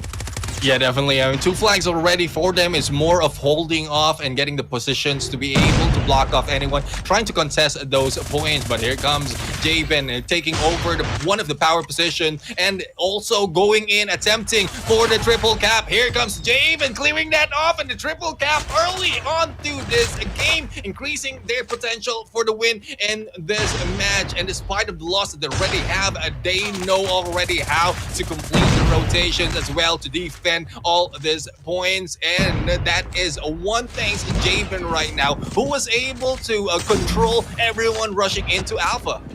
Oh, crazy stuff coming through from this champion here. Let's see if he can continue to deliver as Jabin finds the kill. Makes sure not a single flag is going to be recovered from the side of Smart Omega. And would you have thought this would be possible? And Smart Omega being forced to all double back down at the same time to recover their home flag before they can continue to push on forth. And that's just something you do not see all the time, as Smart Omega realizes that a single player for that flag capture or for the flag retrieving is not going to be the best of ideas, as Blacklist International Ultimate continues to win out those gunfights one after the other, Neptune.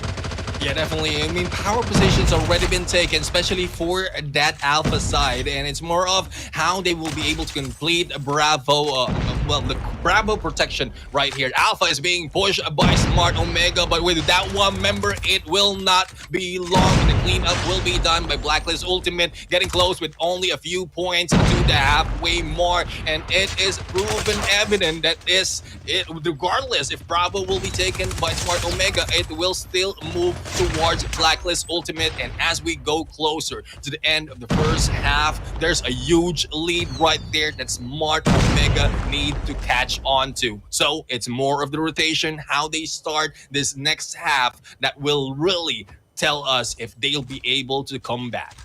Yeah, fans of Smart Omega already starting to sweat as they look at the scoreline. I mean, all of the players on the side of Smart Omega hitting a negative KD average at the moment except Idra, and that's just unacceptable if they want to find a couple of wins in here for themselves. Domination is what this map mode is called, game mode is called, and that is exactly what Blacklist International Ultimate is doing as well. Dominating through their gunfights, through their positioning, through the captures of those flags back to back to back. Look at Yato overextend, but he will get punished by Rage this time around, as they will not allow their home flag to get ripped away once again. Smart Omega, as they make their move now towards the B flag, the setup needs to be solid, but there will be a Pretty from the side of Skirt that finds Scabs, and that immediately ends the approach towards the B flag. And of course, the defense from the side of Jabin as well is gonna keep them on their feet. He gets taken out of the square, but we cannot forget the cluster strike is already on standby as well, Neptune.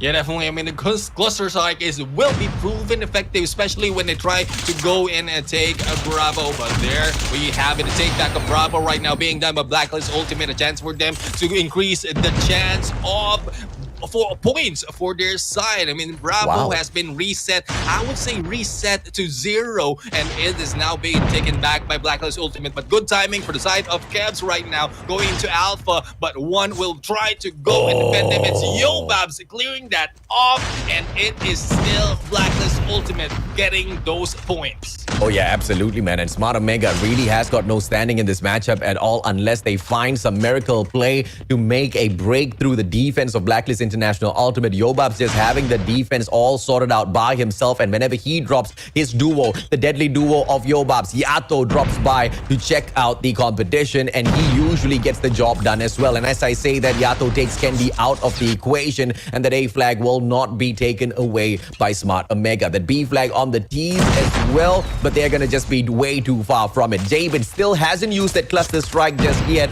and as the time keeps ticking, Smart Omega, they're running out of time here, Neptune.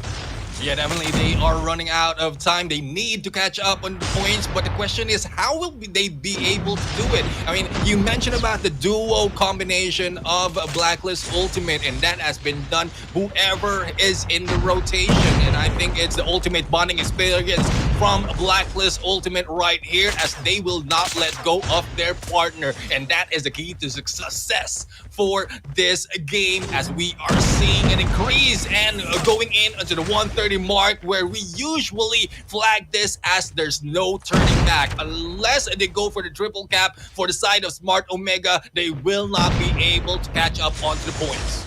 Oh yeah, absolutely, man. And now triple cap potential here from the side of Blacklist International Ultimate, just to seal the deal in the most spectacular elf fashion. Skirt drops the ready onto Idra as well as Whoopi. No cap for the Smart Omega boys. Cluster Strike brought out on that B flag finally for Blacklist International Ultimate to secure a beautiful victory for themselves. This is a no comeback zone for sure, and Smart Omega, even though they were so impressive on Hardpoint at S&D as well as Domination, Blacklist International Ultimate prove why they are the ultimate team to beat right now.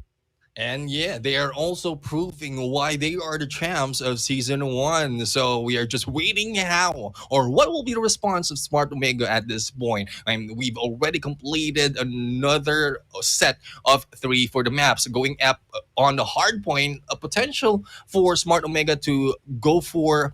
I would not take a risk for the comeback anymore. I think they need to go in for a clean get away for the points right here, because a comeback is a little bit too risky for this team.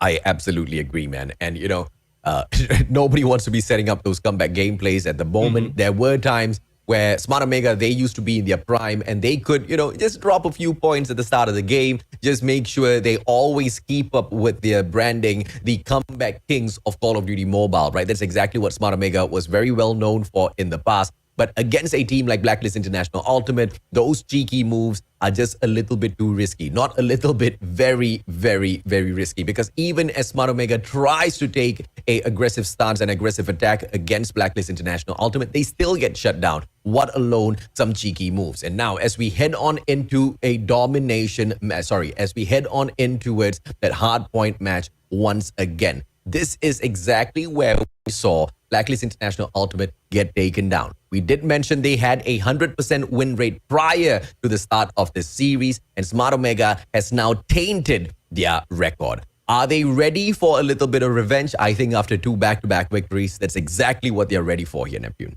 Yeah, definitely. The momentum is on their side, and I think they know already how to counter what they've missed for the first hard point that we've seen. And if they'll be able to apply that on the next map, and this might be it for the side of Smart Omega, they will, or Blacklist Ultimate will be able to proceed to the next level and just wait who will be challenging them. As we go into the takeoff, we know how well, how familiar the teams are with this map, as well as how difficult it is for the P1 as well as the P2 to be able to to be able to capture for that long. But as we move forward to P3 onwards, that is where tables can be flipped or concrete the end of the game, because that's where the stronghold is starting to roll onto the points. Oh yeah, absolutely, man. I mean, takeoff hard point here. Once again, both teams have had a single victory apiece in the group stages so far. But hardpoint has always been the strongest suit of the players of Blacklist International Ultimate. And obviously, Smart Omega, I forgot about them. They've got the 100% win rate at hardpoint as well. And they've managed to maintain that 100% win rate for themselves, even after the players of Blacklist International Ultimate tried so hard in the initial hardpoint matchup. But at takeoff, will there be a recovery? Because we all have seen teams make their presence well known, as well as their weaknesses well known on this map one too many times. Yeah, definitely. As we start it off, that P1 really is the tricky part. First team who get the power position and not really rush into the point will be able to secure as much points for that first. And for this instance, Smart Omega has chosen to step on the plate just yet and go in for the rotation, and as well as dominate there and remove everyone for the power positions that they are trying to take over. Thus, they increase a point for their side. But here comes Blacklist Ultimate, clearing everyone off and getting back those points to themselves. Amazing plays from the side of Smart Omega as well as Blacklist International Ultimate for the very first hard point. Both teams bashing their heads through, but obviously the ones who hold on to the power positions are the ones who are going to be taking the advantage here. As you can see, Blacklist International Ultimate holding on to the control room, the ground floor first, and then later on the second floor, just to maintain their presence in terms of firepower for the defense. Objective players are only going to see Tin there as he continues to make that work for the side of Blacklist International Ultimate. Jabin lending a little bit of assistance as well, but as he gets taken down, immediately replaced by Yato. One of the key points here from the side of Blacklist International Ultimate, they're always switching roles, always dropping by to back each other up here, Neptune.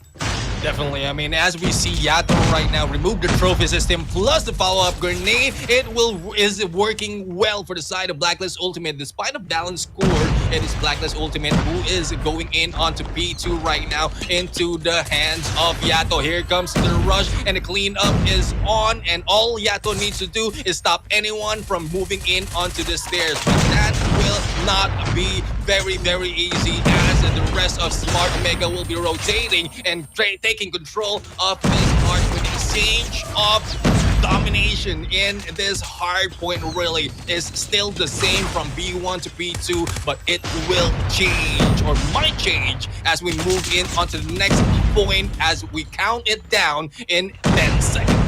Oh yeah, absolutely, man. 42-35 is the score right now. As Smart Omega, they have a very slight advantage. They have a slight lead, but that lead will be matched up and then beaten by Blacklist International Ultimate as they make their way right back through in here. And P3, early rotation from the side of Blacklist Ultimate. That's going to be punishing Smart Omega a little bit more. And as you can see, their player number 3, Jabin, trying to be annoying at generators, making sure the players of Smart Omega do not get the favored spawn in here. But the gods of RNG will still go ahead to grant it to them as one final player on the side of Smart Omega remains surviving. But the combo of Tin and Yato this time around shut down those plays, take away the spawn, and Blacklist International Ultimate continue dominating.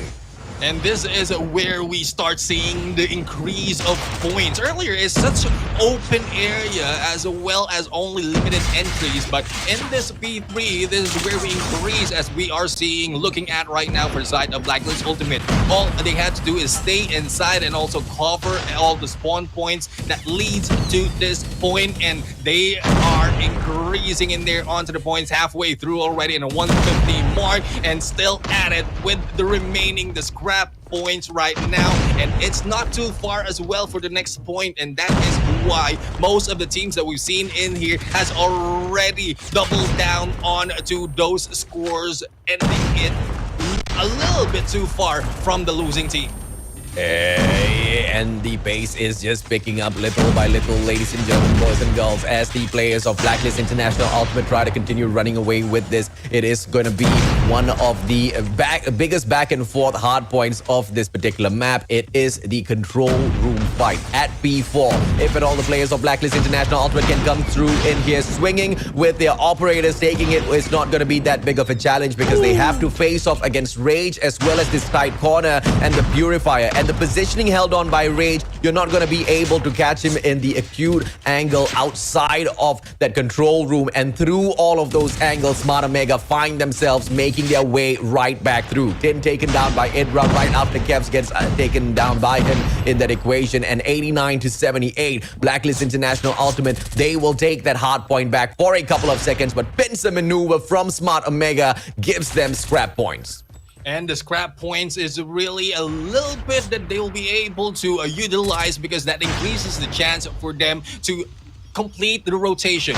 We're back to P1 as well as P2. We're in. The back and forth will continue on. And I love what we've seen from Blacklist Ultimate taking P3 and then Smart Omega on P4. But how long will they be able to keep this up? We've seen an increase already in Blacklist Ultimate onto the scores, and all they have to do is to maintain that. But as Smart Omega take control of P1 right now, as well as the rotations, and also building up on their score streaks. They have a possibility to be able to dominate all the points from P1, P2, and P3 before they end this game. But that is if Blacklist Ultimate will lose their momentum in taking back the points at this Oh, what game. the hell?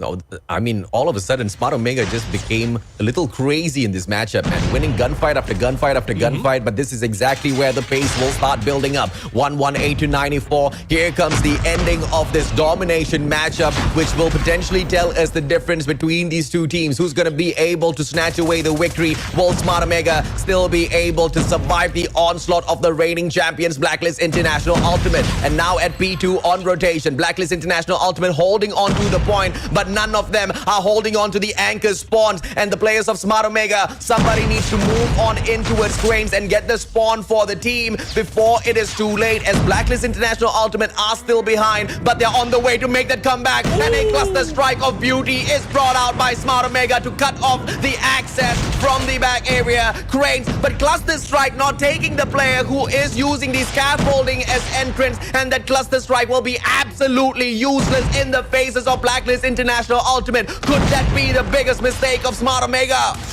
That was a well-timed move. It's just that Blacklist Ultimate was able to divert their movement away from the cluster strike, and that is where they will be able to increase their scores. And going in close to the 140 mark, we are seeing Blacklist Ultimate taking the win at this point, and it's very difficult for Smart Omega to really come back unless they stop time and stop everyone on this next hard point. Then that will be it. With only a few points remaining, will this be it? Will this be the win for Blacklist Ultimate? And there you go, GGWP. I did not expect that out of Blacklist. I did not expect that out of Smart Omega, mainly because they had the one score streak to change the pace of this game. They had the one score streak to make the difference, the cluster strike.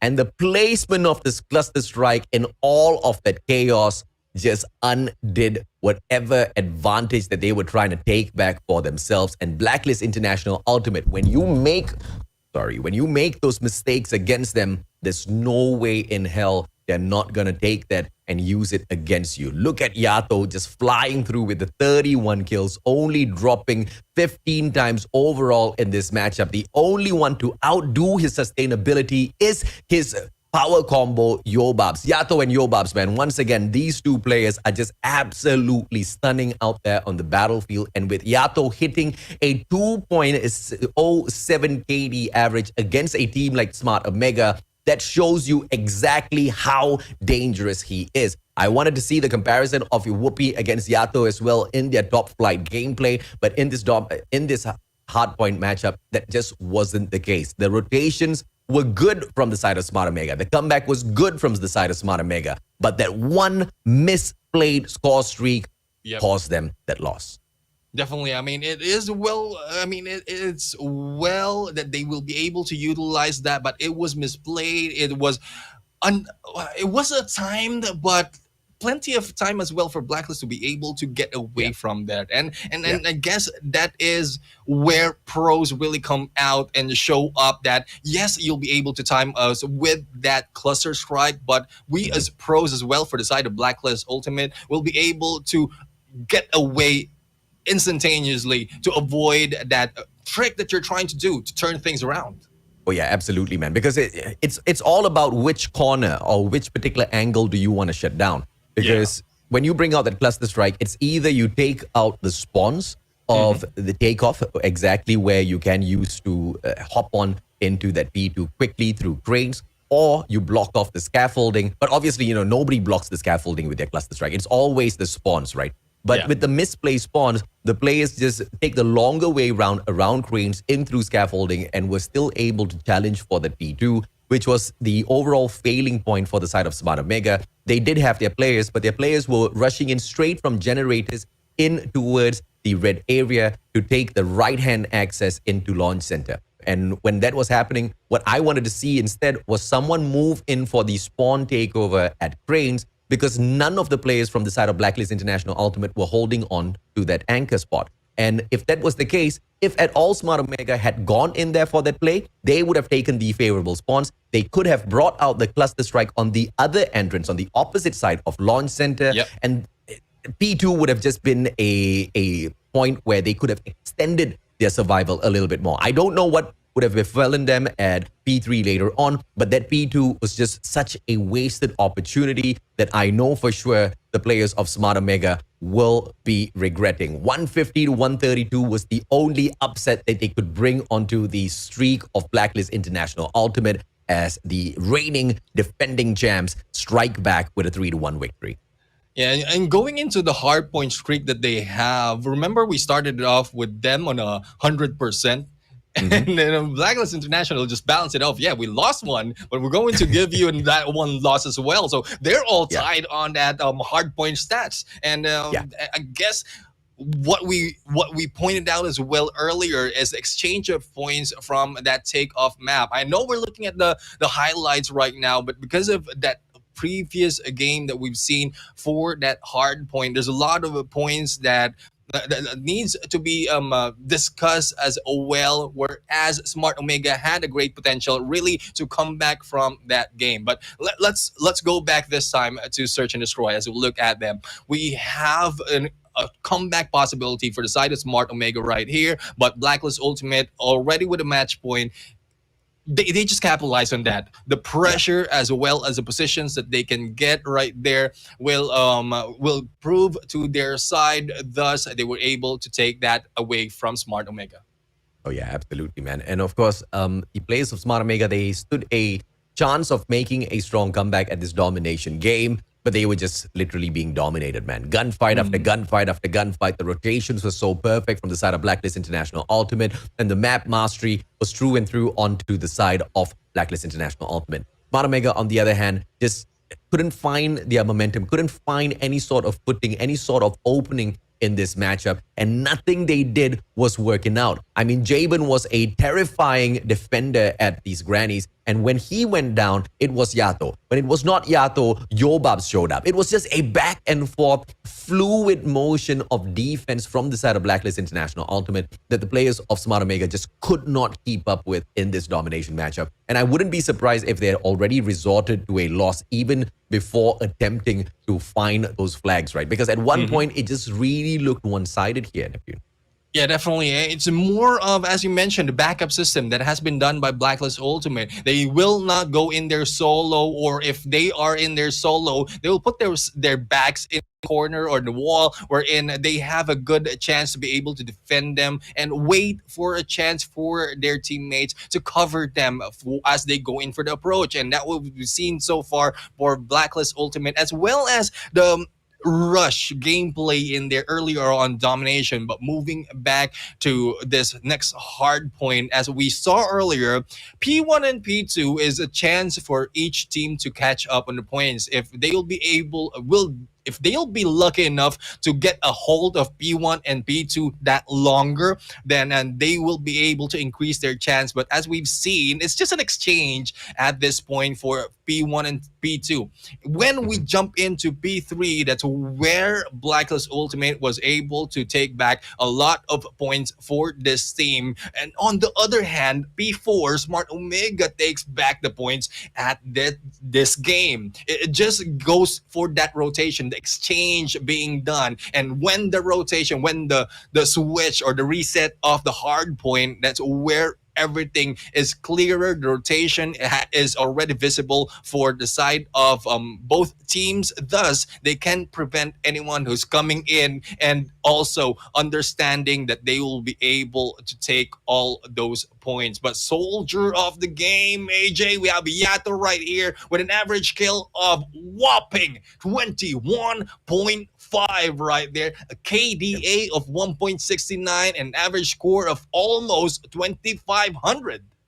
Exactly. So that's why we should be taking this guy for the head-to-head. 21.5 average kills is just insane when you compare it to The average deaths of 12.75, right? He's almost at a 2.0 KD in the competition of this level, which is just nothing short of impressive. And to make things even crazier for a player of his caliber, also managing to throw in a lot of scores because he placed his objectives equally alongside the rest of the players on the side of Blacklist International Ultimate. I mean, the team is deadly. This guy is just a cut above the rest. Talk about breaking the code. He is the one that makes the code.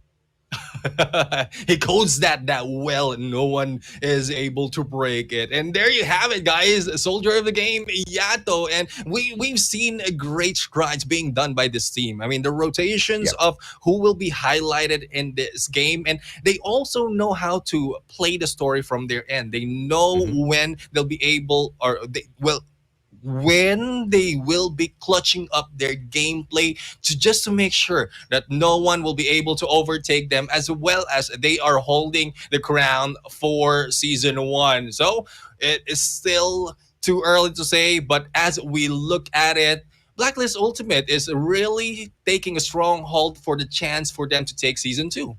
Oh yeah, absolutely, man. I mean, it's not gonna be easy to take down the reigning kings. Even when Smart Omega used to reign as the undefeated champions, it was quite difficult for any of the teams out there to take that throne away from them. And then came Almighty, and of course now you've got Blacklist International Ultimate. They are gonna be reigning for quite a while. But Smart Omega, they showed a signs of life.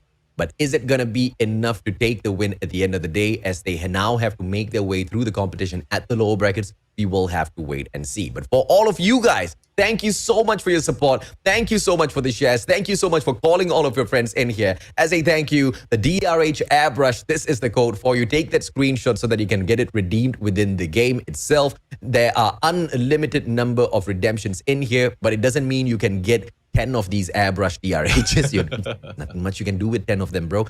You only get to redeem one for yourself, but there's no limit, which means if there are 5,000 of you redeeming this code, all 5,000 of you are going to be able to get this. But there is the secret wish crate that we will have later on as well. Those are very, very limited, so make sure you redeem it as soon as it is released on broadcast, all right? And on that note, there are still more of these giveaways for you guys to win, so keep sharing the stream. Tag all of your friends down in the comment section. And speaking of the rare wish crate, ladies, German boys and girls, here's the code for it as well. Good luck to anyone and everyone who's able to redeem it.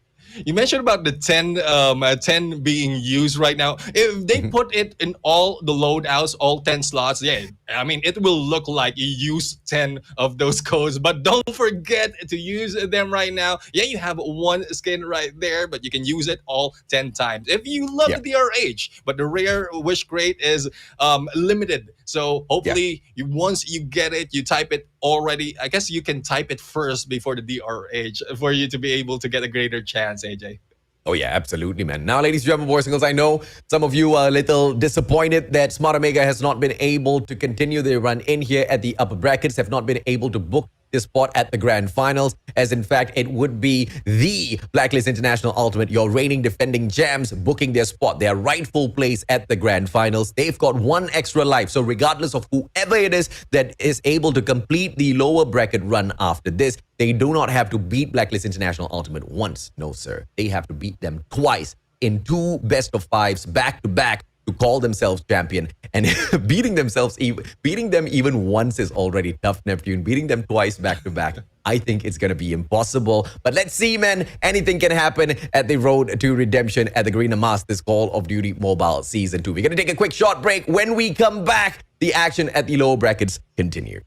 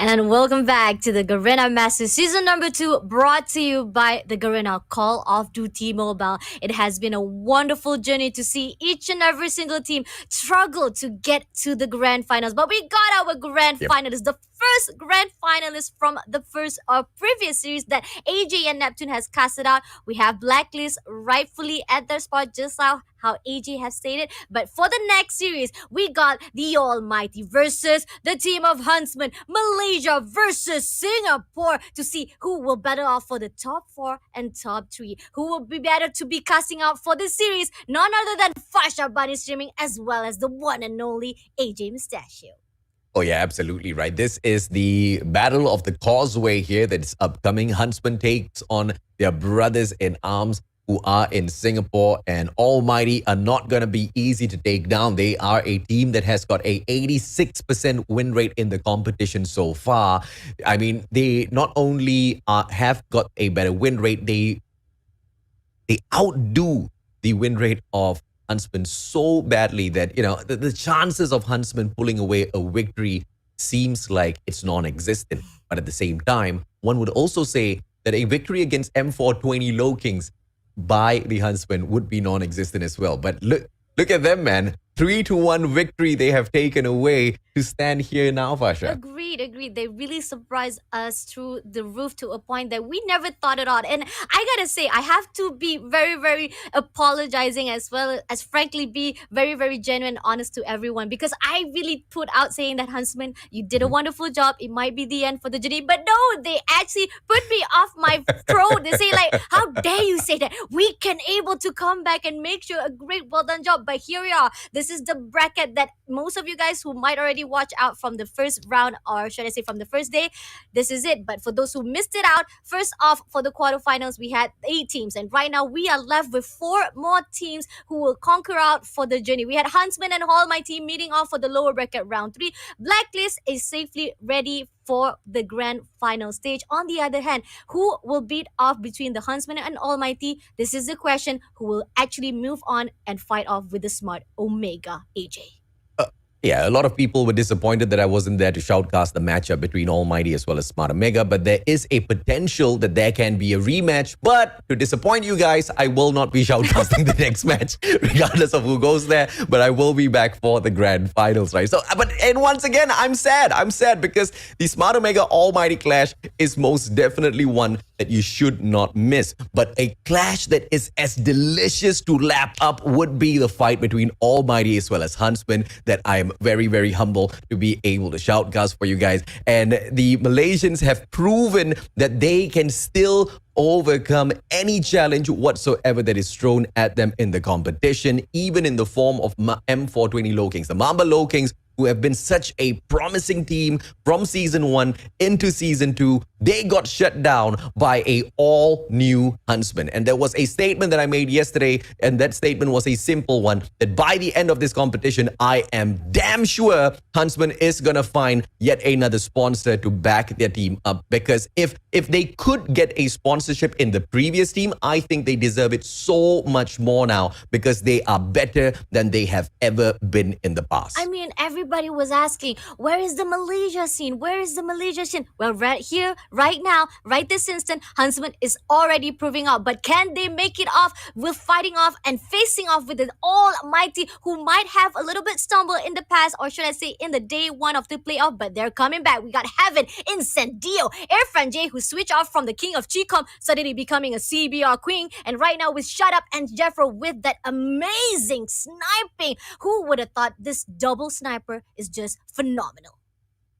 Hey, absolutely, man. And of course, in terms of Almighty lighting up the scene as usual, ladies and gentlemen, boys and girls, no hype is needed here. No introductions needed as well. This is the team that runs the scene in Singapore. This is the team that also used to carry the MY scene on their backs because there wasn't just good enough representation coming through from the Malaysian side. But now Huntsmen want to allow Almighty to take a little bit of a break, to take a little bit of a rest after a long time. They want to carry MYSG on their backs, and let's see if they can do it. Alfari, Aries, Asmal, Dub, Raven, as well as Speed, they continue their dream run in the competition. The road to redemption, that team was made for this team. Exactly, and with Asma on their side, I even watch out from the comments itself. They say Asma is on his top game indeed. He has improved so much from the past himself. Despite this is really nostalgic feeling. I keep on telling from the group stage as well, from the playoff, Asma has been phenomenal from the Garena Ways of War throughout, even from the Garena Masters season number 1. They couldn't even qualify to the group stage, let alone to the playoff. But now they able to actually break those barriers, break those gates, going to the group stage. It was a struggle, but they break it through, and now they're into another gate. Not only able to pass off to the top 4, but right now trying to actually maintain whether they can be the one who's top 4 or the top 3 at this match. AJ. Oh, yeah, absolutely right, Pasha. And there's just a lot of confidence beaming in the Huntsmen right now. They have come further than they have done in a long, long time. And everybody is counting on them from the Malaysian side to continuously make them proud. But it's not about the Malaysians. It's not about the fans. It's all about the players. It's all about the Huntsmen today. The road to redemption is not for anybody else but themselves. They owe this to themselves. They owe this to themselves to perform, and not just perform, but outperform the Almighty themselves. And who better to take a head-to-head with between Asmal and Heaven themselves? Heaven is the MVP for the side of Almighty. The number of MVP titles this guy has picked up is absolutely insane. In a single series, he's your multi-time MVP, and if anything, the most decorated player on the side of Almighty. And the exact same can be said for Asmal as well, except for the fact that he is not as consistent as Heaven. But in terms of being the point man for the side of Huntsmen, that is exactly what Asmal is. Asmal usually maining the SVD. Heaven, on the other hand, you see him popping off with the DLQ. And when he drops in with the CBR plays, the guy is unstoppable. We've also seen Asmal being a flex player out there on the battlefield. But let's tune it down to their performance in terms of numbers. 20.55 versus 15.60 on the average kills. Heaven undoubtedly outdoes Asmal. Average stats 15.60, 13.618 on the side of Heaven. And Heaven once again outsustains Asmal on the battlefield. Average score 2,668 versus 2,427. Heaven once again outdoes Asmal in terms of objectives out there on the battlefield. You want to talk about hard point captures? He's got it. The only place where we see Asmal doing slightly better is in terms of those flags, in terms of the domination captures. But I have to warn you, though, ladies and gentlemen, boys and girls, because even though Azmal can do damn well at domination, the team of Almighty has been unbeaten at domination so far in the competition, be it at the group stages or even at the playoffs. No one has been able to pull away a single domination map away from Almighty, Fasha. Agreed, agreed. Despite maybe hard point, they may stumble a little bit. Search and destroy. There are times where we could have actually seen Almighty doing a wonderful job. But then again, just like how I already said, if Heaven will be dropped first at that first SND, it's gonna be hard because he is the glue, the key player for the Almighty. Because if they lost their key player, definitely it goes out to the opponent itself. But let's see right here for the maps and bans, Huntsman gets the coin toss win first. And I'm loving it. This is what I was asking actually from the side of my life just now. I was saying like if Huntsman actually loses the coin toss, it's gonna be really hard. But then again, the right motion for them to actually choose the map is also very critical as well. And I'm loving it. This is what I needed from the Huntsman. For the first map, they will challenge Almighty at the slum for the hard point match. On the other hand, raid domination. This is something that also very tricky, AJ, because it is the one map that Almighty has never been able to actually catch up because they keep on losing, they keep on making mistakes. On Summit? On raid. SND? On raid. Oh, on raid. On raid domination, on raid domination, the players of Almighty have a 100% win rate at the moment. So in terms of taking the fight up against Huntsman, this is going to be quite the tough fight for Huntsman, I have to say. Hacienda is going to be a challenge for the Huntsman, no doubt at all. And that's exactly why Almighty brought that into play. But I want to focus down on Slum's Hardpoint because it is most definitely the map where we have seen Huntsman have true mastery at. But even that being said, they got beaten by Blacklist International Ultimate not once, but twice on this map on the exact same game mode. And although they have played more times on Slum's Hardpoint in comparison to Almighty, I feel like exactly what the players of Blacklist International Ultimate were able to execute on Huntsman is what we might see out of Almighty as well. But Huntsman, they have impressed us, they have surprised us, they have shut many mouths today. They have shut many mouths through the course of this competition. I will not be surprised if they get to do that again. Agreed. But right now, let's see. For the hardpoint match, sometimes I feel like when it comes to the Almighty and Huntsman got it down because this is their map. But then when it comes to power positioning, it goes down to the Almighty. They wins those gunfights. They're able to take it out. But right now, we are seeing the first match point goes out to the team of Huntsman. But somehow, it will be great from the side of the team of Almighty. Yeah, I'm just going to focus in the strategy here, ladies and gentlemen, boys and girls. So not much hype is going to be coming through from me in the initial start of this match because I really want to see if or not Huntsman has got what it takes to take the fight up to the players of Almighty. In terms of map mastery here, Slums, they have proven themselves not once, not twice, but multiple times now. But Incendio, he manages to catch all of those backstab attempts coming through from the players of Huntsman at Dumpsters, bagging the double kill for himself. And the approach of the takeover will be cut short. Huntsman, on the other hand, will immediately switch their sights over towards Garage, where they do win the break finally. 11 seconds to go, and the players of Almighty will double back down for an early rotation towards P2. But look at Huntsman. They won those early rotations as well, but Irfan J, the Clutch King alongside Shut Up, makes that impossible. Jeff Pro gets taken out by Ares, but Shut Up's already positioned at P2. And if Huntsman wants P2 now, they need to break the spawn. They need to break the spawn, definitely, but they're now going in from that dumpster straight away. This is going to be tough, but let's see if by Raven's side, by the backup side of him, trying to break through that spawn side, maybe they will be boosting up. But right now, they're mating with each other, trying to fight it off those fine. But in the end, Almighty is just maintaining a great defense. But finally, Incendio takes down Derp. But on the other hand, players coming in, players come and go. It still goes out to the team of Almighty. Amazing stuff now by Almighty as the and Huntsman just making the grave mistake that we've seen so many teams make so far, going in for the split attempt. The split attempt just basically means two players trying to break the spawn and two other players trying to aim for the objectives. And that's just going to be a slaughterhouse opportunity for Almighty to bag kill after kill. And not only do they get those kills, but they also streak themselves up. So a grave mistake now by Huntsman as they allow Almighty to run away just a little bit. And Irfan J just using that ready to perfection this time around for a very early takedown of the player who was already at P3. One more opportunity now for Heaven to go in for the slide. He gets tagged up, turns around, but gets punished by Derb. Derb takes Heaven out of the equation, but Heaven did manage to shut him down first. 82-29, and the play button to hold on to this hard point is gonna be smooth because they hold on to the spawns. But look at that, Hunter Killer drone from Heaven, very specifically sent to the spawn to take the anchor out. 86-37, and Almighty run this place now.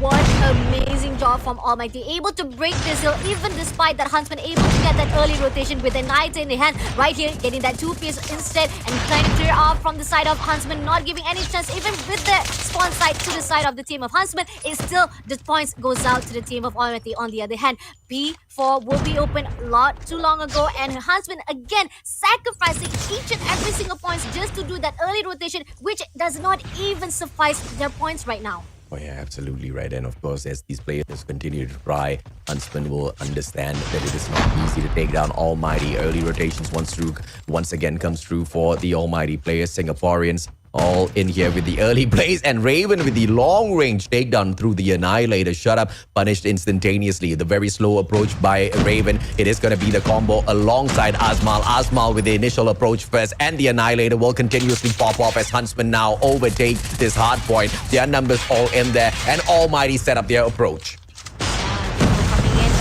Right now, he sprays 1, he sprays 2. He will shut it down and he will break the hills infinitely. But on the other hand, AMT, Irfan coming in for the backup. Even so, the break has been done. Huntsman is coming back. They were able to take back that garage. But on the other hand, Jeffro coming in from the graveyard. He spots 1. He goes in for the punch. Just a little bit of confusion from the side of Huntsman, just to give much more pressure, because they know for a fact not much can be taken from the garage side. They will definitely push on for that P1 again. 109-83. Huntsman can still make a comeback in here as they hold on to a crazy good play at that B4. We have to go in for a reset now. Irfan J as well as Jeff Pro. This combo making quick work of all the players of Huntsman who spawn out of fountains, move on straight into garage, and all they find is bullets to eat. And Raven finally takes out Clutch King Irfan J so that Huntsman can continue to move on towards that hard point. But have Irfan J as well as Jeff Pro done the deed? They've done the dirt. They've already postponed the move of Huntsman towards that hard point long enough, and now the Pretty will find Raven as well, and the approach of Huntsman gets cut off one after the other. The favorable side held on by Almighty at the reset of this hard point, and they will choke the players of Huntsman at that garage as well as Graves. But look at Dumpsters, there will be a backstab, but the player who goes through Aries gets taken out by Heaven, and the backstab is still a opportunity for the players of Huntsman as they finally find their way back through in here. It is gonna be Derp alongside Alfari. Irfan J making those plays as well, but gets taken out by Aries and Huntsman. They are alive still in this matchup. Even so, the points have been done right here. They can just finish off with the P2 straight away from the side of Almighty. But then again, Huntsman, despite whatever they try to do, they try to turn it around. Instead, Almighty is just too almighty to fight it off. And in the end, P1 will be closure 149. They cannot make any more mistake. But early rotation has been done already. And long way to go from the side of Huntsman. It's already been done. Almighty wins 1 point for themselves. And this obviously was an expected result, ladies and gentlemen, boys and girls, once again because of the data that we have available on hand. A 50% win rate at hardpoint versus a 70% win rate at hardpoint. Obviously, the 78% belonging to the Almighty themselves. They may have played slums lesser times in comparison to the players of Huntsman, but like I mentioned in my assessment prior to this, if the players of Blacklist International Ultimate can take 2 back-to-back games at Slums Hardpoint against Huntsmen and shut them down, Almighty is the kind of team that can hang with the best, and the best being Blacklist International Ultimate as well. And the assumption was that they will be able to walk right through this matchup and through the Huntsman players as well, and that just seems to be the case. But Heaven does not pick up the MVP this time around. It is Jeff Pro, and I'm surprised to not see Irfan J a little bit higher on the kills this time around, because 2 of these slayers were constantly overextending into the region where the players of Huntsman were controlling and just shutting down those plays even before they could get anywhere near the hard point, Vasha. Agreed. Irfan was right on the right spot, getting those important kills, the key changer that will able to give more points for the AMT. He might not be the one who is at the MVP, but he gets the most important kills to maintain and give more pressure for the side of the Huntsmen to even get through each and every single hard point. And so that's why, despite whatever it is, Irfan as the key player making a great comeback for the side of Almighty. Despite we might be wondering like, this is amazing. Last night, Almighty was not at the right head, right on the right spot, but finally breaks through. They are back for the take, AJ. Yeah, and no matter what the players of Huntsman do right after this, by hook or by crook, they need to win the SND. Because if it goes into domination, I have to once again repeat the statistics here. The players of Almighty have a 100% win rate at domination. In comparison to the 33% win rate of Huntsman, they far outshadow or overshadow the performance of the Malaysians. And now with the 150-90 dominant victory of Almighty, we move on into SND and the momentum obviously to the side of the Singaporeans. Will Almighty once again make a crazy run at the lower brackets to just get disappointed at the grand finals, or will it be a different story this time round? Ladies and gentlemen, boys and girls, we do not know, but that's exactly what we are here to see. As you continue enjoying this broadcast, please make sure you hit that like. Please make sure you subscribe to the channel as well and share the stream out as many times as possible so everybody else within the COD community joins us for this broadcast. Because do not forget, we still have got the milestone giveaways for all of you. The more the viewers, the more the giveaways. Agreed. Keep on liking, keep on sharing. Not only that, give support to the MYSG scene. We are seeing right now the Malaysian team fighting off with the Singapore. So far, search and destroy. This is a summit. Almighty map has been chosen, but Shut Up takes down Derp. One player has down right this season. If I'm gonna do a bad step, takes down 3 players, is out already. Left with 2 more players from the side of Huntsman. On the other hand, this is gonna be tricky. Raven slowly coming in. Isendo is just waiting for the time, but Raven shuts him down instead. Okay, but number still goes out to the Almighty right now. Bomb has already been dropped. Aris coming in for the backstab. Oh, and oh, the numbers don't look great on the side of Huntsman and Almighty. They haven't just woken up. They are absolutely pissed, but Aries shuts down the Heaven himself with a quick scope. And that's something you do not see every single day. Raven, can he continue to bring the advantage to the side of the Huntsman? As now with the Mac-10 slowly making his way up the stairs. Quick scope will not hit this time from Raven. And at the very same time, Aries is dropped for Almighty to pick up the first round. Nicely done. I was expecting a good comeback, but then that positioning was just not on the side of the Huntsmen. Numbers are stacked, but they did try to equalize the number, but still the side of the Huntsmen, there's a little bit of mistake. Hopefully they will able to learn it off, but when it comes to Almighty as the attacker, they're off frowning amazing. But right there, shutting down from that controller, making sure that give a little bit of pressure, and Shut Up taking down Alfari. On the other hand, is Sandy, shuts down Raven. Not even a soul from the side of Husband could even figure that out. 2 more players to go. Aris on the other hand, right here with the sniper, gonna do the same thing that he did. A great quick scope just now, but then it didn't work out for the team of Huntsmen. This is the pick of Almighty, and Huntsman, they picked this side, and I don't know why they wanted to defend first. Clearly, the defensive side is barely giving them anything at all.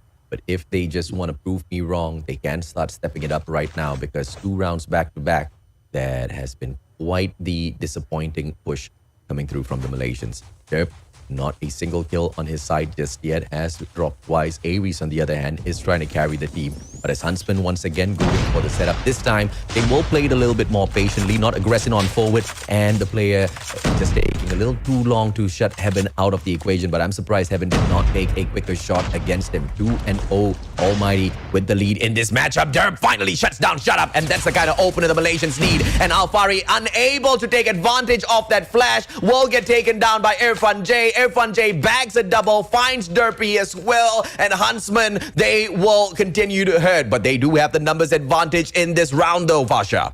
Exactly, but the bomb is still being held out by Jeff Pro right this instant. Azmal so far still haven't able to actually spot it out. They're gonna do a rotation. A side is all for the take, but Raven is already right here. Can he make it through? Can he fight off with 2v1? Right, this is he spotted out one. Irfan coming in and he will fall back first. He will reposition himself. On the other hand, Irfan coming in for the chase. He will spot it out. He sprays it out, but Irfan being shut down by Raven. One more play to go. They try to spray it out, but Jeffro fights it off. On in the other hand, Asma comes in for the backup and shuts him down. 1 point goes out to Huntsmen. And Huntsmen, they have managed to find one, and they find more. Obviously, that is the question, but it's the point that we were touching on just moments ago. Derp needs to find a couple of kills. If this guy can step it up, he is the heart and soul of Huntsmen. And if Derp can do his best, the other players will follow suit. The in-game leader, it's all about him. Derp now, great thumper. He still stays alive as Asmal's SVD strikes as well. Incendio out of the equation. One player gets traded out on the side of Huntsman, Alfari, but that's not going to be too big of a sacrifice. The SVD of Asmal still sharp in here with the pre-scope. Heaven hops on fourth, but he does not get caught out by Asmal. And now Asmal, as he repositions to look back inside of control room number 2, he will be in danger as Heaven might just shut him out of the equation. Exactly, but then again, we got 2 snipers on the side. And, they traded off each other that way. Amazing job. But number still goes out to right here for the Huntsman. Spotted out one. He misses out that shot, but finally able to bags up Jeff, bro. One more play to go. Heaven is the last man standing. Raven coming in, and right now, Heaven able to spot it out. Crying to able to. That hard score was just amazing. But now, 1v2 at the moment with bomb has already been dropped. Can Heaven take away this gunfight to the test? 1v2. And Heaven. Oh, hit mark, bro. Heaven still stays alive. Mac 10 will be able to provide. But Derp and Asmal, they will not be able to shut this guy down just yet. Bomb on the ground. And Heaven, the multi-time MVP, the guy on the side of Almighty, finds Asmal as he tries to creep away. Headshot through the back. And now Heaven trying to survive this DLQ challenge going up against Derp. It's a sniper versus sniper. On for the shot. And Derp gets the clutch.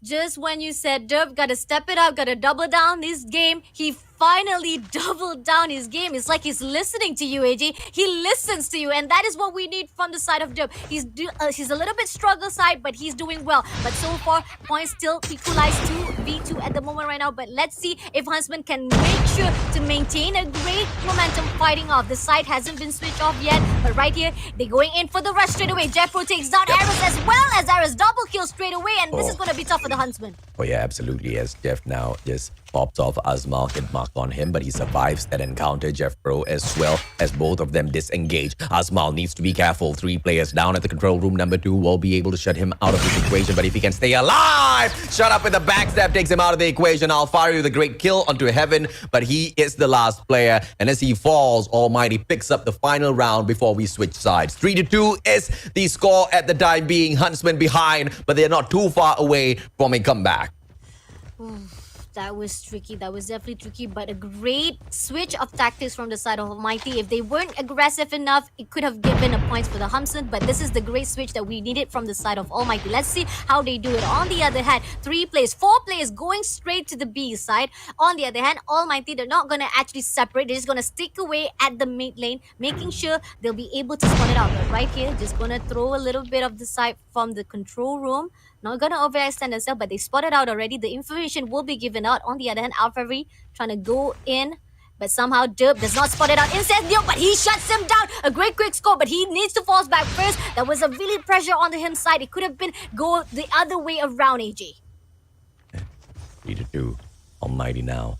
They have got the defensive side as Heaven shuts down Asmal. Amazing play. And the scopes out of Derp. Just not providing just yet. The numbers are not something that the players of Huntsman cannot recover from. They have just 1 player taken down, but all equalized now by Clutch King Irfan J as he finds Alfari. Mac10 still able to deliver. Shut up. Big kill coming through, and he unscopes at the wrong moment. Raven will be able to survive, but Shut Up manages to get the flick either way as he realizes his initial mistake. 3-2. Shut Up. Perfect position to take yet another. Manages to pull out the DLQ at the wrong timing, and the Mac10 will not be able to bag Derpy out. He pulls out the thumper for the game of survival. And now, as the solo player left on the side of Huntsman for survival, can he get this clutch against Heaven and Clutch King Irfan J himself? right, bomb has already been dropped. He needs to get it out, but he went out, and Irfan takes him down again. And 1 point goes out to the Almighty. It's tough. Definitely, he could have done a rotation, but in the end, he wanted to go to the control room, where the fact that Irfan is already waiting for him. That is a trap that Almighty has already put out. But then again, let's see what Huntsman will do now for the response. So far, right now, they haven't done well. They haven't actually able to get any 1 point, but finally, Irfan just doing a heavenly shot right there, takes down Aris. A wonderful scope scout there. But on the other hand, the Huntsman, a really, really big mistake coming in from their side, and they don't know what to do. One player coming in from the A side, three players still maintaining their control room. They cannot play this passively any more longer, AJ. 4-2. Almighty. Need 2 more rounds to wrap things up, but Huntsmen are trying to slow them down. Asmal with the SPD could have caught out Irfan J, but it's all about the timing now. He doesn't take advantage, but up onto the second floor of Edge platform. It will be Derp that aggressors on fourth. Asmal is punished by Heaven as well, and this round should go to the side of Almighty now, as they've got the numbers. Raven solo player left in the mix, and Clutch King sorts that out. 5-2, Almighty on match point.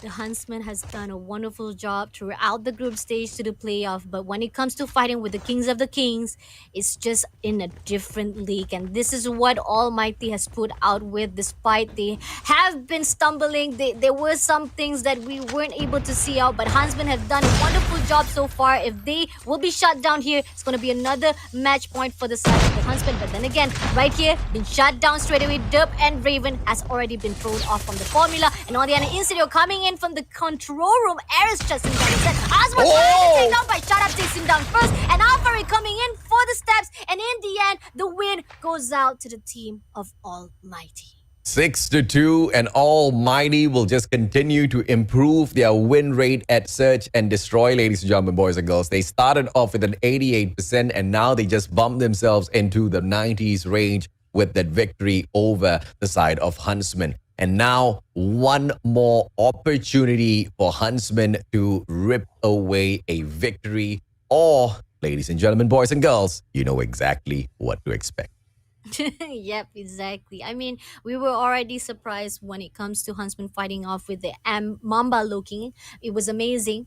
But then we're talking about the Almighty. And look how amazing Irfan J with those kills. 11 kills has already been able to drop off and making to the side of the team of Huntsman. They couldn't even pull their weight. They weren't even doing amazing job. They were getting all of those angles so wrongly to a point that AMT has able to punish them countlessly. Of course, Almighty with Irfan J picking up the well-deserved MVP this time around. Clutch King was punishing the players from the side of Huntsman back to back to back. Asmal, Aries, and Derp, they did all right, but all right's just not enough to take down the Almighty themselves. And that's definitely something that Huntsmen know and understand through and through. And they have been able to astonish us. They have been able to make sure they remind us that the Huntsman brand is not down and out for the count just yet. They are still one of the big challenges of the competition. But against a mighty pissed Almighty who has been pushed down to the lower brackets again. I mean, I don't know how many times they've been pushed down to the lower brackets already by such dominant sides that they have faced off in the past. But this time around, in the hands of Smart Omega, that obviously was just a little bit more bitter to swallow in comparison to the rest of those pushes where Blacklist International Ultimate has played their part. But they still try to make their lower bracket run as usual. And against Huntsman so far, things seem a little easy for Almighty, don't you think, Fasha? Agreed. I mean, I was so supportive of the team of Huntsman because they surprise us. They really put out that magic and miracle to our side to think that maybe Huntsman has a shot here on this top 4, top 3. But then, I don't know, man. Just like you said, it is Almighty. Once they pick themselves up, there's a pace for them. The momentum has already been switched on for the Almighty. There's no way for them to go down. And for the Huntsman, if someone goes up, you will definitely go down. And with two maps has already been taken over from the team of Almighty, here on out, only one map for the Almighty to take over, and which is Raid. Yes, domination when it comes to the win rate definitely goes out to the Almighty. But remembering to the history, this is not also a very particular map that Almighty likes as well, because we saw how it was when it comes to Hardpoint.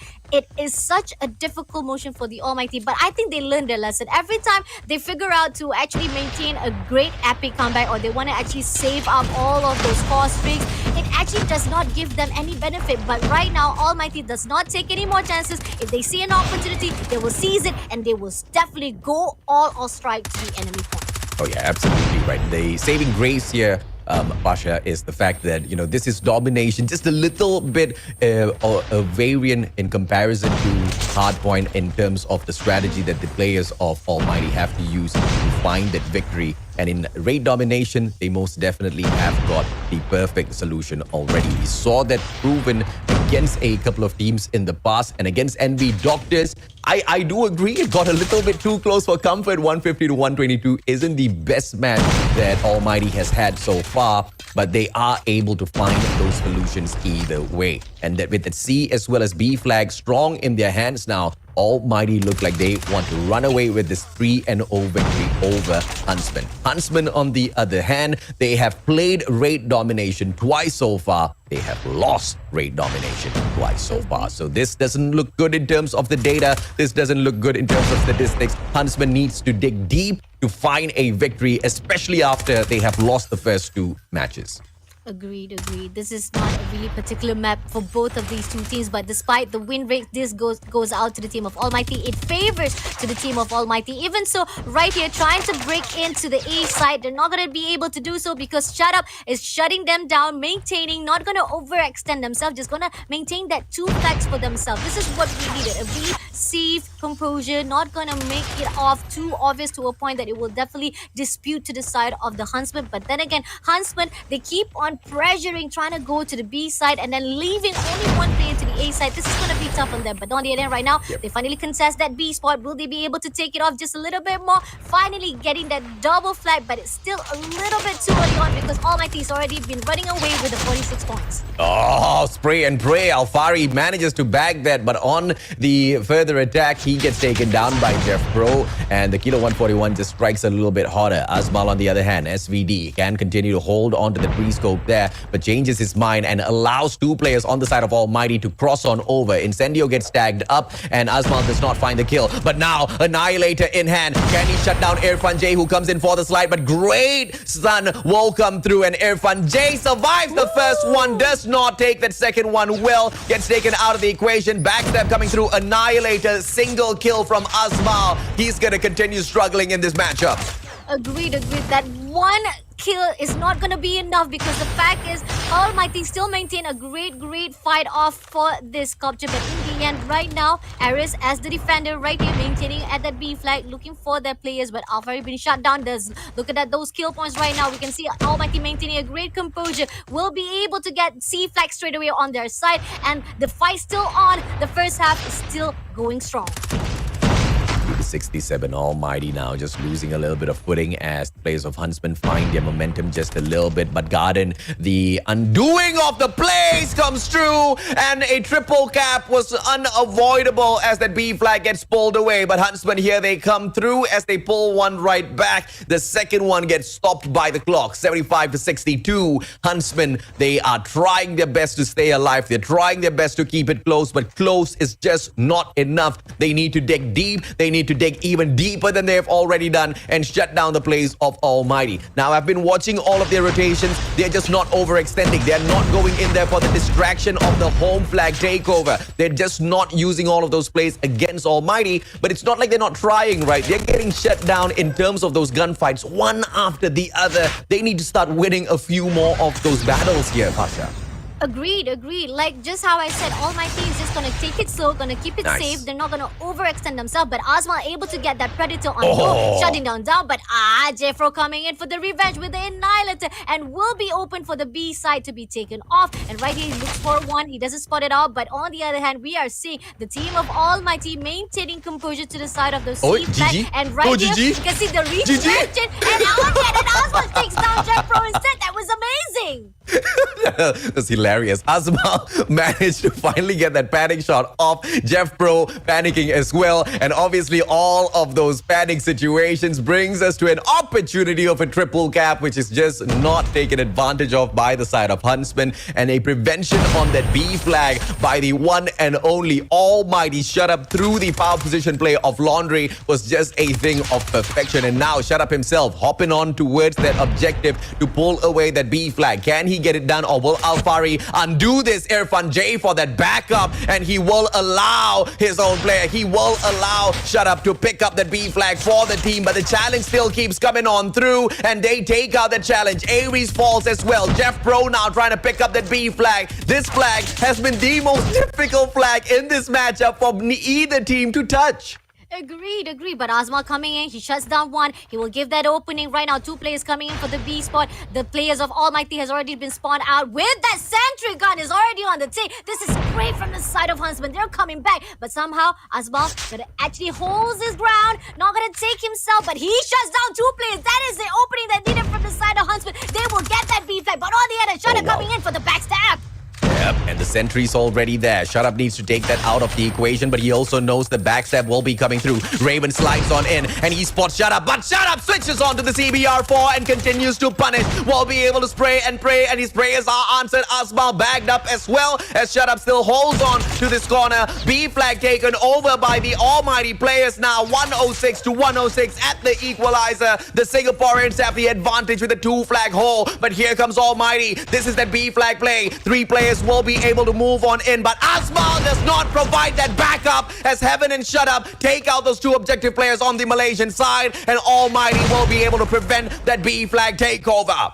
Agreed. We shut up right now, backstabbing. There's no way out for the Asma straight away, and they will be holding out this double flag straight away for themselves. But on the other hand, Huntsmen, they gotta stick together. They gotta figure out where to go right now because Asma was missing all of those angles, and Raven coming in for the backstab as well. He spotted a Heaven, he's trying to spray, but Heaven shuts him down instead. And right now, Huntsman is losing all of those gunfight. Will definitely give the boost up from the Almighty teams instead. Yep, 128 to 117 now. Huntsman, they've showed it to us once. They can show it to us yet again. Ares, great takedown onto Heaven. But can he get another one? Incendio punishes this time round. He has pulled out the Annihilator, ready to annihilate every single player of the Huntsman side that picks on a fight with him. And now the players of Huntsman just a little bit too far. And as Almighty reaches a point of no comeback now, all they need is a single flag hole. And Huntsman need a triple cap if they want to stop this victory. Almighty will be able to secure the 3-0 for sure. Huntsman, valiant effort all the way through the competition so far, but only one Almighty team can survive, and that is Almighty themselves, no pun intended. 150 to 128, they eliminate Huntsman.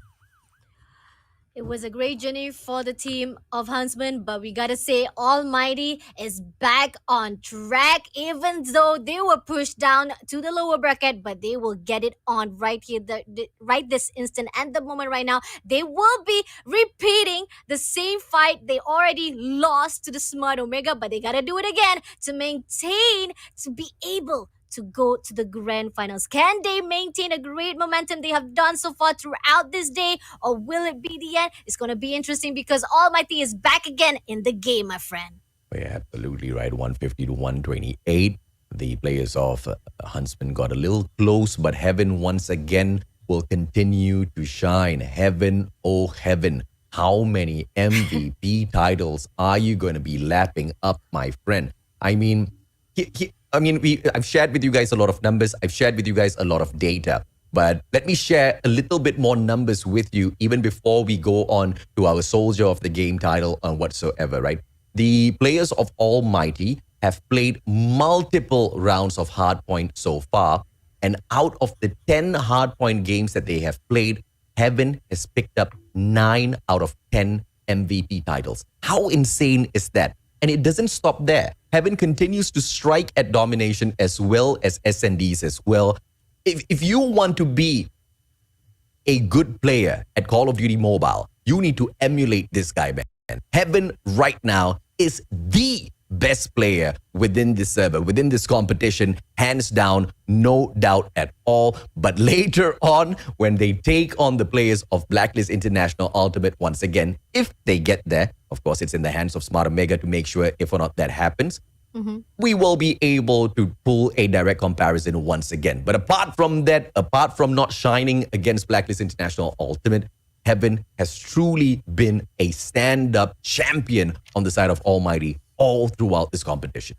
Agreed. That's why I always say he is the glue that tied together the Almighty. If he goes down, the Almighty just go hazard banana to even fight off and maintain a great composure to fight off. But when he performs, the whole entire squad perform. And that's the best thing. When you are the key player, you are in need inside the playoff. And the fact that Heaven has done a wonderful job, it's not only him. When he pulls one player in, it will definitely goes out to the Irfan J. It will goes out to the rest of the players from the Almighty. Heaven is amazing when it comes to not only just like you said, domination. He's also amazing with the search and destroy. That particular day when he was off day is not the best portrayal of himself. He is on beyond. When it comes to his on days, he is way above the grounds of anyone inside the Garena scene. And despite whatever it is, the statistics right here has clear out saying, Huntsman, this is the end of your journey. Despite whatever it is, even though it's not a good playoff for you, but I feel like for you to top off from your previous states, or should I say from your previous even record, this is the best achievement that Huntsman has ever done for this year. Oh, yeah, absolutely. So hence why I disagree with the initial statement. This was one heck of a run in terms of a playoffs for the side of Huntsman. It is the best run that they've had in such a long time. And they have once again woken up the confidence that the Malaysian community has within the scene in itself. Will Huntsmen go on to continue being the torchbearers of the community for the Malaysian side? I sure as hell bet they are, because at the moment it just doesn't seem like any other team wants to step up to the challenge. And Huntsmen will continue to be that sole team that carries the burden of Malaysia on their backs. But they are doing a heck of a great job out there, being the only team that has been so consistent within the Malaysian scene to continuously deliver amazing matches against all of these titans out there on the battlefield. Achieving top 4 was something that not a lot of people expected Huntsmen to do, but here is where they are. But this is as far as the journey will go through for them. They have been eliminated by the side of Almighty, but I think that is quite the respectful exit from a competition of this level. Agreed. And not to say that there was not challenges from the side of Malaysia scene, but I can say I mean, Malaysia team. There's no challenges from the Malaysian scene. They put out when it comes to fighting off with at this Garena scene. When it comes to the fill off of SMP, Singapore, Malaysia, Philippines, Malaysia keeps on putting themselves on the ground. They don't put off at 100% potential. And this is where when it comes to Huntsmen, just like how you say, they put on a great effort. It doesn't take overnight. This is what I also talked about last night as well. You don't become pro overnight. You gotta push in every single effort. It's not just 100%. It gotta be 150% of effort to practice. And practice makes what? It doesn't make perfect, but it makes you even better than the day before. Absolutely. And the players of Huntsmen surely looked better than they have looked ever in the competition run.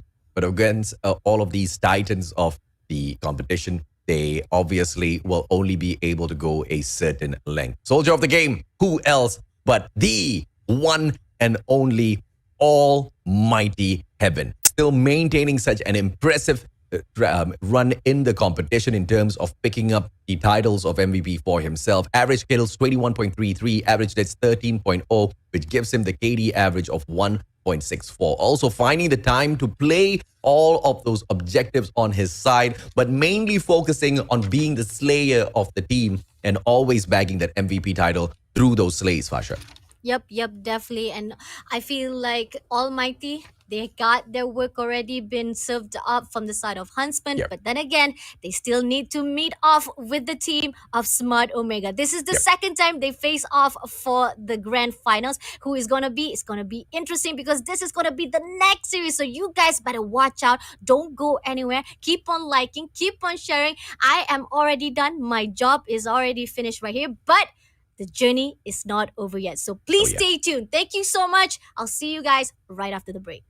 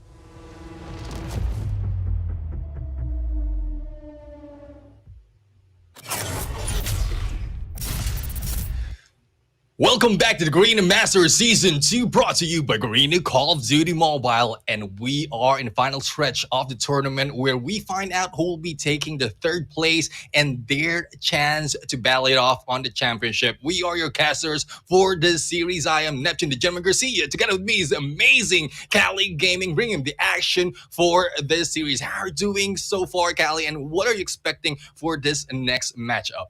Now, there's a lot of expectation for this coming game, but after coming off a 3 matches break, I feel quite relieved and I'm quite packed with energy. I can't wait to cast this game alongside with you, Boss Neptune, aka the Gentleman Gaming. But yeah, my expectation for this game is actually quite a 50-50. Smart Omega, they've been showing their recent performance and they've been great so far. But they did fall against Blacklist International Ultimate, so they do have, as we said earlier, it's going to be all about how well is their emotions holding up. Do they have the mental resolve to bounce back and win against AMT? Or will our boys from AMT be able to actually take them down, since they do have the hot starter defeating Huntsmen earlier on this series? But guys, you've been showing a lot of love right now in this live stream. And of course, it's going to be great because we're going to reward you with more rare wish crates. Make sure to redeem this at the official Call of Duty Mobile Garena app, because you never know, you might get some good ones. Yeah, definitely. I mean, good ones indeed. And when we talk about the rare wish crate, this is limited. So make sure you type that in right now. Take the screenshot and not wait a long time for it to be redeemed, because it might be lost right now, as it has been lost already on our screen. But another one will be shown right now. More opportunities for you guys to redeem there. So there you have it. Another set of codes that you can redeem right now. And you might have a chance to get both right here if you're lucky enough. But speaking of luck, well, I think there's no luck involved right now. You mentioned about the emotional factor, wherein Smart Omega has lost one of the battle that they have, but also we need to think about what ALMGHTY is in store right here, because they have played the previous match and fatigue must also be a factor balancing it out from this both teams. It's a matter of what's going to be the outcome for AMT. Will they strike while the iron is hot, or will the mentality get to them? Because here in this arduous battle on the lower bracket, you got to have the endurance. You got to have that mentality just to back you up and win these games. And obviously for AMT, they've been here before. Not only Yeah. here at Garena Master Season 2, at Garena Master Season 1, at Call of Duty Mobile World Championship 2021, they've been facing the same fate. I mean, I think this is like just destiny for them, but you know for sure that AMT will always find themselves back into that grand finals. Now, it's Smart Omega's task right now to stop them and end that. But you never know what's going to happen in this best of 5 series, especially when they have won 3-0 against Huntsmen earlier. Now we get to start this bronze match. Again, whoever wins here advance to the next stage. But whoever lost will get that third place in this competition. And speaking of next stage in there, as you can see, there are 2 slots in there on the next stages. So that will be Blacklist International Ultimate that needs to be defeated twice just in case they get that defeat first. So we'll have to see who will be stepping in that plate and as well as who will be taking the third place. So a lot of excitement has been in store already for this game. But before we proceed, I'd like to give out a few shouts for Fonzie, Neil, L, Lindsay, Muhammad, and Jelly. I just want to put that in there because they've shown great support in there in the comment section, and hopefully everyone will be in there supporting everyone as well and avoid any toxicity on the comment section. The moderators are working there very very hard to make sure that that is the case. So just share the stream, also give out all the love that we have for this game. And as we look at this next lineup that we are looking at, this is Smart Omega, Rage, Idra, JC, Candy, Kevs, and Whoopi. This is familiar names already, and I'm pretty sure they know the stats for these teams, but I like to see more of what they can do in this battle going against Almighty. Yeah, no, for Smart Omega, they have been able to defeat AMT on a day of on playoffs day 1, and I mean they win it 3-1 in a best of 5 series, and they showed resilience. Their practical tactical brilliance was able to just outdo the boys of Almighty. And again, really have to point this thing out. Rage right now proves to be one crucial piece for Smart Omega as he continues to play so well and give this team some slack to do their own respective responsibilities. Before this event even happened, before Rage was in this situation, you know for sure that Whoopi is the one playing the objective for the team and playing as the Slayer. So he's got this dual responsibilities in the team. Now that Rage is in the team itself, Whoopi will be only sticking to his own responsibility, and that will be to slay in this hard point and of course in this domination series. But then again, you're going up against AMT, Heaven, Incendio, Irfan, J, Shadop, and Jeff Pro. These guys, they played so great at day 1, but they fall against Omega. And now that they have been in the lower bracket for quite some time, they face Smart Omega once again, and these guys will try to look for redemption. And again, I think that we might see and will be different here this time for me. Boss GG is Irfan J. Irfan J, before we even go to this match, he played against Smart Omega. This guy was playing that Chickum. Now here for today, he's using that CBR4. Let's see if that's going to create a difference in this best of 5 series. Yeah, I mean, it might be an ace for him if he switch weapons right now. Hopefully, he was able to practice before or behind the scenes when or before switching weapons, because I know the difference of stability as well as the sensitivity of those guns will be different. So the way they adjust is how what I love about professional teams right here. And this might be an ace for the team of Almighty switching that weapon, and that's one possible reason why they are now moving up on to their chance to go for the championship. So let's check out on who will be our head-to-head for this game. And as you mentioned there, Callie, Rage has done a great job in here for Team of Smart Omega, as he is now going against Heaven in here on a head-to-head matchup. But if you look at the scores, it's not that much. I mean, it's not that much an average scores. But if you look at the kills department, Heaven has done that much on the kills department, that proving that he is a little bit better in that part. But we've seen Rage already, and they're raging out with that spray. And if I'm not mistaken, it's a previous game they played that Rage really didn't pop off. A possible reason why they got that loss on the previous game that they had. Yeah, I mean, I will be agreeing with you with that one. And again, for Rage, he did play great against Blacklist International on that hardpoint raid. He was that MVP, but we didn't see him step up on that map 2, on that map 3, and that map number 4. That's why this team actually struggles. So right now, Smart Omega Rage, now this guy actually is going to be the glue guy going into this best of 5 series against Almighty. If he plays great and if he does play average, I think this team is going to be going. They will be going places, but then again, if he does so underperform, this team is going to have some struggles. But then again, it's not only Smart Omega Rage is going to be one of the better players of Smart Omega. I mean, you got Whoopi, you got Kendi. These guys are so reliable when it comes to winning this kind of fights. It's just a matter of conditioning their minds to play in a best of 5 series, especially in this hard points. Now we go to the maps and modes. Heaven going to be the one key player in all of the game modes for Almighty. That guy's been the playmaker ever since Almighty has been playing as a brand itself. Now we go to this Arduous battles. We got Smart Omega banning slums. They also banned the operator skill Sparrow. But for Almighty, I love the good pick here. They will remove their weak map and take off, and of course, ban that purifier. So we got that Annihilator that's going to be used here by these two teams. And I love this. So I love to know your thoughts about this best of 5 maps that we have.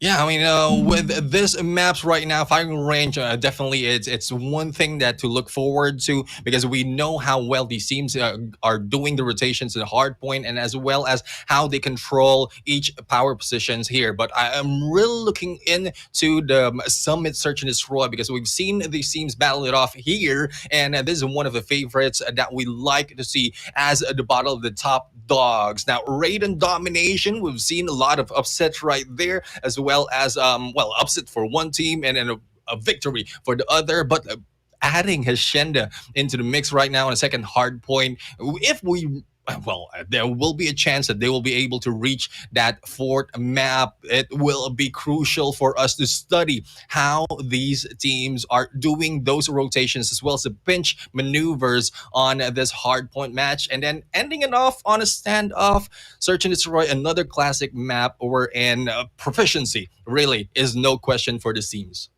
Yeah, proficiency is going to be the name of the game here for all of the competitors that will play in the coming match that we will have in this game. I love to point out there, Hacienda Hardpoint going to be an interesting matchup. I mean, for Smart Omega, they could have used that on their Search and Destroy, but I see no reason why they would like to play that, because Almighty, the last time they played on an Hacienda Search and Destroy, they were able to get that 6-0.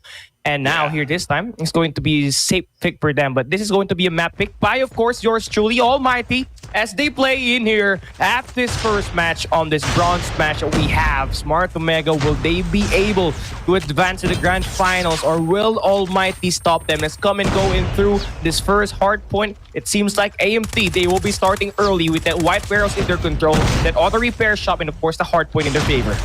Yeah, definitely the control positions that they need to go in that's where they rush in. And as we see earlier in the early parts of the game, not a lot of people are stepping on the plate because they need to get a better position to be able to block anyone coming in. And that is what Smart Omega has done already. Yes, they lost almost half in there, or 15 points, but the moment that they get good positions as well as good rotations, they will be able to catch up on the point. And this is what they're doing right now. With 20 seconds to spare, they can hold this off, but what they're doing is just waiting for anyone rushing in. But for the side of Almighty, they want to focus on B number 2, because I think they've lost enough time to be able to recover the points that they need for B1.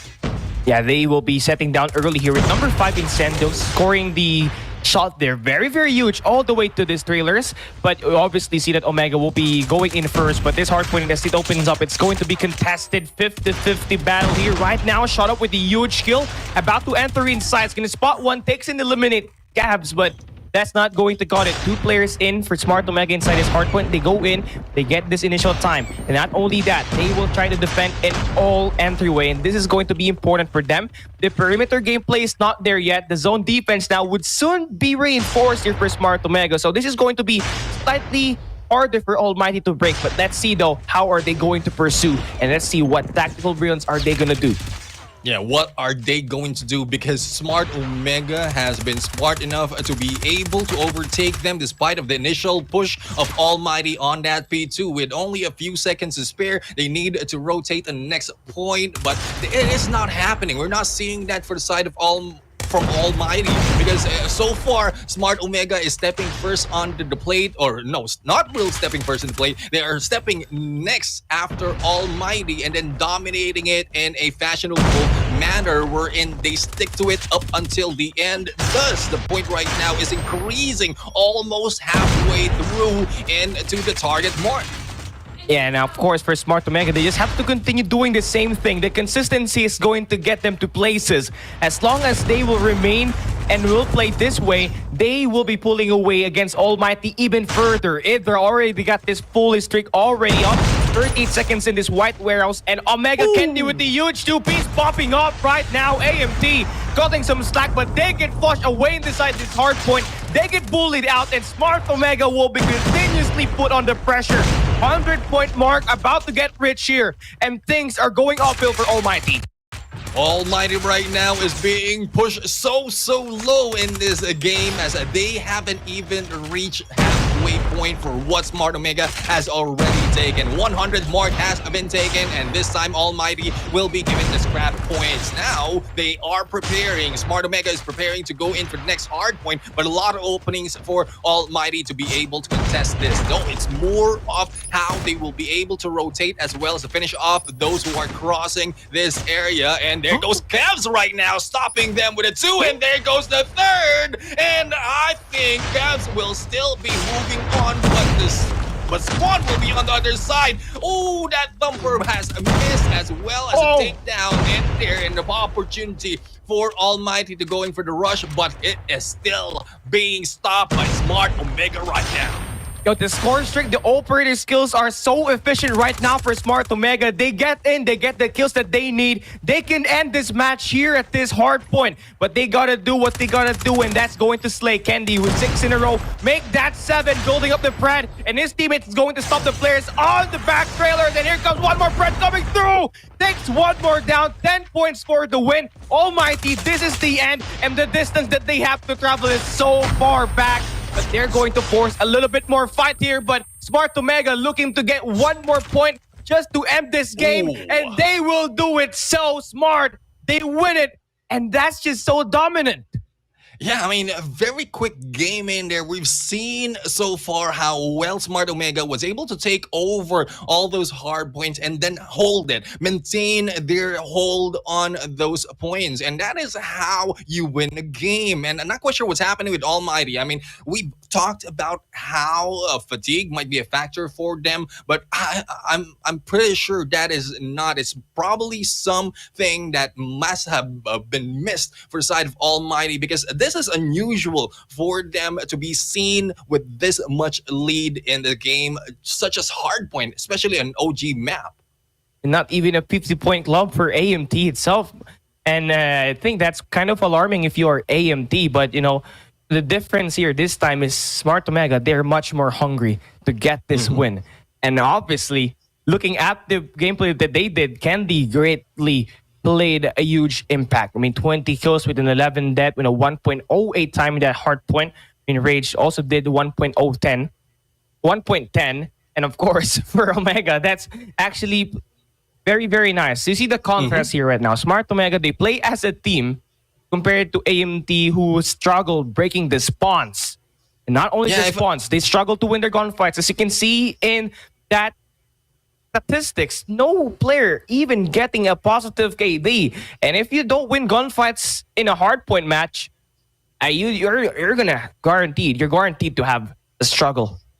Yeah, definitely. I mean, I've seen a little bit of Blacklist Ultimate from the gameplay that has been shown by Smart Omega in there from the previous game that we've seen. They never leave a point in there all alone, just in case one is in there. As we've seen from the side of Candy, he just have his back in the corner, and he knows how to approach anyone rushing in there, and as well as the remaining members of their team to be able to rotate quickly. Now, the spawns has been I mean, it has been anticipated that well as for the side of Smart Omega, wherein they can defend themselves to push Almighty away from that game. So we'll have to find out what will be the response of Almighty from this match as we jump into the next map, that is Summit for Search and Destroy.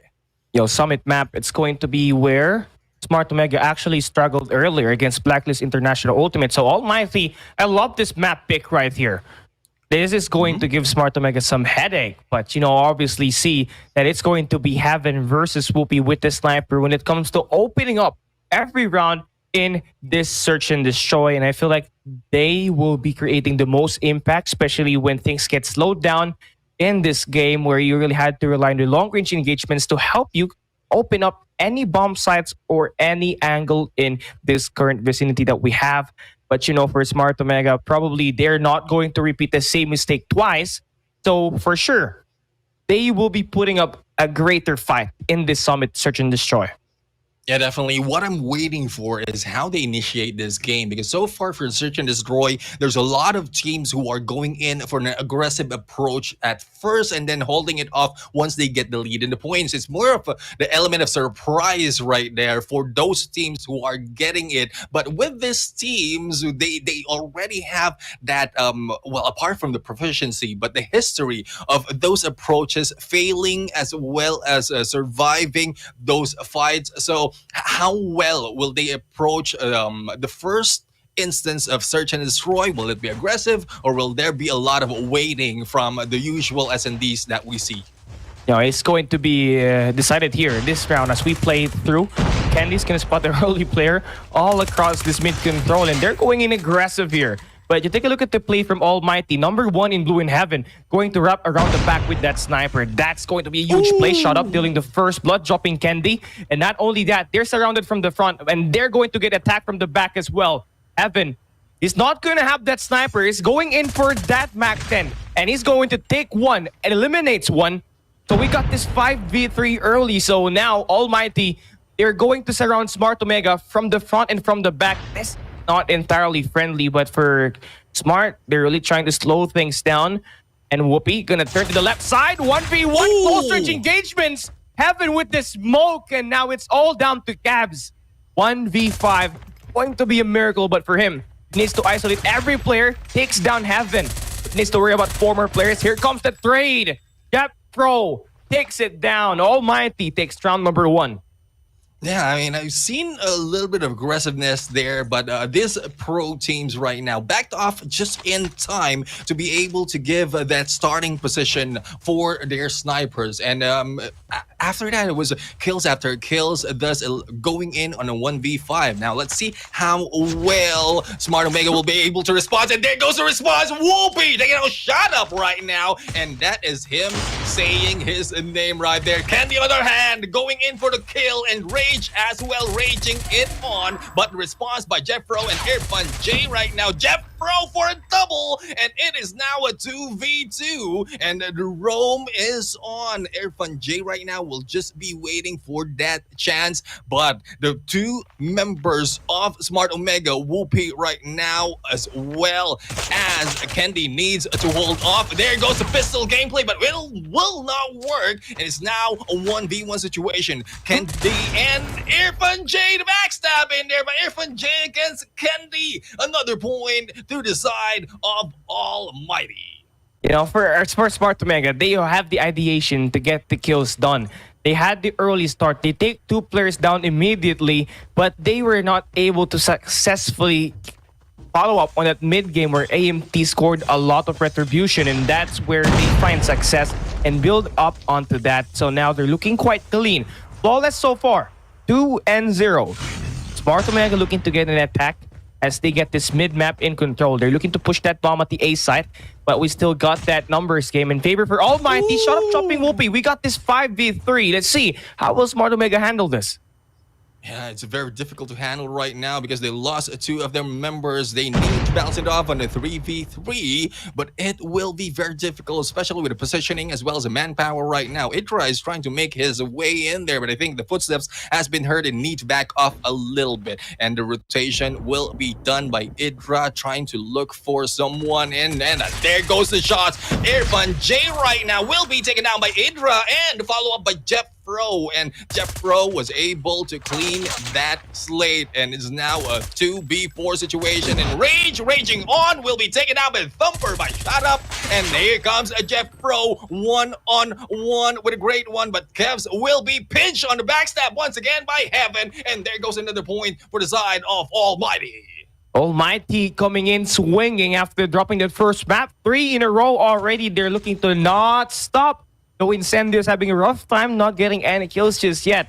The way Shut Up, Jeffro, and Irfan J and Heaven has distributed all the kills will be more than enough for them to get this done through as they powered themselves against Smart Omega. But you know what? Being the attacker, Smart Omega should be more considerate when it comes to dictating the flow of the pace. I mean, they've been attacking for the A-bombs for 3 times, and they haven't found any success. So now as they take a rain check, they're moving into this B-bomb side, and they will be losing the first 2 gunfights. And again, want to win a search and destroy, you gotta win those gunfights. You gotta balance out the tactical brilliance. And of course, for Incendio, as he picks at the right corner, Rage will be winning that gunfight. Very, very huge as they now full up route with the numbers. It's all about capitalization at this point. Will they finally get this round that they need to just spark plug their way back into this game?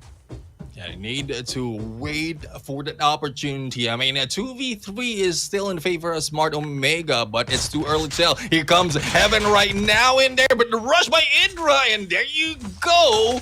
We have Shut Up, the only one remaining for this almighty team. And I think the plan will be on, and the pressure also will be on for the side of Shut Up. Well, this is one thing. They know who is the only member remaining, and Whoopi will be finishing it off with 1 point for this team. And that is a good shot coming from Whoopi right now, and might be a good motivation as well for Smart Omega. Khaled, this might be the start of their comeback, as they have been entitled the Comeback Kings. But if that will be the case, they need to make sure that they go in there full on. There's no mistake ever that needs to be done by Smart Omega, but Heaven right there in there taking down Idra might be very, very difficult for them to go for this game.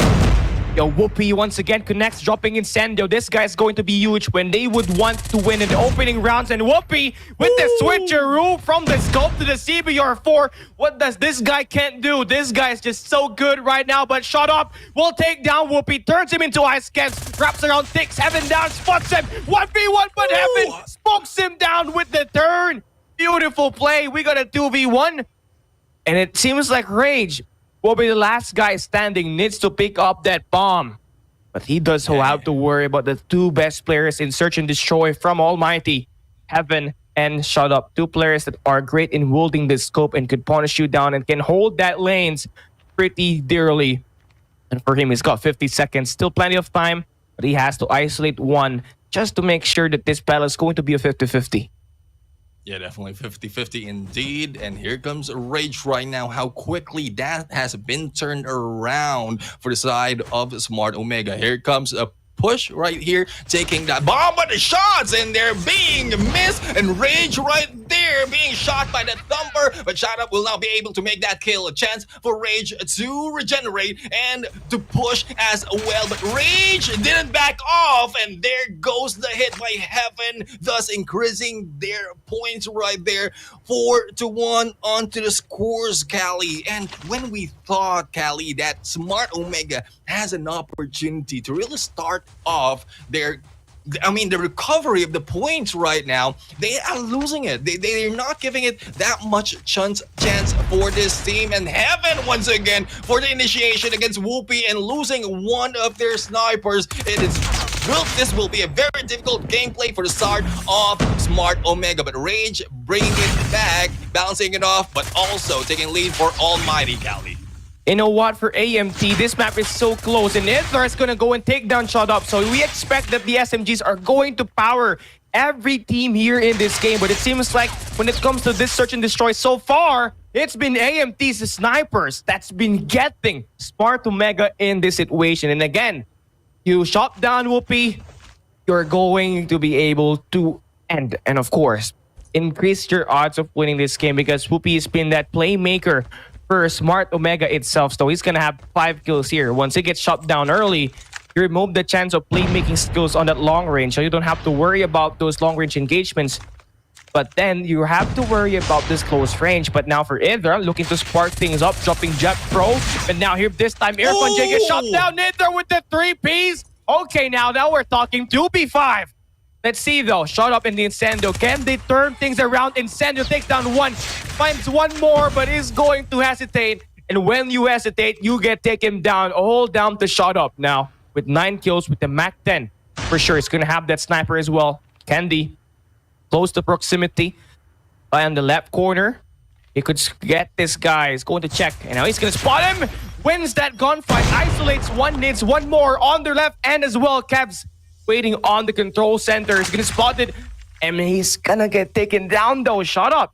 Will be out. And Smart Omega will be forcing another round. Yeah, forcing another round because they do have, Almighty do have the match point already. So this is not, there will be no chances for Smart Omega to snooze right now because as you mentioned earlier, you snooze, you lose. And they need to wake up from this nightmare. This is a nightmare for Smart Omega. They need to bring it back to their side. And there goes Whoopi starting it off in there. But Whoopi will be taken down. But here comes Idra, Cavs, and Rage. Back-to-back kills. Irfan J tries to defend and will not be able to go for that takedown. He is the only one remaining right here and will be going in for the kill against Kevs, but his position is already known and the rotation will be informed by, will be relayed to the rest of Smart Omega. So Irfan J need to play it smart, otherwise it will be 1 point being taken back by Smart Omega. Not so sure here by Smart Omega. The approach just seems so aggressive, but they're going to spot him on that long range, so that should be safe enough for them to go and eliminate. So Smart looking to get things back in their control as they win the last 2 rounds. And what I saw from them from that past 2 rounds, that we didn't see from the first half. And now they're making much more solid decision as the team, and they're also winning that gunfight. Now, in order for you to win Search and Destroy, so you gotta balance the two. And right now for Whoopi, gonna get taken down by Heaven, but Kendi gets the first blood exchange. We get through the arduous battle. AMT, they only need 1 more round to win this game in Incendio. That could be the nail to the coffin.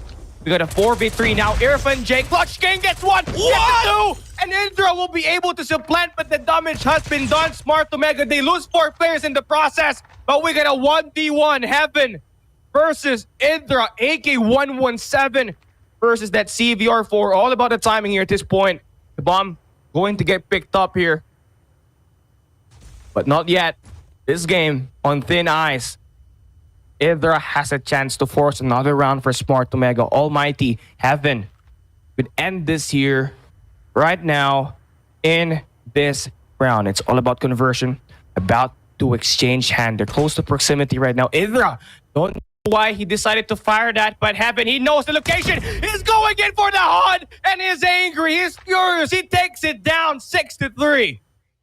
And there you have it. The game has been taken by Almighty. And that is, I would not say that was an easy game for them. They had a little bit of challenge for the side of Smart Omega right there. But they proved to us that regardless of how difficult things are, they can always turn it around. When there was a chance in there wherein Smart Omega was able to take back a point, they reversed, they flipped it in there and still kept the momentum for their end. So Almighty right now taking 1 point in this game, and it is now balanced on a 1-1 for the series. Yeah, I don't exactly know why either decided to pull the trigger on that wall that he was aiming at. I mean, that's just easy information for Heaven. As soon as he heard that gunshot, quickly repositioned to the general location of the sound. And there he was just able to get the free fire advantage and get it done. 6-3. We're seeing that match number 4, and we're going to see that Hacienda later on at that hard point. But, you know, for AMT, Irfan J, Heaven, and Shut Up, these guys were able to deliver a lot for the team. And if we're talking about snipers, Heaven did a great job. Shut Up did a great job in, of course, shutting down Whoopi in this game. Though he did have 6 kills, but on the rounds that he was taken down early, AMT was able to capitalize. Yeah, definitely. It's more of their capitalization tactics that they need to really, really, really focus on, because the moment they get the momentum of that first blood, they need to move on to the rotations, the general location of where that first blood happened, and they will be able to understand what the positions are of the remaining members, and that is what has been done by Almighty right there. But we know pretty much that Smart Omega also are familiar with this map, as well as understanding of how rotations needs to be made. It's just those minor mistakes, as what you pointed out, for the side of Idra, and therefore firing at the wrong moment. Still not sure what happened there, but this is early. It's 1-1 onto the scores right now, and with the story, the history between these two teams, this is normal, wherein they will exchange points up until the end. Yeah, I mean, I have to agree with you. I mean, for that map 1, that was a map picked by Smart Omega, so they win it. And it is map 2, Almighty, they picked the map, so they win it as well. It's a matter of going to maps that you are strong at. And for Almighty, they did a great job just to make sure that they win that map number 2 to make this series tied. And the game will not yet be over in just 3 maps. We're pushing to a map number 4, potentially a map number 5. But coming right up next, it's going to be domination at raid. And obviously, if you want to play in this map itself, you got to control that laundry. So you got to get that A flag capture. But this flag captures, it's all balanced. It's just a matter of control on that mid map. You get to control that mid map. You get access point to that B flag site, and of course this control spawn at this swimming pool. So we get through this game. This is going to be the turning point. Whoever wins this map itself gonna have the match advantage on this series. Here we go. Almighty, Smart Omega, give it up once again. This is going to be the match that we might see who's going to get that momentum. Definitely. And yeah, speaking of momentum, we have Smart Omega overextending already and giving that B leeway for them to be captured. And I think they're halfway through in there, but their rotation has been broken already by Almighty. And we'll have to see how well will they be able to hold it. And here comes the capture of Alpha, crossing the boundaries and going for the triple cap early into this game. Now, all they have to do is grab and hold and make sure that no one goes in there for those positions, tower positions, and take it back just in case Almighty just redeem themselves with that Alpha. For Smart Omega now, they did a great job, but they have to continue. For Almighty though, yes, nice resilient play, but they gotta get it moving. Caps right now going on a tear, but Incendo's gonna shut them down. So now we're starting to see Almighty win some gunfights, but the control right now on the map, it favors Smart Omega. They got this mid-map, they got the laundries, they got this B flag in control, but one thing that's very open for Almighty to attack is that Charlie flag, and of course for Heaven, he has opened up the Charlie flag, and now the diversion has been created. Omega, they have divided their attention, so now here this time, they're focusing on that Charlie flag, but for Kevs, winning that gunfight, dropping the guy named Incendo is going to be very huge for them at this point as we get to this first half. Look at the score, 43-20. Smart Omega so far, they've been winning all of the gunfights. They get this map control that they need. And Almighty, they need to double down that effort right now. Yeah, definitely. You need to double down the effort as well as double down the push on Charlie. That is the distraction tactic that we usually see for this team, but it's not working for the side of Almighty. I mean, the man in charge of overextending and using that Charlie as a diversion to capture Bravo is now being taken down. But the opportunity for Almighty right now is in the hands of Heaven, and no one is contesting it as the pinch is in there coming from Smart Smart Omega, but where is the backup? That is my question right now. No backup for Heaven right there. Thus, it will be taken back by Smart Omega. And here comes Candy right now, annihilating anyone inside. And another hit by Candy. And moving along, trying to take down Alpha. That will be a chance for Smart Omega to really finish this off as the first half concludes. Yo, Almighty's really having it rough when it comes to that gunfight, the fourth pin, you know. They had the ideation, they got the strategies, and they know where to move exactly, and they know the hot spots where they could take and eliminate Omega, but they're not knocking down the shots. And that's kind of alarming. I mean, going into the second half, you don't have any player with double-digit score, double-digit kills, and AMT, they got to make sure that this second half is so strong. They got a lot of comeback to do, and they could start it right now by making a spark. But they get shot down immediately for the battle for the circle. And Almighty looking to get it going, but if they're on it, they're 3 in a row. That B flag getting teased a little bit more majorly by Smart Omega. Yeah, definitely. I mean, it will not be teased anymore. It will be tickled right there and will be taken. It is now to capture for the side of Smart Omega once again. And all they have to do is repeat what they've done from the first half, and they'll be able to capitalize on that as well as increase the chance of them winning and, well, take out the opportunity, the motivation for Almighty. But no, here comes Almighty right now. 3-man push as well as a backup right there, securing the Bravo capture. All they have to do is maintain and hold and push off anyone trying to take Bravo. There's no need really to go and take the triple cap. There's enough time for them to make up for the scores that they lost earlier in the first half, but the triple cap really will help to increase that chance. But it's a little bit risky because we've seen how the rotation of Smart Omega is already. It's easy for them to turn this around.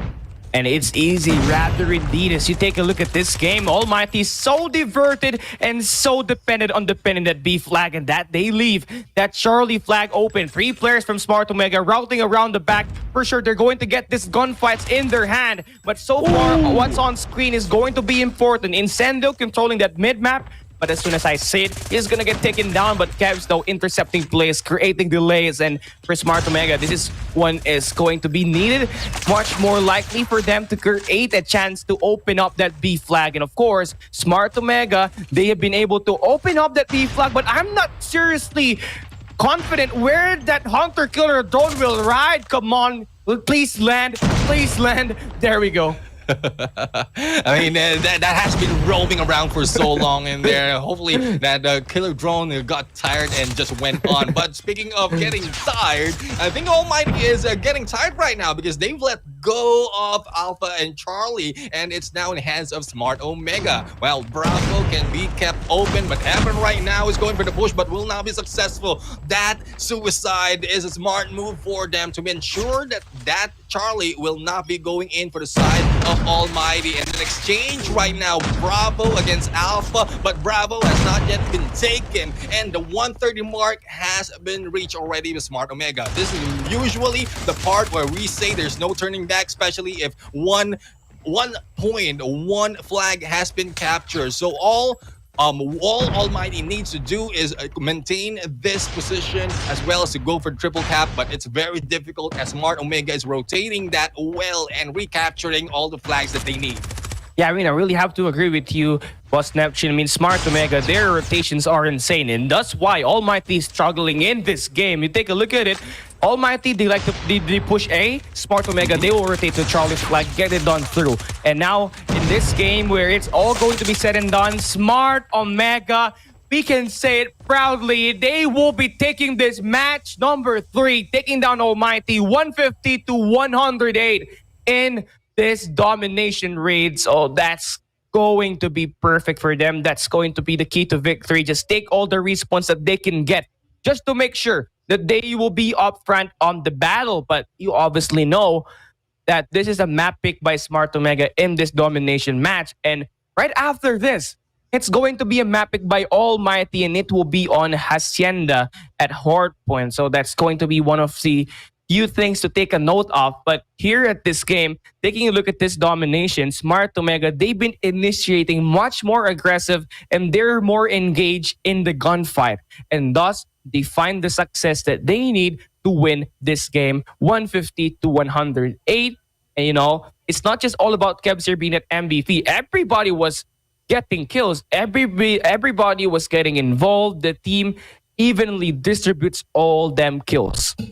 Yeah, definitely, and especially for the side of Whoopi right now, staying or capturing a lot more compared to the rest of the teams. And as we can see, how the kills are spread out. So this is how each of all the members of Smart Omega is really involved in that gunfight. And you mentioned about the respawn modes going against SND. That is a 60-40 chance. So if you can double down on respawn modes on all 5 maps, you will have a greater chance to take this win for this series. And I think that is what Smart Omega is working on right now. If they'll be able to do it for the next map, then they will be the ones moving up to the next level. But I don't think it will be an easy win for them, because Almighty right now, that regardless of whether they're fatigued, they are in here for blood, and they will be getting more of those points to be able to prove that they still have what it takes to go and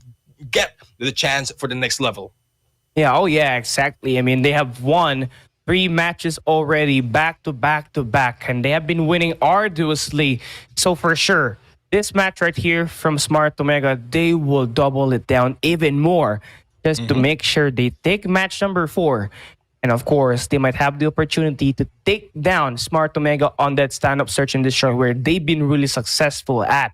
But for Almighty, this is going to be the first time that they will pick Hacienda in a respawn game. Same goes for Smart Omega. So these teams might be quite unfamiliar when it comes to playing in this game competitively, but for sure, they go through this map in scrims. Hours and hours of practice just to make sure that they will be playing in this map itself. The Lion going to represent the Lion City, represent Singapore Kings, the Kings of Singapore and Almighty. But let's come and continue. Smart Omega, they only need one more map. We go to this hard point. Smart Omega can end it, but Almighty, they have a chance to make sure they force a match number 5. Heaven, he picks, he moves, he removes 1. That's one way you kickstart this hard point.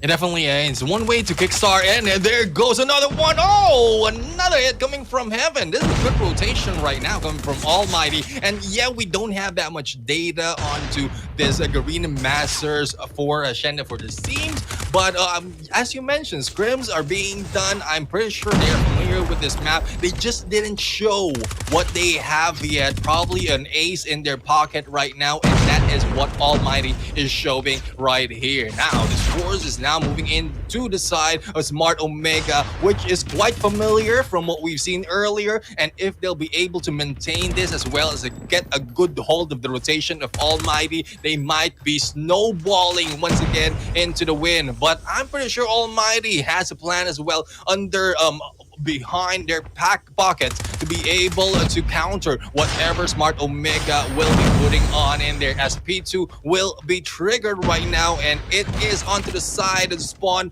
Smart Omega. So Almighty need to rush in, but need to be careful not to be eliminated, but I think they have been already. Yeah, they have been already, and they get pushed so far back. So right now for Almighty, they get the split spawn, so that's a good thing.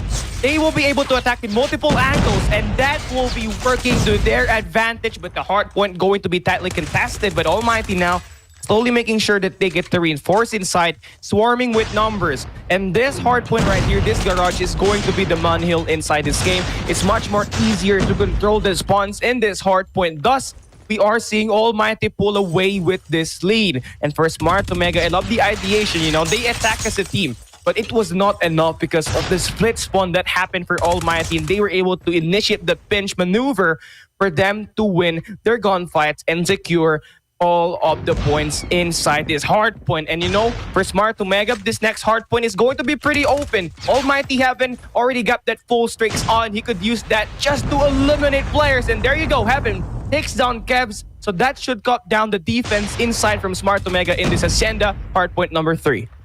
I love how they entered this point number 3. The triangulation of the side of Almighty was proven efficient, especially with the score streaks already in play. But the later part here is where Almighty is now being able to go in against Smart Omega for that push because they're coming in from a one position. And also the open area right now is also a good opportunity for them to utilize those score streaks. And shut up right now with 3P with that Annihilator before being taken down, Callie. You know, little things like that is going to help your team buy some time to reinforce inside this hard point. But for Almighty, they're spawning crazy. They spawn to the left side, they spawn to the right side, and things like that is going to mess up your team play. But you know, for sure, Almighty is going to have the resilience to bounce back in this game. But this hard point, one major play that Smart Omega did was go in for that early rotation. And once they did, they zone up the hard point, and they were able to score the majority of the time. And now we move into this next hill. P4 again. The bottom side of the minimap, we go next to the garage, and this one is going to be quite feisty. 3 entryways in this hard point, but for now, Smart Omega is controlling this hill, but that soon would change. Left side versus right side. Looks like Omega Whoopie is going to get taken down, but for now, Almighty, they got control inside, and this is what matters. Yeah, definitely. This is what matters. But as we look at the points right now, how well they're exchanging their navigation onto the hard point as well as taking over onto those points. Almighty, we've seen all gold or all yellow in that area, but Smart Omega is not backing off that easily. The moment they have a chance, they catch up on points, and they are not being left behind. We are seeing an overextension for side of Whoopi right now, and Whoopi is just laying out there, making sure that there will be enough support for the members of their team to go and take that hard point. Candy, on the other hand, will be moving in the second floor and clearing this area before they go into the next point that will be opened right now. And yes, this is going to be a pretty important hard point. You know, if you do get majority of the time, you get to pull away on the late game, and that could score a huge boost in the confidence of your team right now in this situation. Now, Smart Omega, they take the first 100-point mark. They reach it first. And for Almighty, they gotta come back and bounce back, and they do so respond by stepping inside this hard point. Though Smart Omega's got far better control in the map itself, as they do have the chance to get the second hard point in their control with the spawns that they have. They do so will flip that. So Almighty, they're gonna have to get it a little bit more better. 108 to 98, a 10-point lead. Smart Omega, they need all the points that they could get just to make sure they get a far better edge when we move into that next hard point. And you obviously know at the next hill is where things go down the line. Yeah, definitely. Right now it's dead smack in the center of everything, and power positions really is questionable because there's a lot of power positions for that hard point. But this one is more one-sided, and this is where we saw the split spawn, which will be a good indicator of who will be able to take this point. And there you go. The points is now scores is now moving in favor of Smart Omega, but the split spawn is being in favor of Almighty. If it will not be stopped in there by Smart Omega, then they might be taken over. But the 130 mark has been reached, and the stoppage of Almighty is being done, getting close to the end of the game, and we might be seeing another point for Smart Omega right here. And you know, for Smart Omega, they will not repeat the same mistake twice, going in for that early rotation as they look to end this game right now. Almighty, this is the end. This is where the journey would end if they do not play great. And right now, Heaven stepping up huge. 12 seconds is the time for them to hold inside this hill, but they get flushed down. 5 points for the win. Smart Omega will end it here. They advance to the grand finals, taking down ALMGHTY. ALMGHTY has been taken down, and they will be taking the third place at this point. Now, Smart Omega will be able to redeem themselves in there for the grand finals. They will be advancing, going in against Blacklist Ultimate once again. Now, well, it's not just history. It just happened earlier. So there's a lot of learnings that has been done already by Smart Omega from the battle that they've seen from earlier. in this day. But as we look back into the post game breakdown of this game, it's not really all one sided. We've seen how balanced the exchange of points as well as the hard point in there has been done by both teams. But it's more evident right here that rage is one of the key factor that brought the win for this side. We did highlight Rage earlier that if he plays great, the team is going to reciprocate and be successful with him leading the charge. And he did so help this team not only get 21 kills, but of course, score a lot of points inside at hardpoint, leading every individual in the hardpoint time 1 minute and 13 seconds. Now, obviously for AMT, this is the end of the line. They placed third in this competition. It was GG's. This was their map pick, but at the end, Smart Omega, what they did great was not repeat the mistakes twice. Moving Yeah. into that garage, we did see AMT go in for that early rotation and Smart Omega go in for that late break. Then there, they drop their bodies, they go in for a split spawn, and they had a rough time controlling. What they did next is just make sure that they go toe-to-toe against AMT, just controlling the gardens, making sure they control the statue as well. And then when we move into that hard point at that mid-map, towards that reset, they're able to go toe-to-toe. But then the key difference between Omega and AMT was that Smart Omega, they had the early rotation going to garage to end it. And of course, when they were there inside the hard point, they swarm every corner. They guarded the perimeter. They got the score check. And of course, the operating skills to back them up. And AMT could do nothing about it. I mean, they tried. They went in inside, attack as a team, but it was not enough because Smart Omega, they got a favorable spawn. And they were a lot of players inside that hard point that can eliminate them. Yeah, definitely. I mean, it's a good positioning for the side. Smart Omega, Almighty really tried their best, but I think that will be it for the side of Almighty right now. Yeah, they tried. They tried very, very hard, but they lost in here very, very hard as well on a 3-1 on to the point. But still, we can consider them one of the greatest team that has jumped in here on the Garena Masters Season 2. But unfortunately for them, they will be ending up third, and Smart Omega will be moving up another level. Well, going for a redemption story to go against Blacklist Ultimate.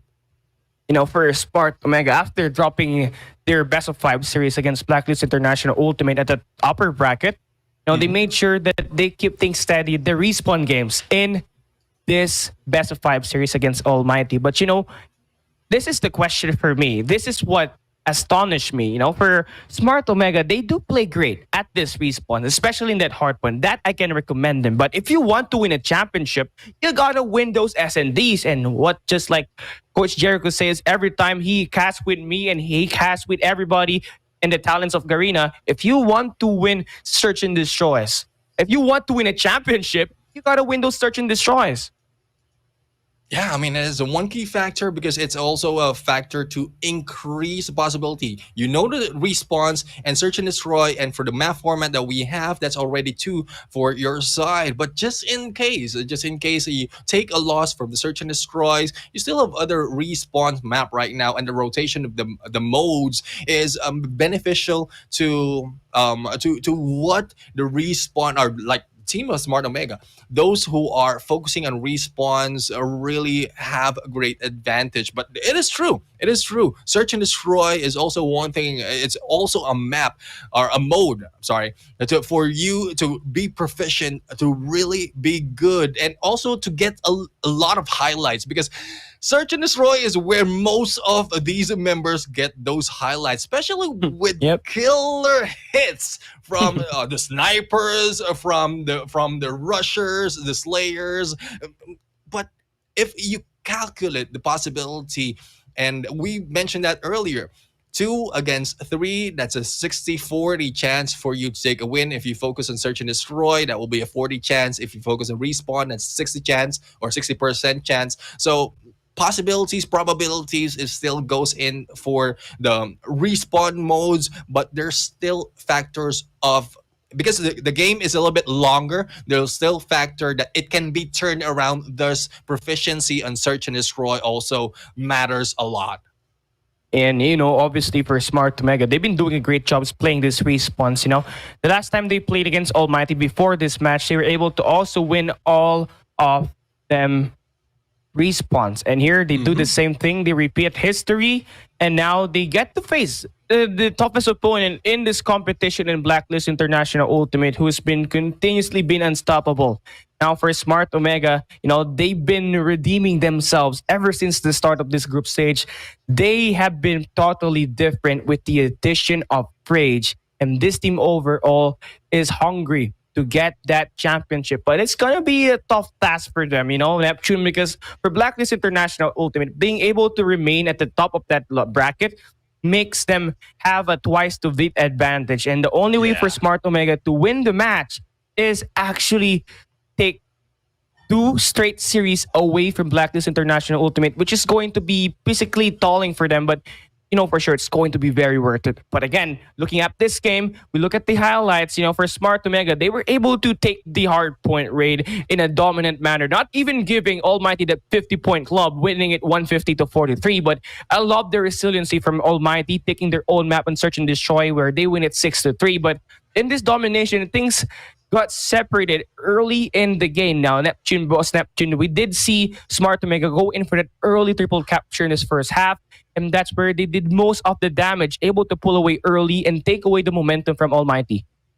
Yeah, definitely. I mean, we've talked earlier before the game that Almighty has already the fatigue factor to their side, and I'm worried, really worried, because you mentioned about the twice a beat capacity for the side of Blacklist Ultimate. It might be the same case for Smart Omega right here. If they go and take that win, they will be battling it out twice the beat for the side of Blacklist Ultimate, and fatigue. If they are not well rested, or probably their mental fortitude is lowering right now, it might be a factor for them to dwindle on performance. So we'll have to see how well will they be able to hold in here. And speaking of hold, one member of Smart Omega who have a great hold of positioning as well as a key factor of winning the game is Idra. We have an average kill of 16.25, 12 on average death, and 7 for the average assist, with an average score of 22.92 and a KDA of 1.35. One of the key members of Smart Omega right now,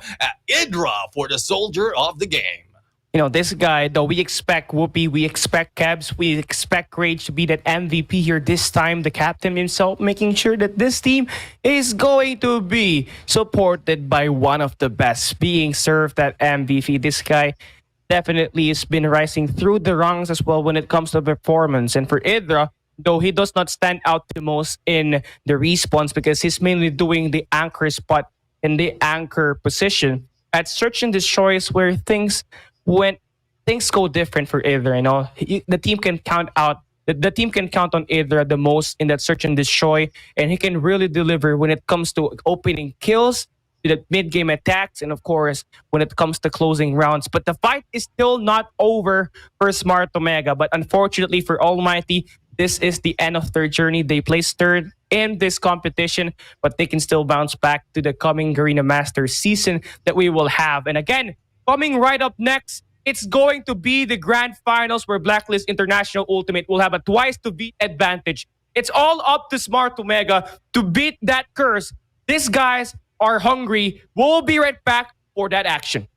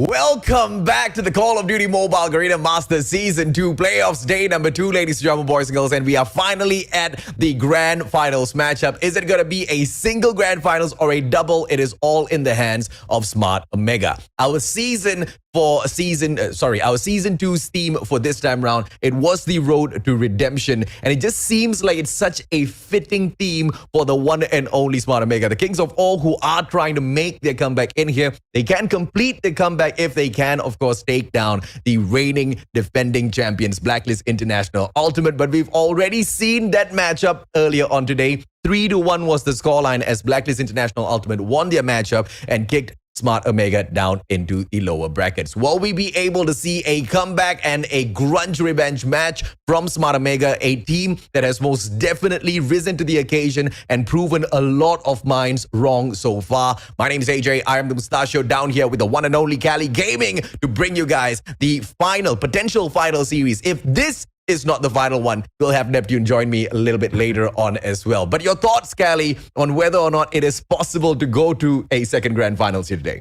Now, for me, though, I mean, Smart Omega, they're so good at those hard points. But for me, if they do want to force that second grand final, they got to win that search and destroy because that's where they've been struggling at the most. I mean, you did see it earlier. They dropped the map against Blacklist International Ultimate, losing it in a very dominant manner. And of course, the same thing happened against ALMGHTY. So they got to fix that search and destroy before we even talk about that second grand final. But for me, for them, you know, being able to see them advance to this grand finals, it's kind of refreshing for me, AJ. Oh yeah, absolutely, man. I mean, it's been such a long time since we've seen Smart Omega reach such heights. And I have to, you know, reopen the conversation that we've had going on for such a long time because obviously, the roster change for Smart Omega, that was quite the shocking thing as Rage got brought on in. Crush was brought from the team. A lot of people were thinking, how are they going to perform this time around with a new roster? Is it going to affect their performance?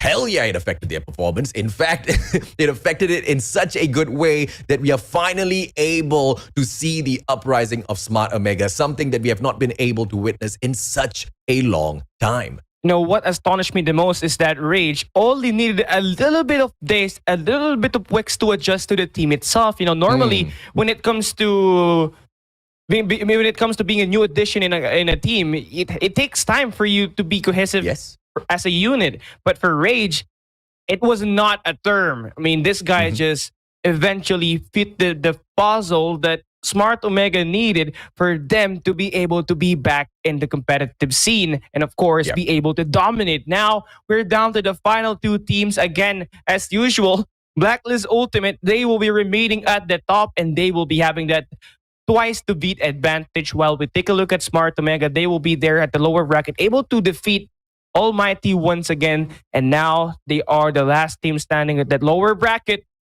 Will they be able to take one and let alone take another series against Blacklist in a best-of-5 series? Oh, yes, sir. It is an all-out Filipino clash in the grand finals of the Garena Masters Season 2 in here. The road to redemption isn't getting any easier for Smart Omega with a double grand final setup in here. After going through so many series in for the playoffs already, they must be tired. They must be all out, ready to take a break. But unfortunately for them, they still have to stick on to potentially jump on into 10 back-to-back matches. Let's look at the lineup. Rage, Idra, Jay-Z, Candy, Kevs, as well as Whoopi. This team that has been making a solid comeback, and it has been Whoopi that has been leading the team with such an inspiring, you know, momentum in each and every single one of these matches. Just like Heaven, he doesn't just surprise us in those SNDs anymore. It is those respawns where we see Whoopi do his best as well. Kevs is the second point man for the side of Smart Omega. And the third guy that you really want to keep your eyes on if you're the opponents of Smart Omega is Rage, the one and only Rage that was brought in to replace Crush. And you are absolutely right, man. This guy barely took any time at all to adjust himself to the chemistry of Smart Omega. And not only did he adjust to the chemistry of Smart Omega, he is outperforming Idra as well as Candy. And now that is something you gotta salute to, man. I mean, Idra and Candy, they have just been the long-time members of the Smart Omega team, and they have been such instrumental pieces within the squad in itself. to outdo their performance, bro, it's just saying so much about the quality of Raid. Yeah, you know that the fitting in is not really a term for Rage because he does so well in the competition. But you're going up against Blacklist Ultimate, a team that they lost earlier in the day in this playoff stage too. They go up against AG, Jaben, Skur, Din, Yato, and Yobabs. These guys are mechanically insane. You want to talk about a player to watch? Well, I can't name one. I can't name two. I can't name three. I can name everybody. These guys are just how well and how mechanically sound they are. And you know, obviously for Blacklist Ultimate, everybody can create plays. But one player that really stand out the most for me, AJ, it's Yato with the way he controls the pace of the game when he is out there in this response. Oh, yeah, no doubt, man. I mean, if you want to say Yato is the guy you want to look out for, I most definitely will agree with you. And yes, I do agree as well with the statement that each and every single player on the side of Blacklist International Ultimate deserves our attention. But Yato, he stands out. He sticks out like a sore thumb. In terms of performance, we can say that the Smart Omega team members are a little bit closer to each other. We see Whoopi, bagging a total of 11 MVP titles, and Kevs is right behind him with 8 MVP titles. Yato, on the other hand, has 14 MVP titles to his name just in this competition alone through the group stage as well as the playoffs. And the nearest player to him would be Yobab, Skurd, as well as Jabin, who each have 4 MVP titles to their name. 14 versus 4. He outdoes the rest of his team members by so much. And to think that this guy is such a young player on the side of Blacklist International Ultimate just blows my mind. Once again, I'm confused as to why are we looking at a head-to-head between Skurd as well as Whoopi, but let's just go with it. 16.27 average kills on the side of Whoopi up against Skurd with the 19.27, just being outdone a little bit here, Mabari Whoopi. 14.64 in terms of sustenance out there on the battlefield. You can see that Skurd falls a little bit lesser. Obviously, that's going to be putting the KD average of Skurd to be a little bit stronger than the side of Whoopi. 1.42 versus a 1.11 here, Callie. And yeah, I mean, the statistics greatly favors Blacklist Ultimate Skirter, not only in the kills, that assists, in the KDA, but of course, in the total domination capture as well. Well, we are also going to see, though, Smart Omega Whoopi will be having a lot better hard point capture with 1 minute and 33 compared to 1.22. I mean, for Blacklist Scare, this is just great stats. But, this head-to-head right here, it's only going to look out for the individual players. But in a best of 5 series where it's going to be a 5 versus 5, of course, these guys are going to stand out. But what matters the most at the end of the day is how the teams play, and not for them to get the victory in this competition. Now, for Smart Omega Whoopi, and of course for Smart Omega themselves, they will be here as the underdog compared to Blacklist Ultimate. Overall, Smart Omega most definitely has outdone their previous performance in the Garena Masters Season 1. And this time round, managing at a very minimum the second spot. They might just be the winners of the competition overall, but we have to go through 2 back-to-back best of 5s. And with Blacklist International Ultimate winning the coin toss here for the first Grand Finals matchup, it just makes the pathway of Smart Omega making their true comeback a little bit more difficult. And the very first map that we will head on to would be Takeoff. Hacienda, as usual, is a standard ban from Blacklist International Ultimate. And as discussed earlier on, we know exactly why Smart Omega does not want to play on slumps. So 5 basic rotation maps within the pro scene will be played in here. No new maps at all. But when we look at their performance at Takeoff, ladies and gentlemen, boys and girls, both of these teams have played there, but we have also seen the players of Smart Omega take a fall. And who did they fall to? They fell to Blacklist International Ultimate earlier on today. And that's going to hurt the statistics of Smart Omega, but they have the chance to make amends and make sure that they will not repeat the same errors that they had against Blacklist Ultimate in the map itself. And obviously, for Blacklist Ultimate, when it comes to a best of 5 series in a competitive map that we've had for like years after years, you obviously know that they're going to perform with total map mastery. Now it's up for them to make sure that their condition is going to be even better compared to Smart Omega as we kickstart the best of 5 series in that Takeoff hardpoint. But one thing I really want to point out the most here is that Annihilator getting banned and that Purifier ban as well, that Sparrow is going to be open. And I'm not entirely sure if that will do make a difference. But I do love to know your thoughts about that Pharaoh, AJ.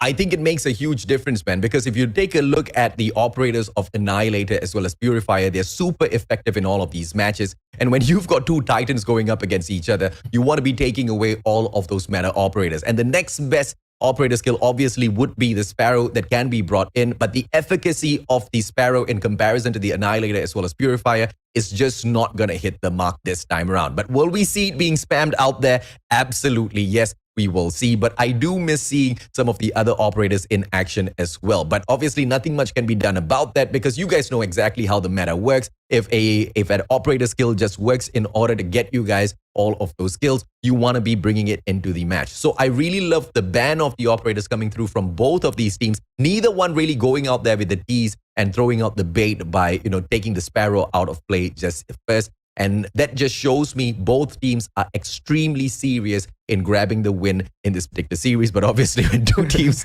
are as serious as each other, it's going to go down to the wire in a little bit. But of course, as we have a little bit more time to discuss the maps here, Callie, Firing Range, Summit, as well as Raid, that's going to be the Domination Hardpoint as well as S&D matchup to round things up later on. Domination at Firing Range. We have seen the players of Smart Omega go out there and dominate quite a bit. But in the exact same way, Blacklist International Ultimate has been hanging with the very best performance at this map. So it really is going to take a lot for Smart Omega to pull a victory off of them here. And of course, it's not a double down effort. That's triple the effort. Because they're going up against a tall Titan who's been undefeated in every major competition that they have played so far. And that Firing Range is going to be a key point, a turning point. If Smart Omega takes that, they will really stand a chance. But, for Blacklist Ultimate, as usual, their map controller is insane, especially when Yato will be able to unleash his inner beast. And again, if you are Smart Omega, you want to shut down one player that could make a lot of plays for Blacklist Ultimate. Yep. I think it has to be Yato that they need to shut down in every response that they play here today. But, for sure, that Firing Range, I feel like I gotta lean a little bit towards the hand of Blacklist Ultimate, AJ.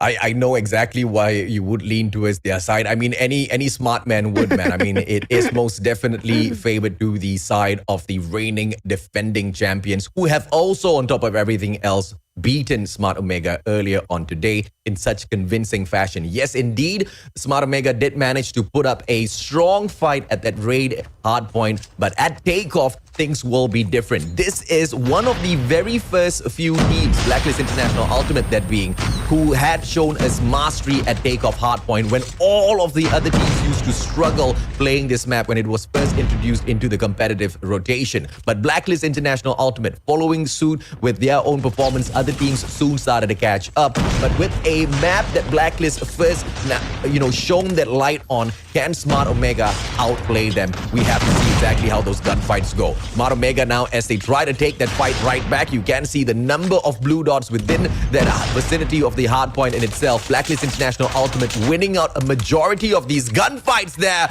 But finally, the break will come through from the side of Smart Omega. But this is just the first hardpoint, which will swing quite drastically back and forth here, Callie. It's going to be back and forth. Obviously, since we have the hard point right exactly into the middle of the map, a lot of entrances and a lot of areas where you can get taken down, and of course, a lot of entry that you could just step inside at hard point. But for now, Blacklist International Ultimate doing a great job. Just making sure they score majority of the time, 35 compared to 14 of Smart Omega. But this next hard point right here is going to be pretty important. Right now, Blacklist split spawn situation. Rage is going to get delayed, going to get taken down, and the hard point opens up with Blacklist International Ultimate scoring the load in this initial time as we get to see them continue even more. Smart Omega, I love the play that they do here, AJ. They got the anchor position. They got the favorable spawn. All they just have to do now is capitalize and stay in that hard point. Yeah, but the problem here is Blacklist International Ultimate, man. They've just got those superior gun skills. They don't even bother going in for the spawns. They bash their head straight into the hard point and win it purely with their mechanical capability. But Smart Omega now trying to play those strats. But the spawn held on by Blacklist International Ultimate with 23 seconds to go. They have to bring their numbers right back in. And if Smart Omega cannot control this spawn within their next attack, they should immediately double back towards that P3. We already see the players spawning out of generator area. That is going to be the favorable spawn if you want to play P3 as well as string it into P4. So Smart Omega starts things off advantage here. They just need to win their gunfights. And they have to stand here right now in this hardpoint. This is going to be huge here. This hold right here, this hardpoint number 3, is going to give them a chance to make sure that the game will be a lot closer. But here, this hardpoint number 3 is where we do see this Sparrow gets to be used, and it's a matter of usage efficiency for both this team. Right now, Smart Omega, they will be clinging inside his hardpoint. Generator attack here by Blacklist, but Candy will be shutting them down one by one, delaying the attack, and the reinforcements for Blacklist is going down to the bottom side of the minimap, but the Yobabs win one huge gunfight, enough for them to be inside this hill as they continue to rack all the time in the hill. Yobabs playing so great right now, 4 in a row. Amazing stuff, ladies and gentlemen, boys and girls. Now, Jabin as well as Yato, they come in here with the backup as well. Kendi gets taken out of the equation, 42-84. Blacklist International Ultimate with the lead, and the numbers here just not favoring the side of Smart Omega at all. And what they wanted to pull away in terms of victory seems to be even more difficult than anticipated. But with the final few seconds of victory at this P3, the early rotations on set for the Smart Omega side as well, this might just be a good comeback. But can they sustain now? The 3 players holding on to the favorable spawns for P4. They will continue to win all of their gunfights. And Smart Omega, they are doing every single thing that's needed out there to make a good comeback. Making sure that the operator skills are going to be worthwhile. They are going to be inside his hardpoint for the first 20 seconds. Here comes the Hunter Killer drone. It's going to take 3 players down, and that's going to be huge. Cavs with the great plays, but no. Get shot down immediately. Pincher maneuver for Blacklist Ultimate, and they get to stand inside his hardpoint and a little bit more points, and they're going to reach at 100-point mark already. 2/3 away from winning this map itself. And if you're a Smart Omega, you gotta win those gunfights. That's been plaguing them right from the start of this competition.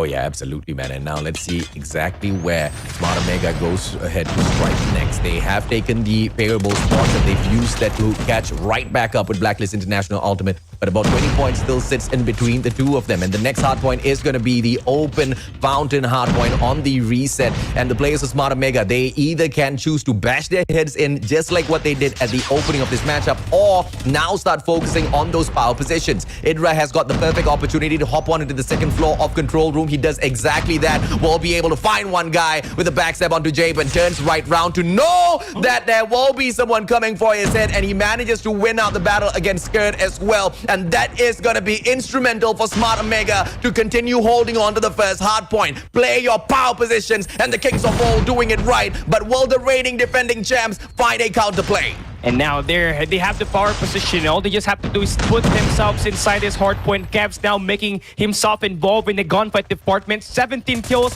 looking to make it 18. And now for Cavs, making huge plays after plays. But one major thing that he's doing great so far for Smart Omega is stepping inside his hardpoint. But that soon would change. They do have that front row attack now in their hand as they do have this lead. 107-110. It's going to be the score of this game. 5 seconds left. We're going to duke it out even further as we move into this hard point number 2. And this is going to be the turning point. 110-111. Oh, yes, sir. Yes, sir. 3 bags full. The Sparrows can be brought out for the play this time round. Range popping off left, right, center. But Yobabs makes quick work of him. And here comes Yato with his own Sparrow play as they shut down one after the other. The players of Smart Omega, they take over that P2. But the spawns of P2 still held on by Smart Omega. And they can still turn things around in here. 117-119. Blacklist International Ultimate have not run away too far just yet. But on the hard point now, 3 players playing that objective. Whoopee brings in his Sparrow, but eats a Sparrow out of Tin's hands instead. 128-117. Tin on the prone, looks for Rage. Can he pop him off? Pulls out the boxing glove and Rage punishes him instead. 131-117. The challenge comes through for both teams in here. Neither one wanting to go down, but Smart Omega breaks the hill and then gets their heads broken as well as Blacklist International Ultimate come right back in there with the assistance of the favorable spawn. Yeah, favorable spawn right now in this next hard point. The fight is not yet over. They can stand in this hardpoint number 3 and get this victory. This is where it all ends. Ithra with that Predator missile delaying the game, but the damage has been done. Blacklist ultimate somehow will be able to penetrate through the defense of Smart Omega in the early rotation. And Yato with 27 kills gonna have that Haunter Killer Drone as well. They will be attacking the perimeter first before they make sure they invest themselves inside this hard point. J-Ben will be inside to play the objective. 9 more points for the win for Blacklist. Smart Omega looking to come back, but they gotta stand even further with the 2 piece here, AJ. Oh, but look at Rageman gets a triple with those thumpers, but he gets taken out. But there will be backup from the one and only Whoopi. 140 to 141. Smart Omega in the fight of their lives to prove their worth out here on the battlefield. But Blacklist International Ultimate refuses to give up. They have got the spawns. Now pincer maneuver from Smart Omega. Are they going to be able to break this? The answer is no. And with 6 points between them, Blacklist International Ultimate grabs the victory. That's gonna be so close. A pretty back and forth until the very end, but Blacklist International Ultimate, their gunfight stands a little bit stronger when it comes to playing on that late game. They did so win in a 6-point differential, but that was too close for my liking. Despite their map pick, they did a great job. Yato probably is gonna be that MVP. Take a look at this. 31 bomb with 18 deaths. That's just ever. As expected. I mean, that's going to be expected for Blacklist Yato himself. But this one right here, you know, if Omega could have done a little bit more better reinforcements at the end, AJ, this could have been theirs. And that is MVP title number 15 for Mr. Yato. I mean, can you guys just take a second to absorb that into your minds?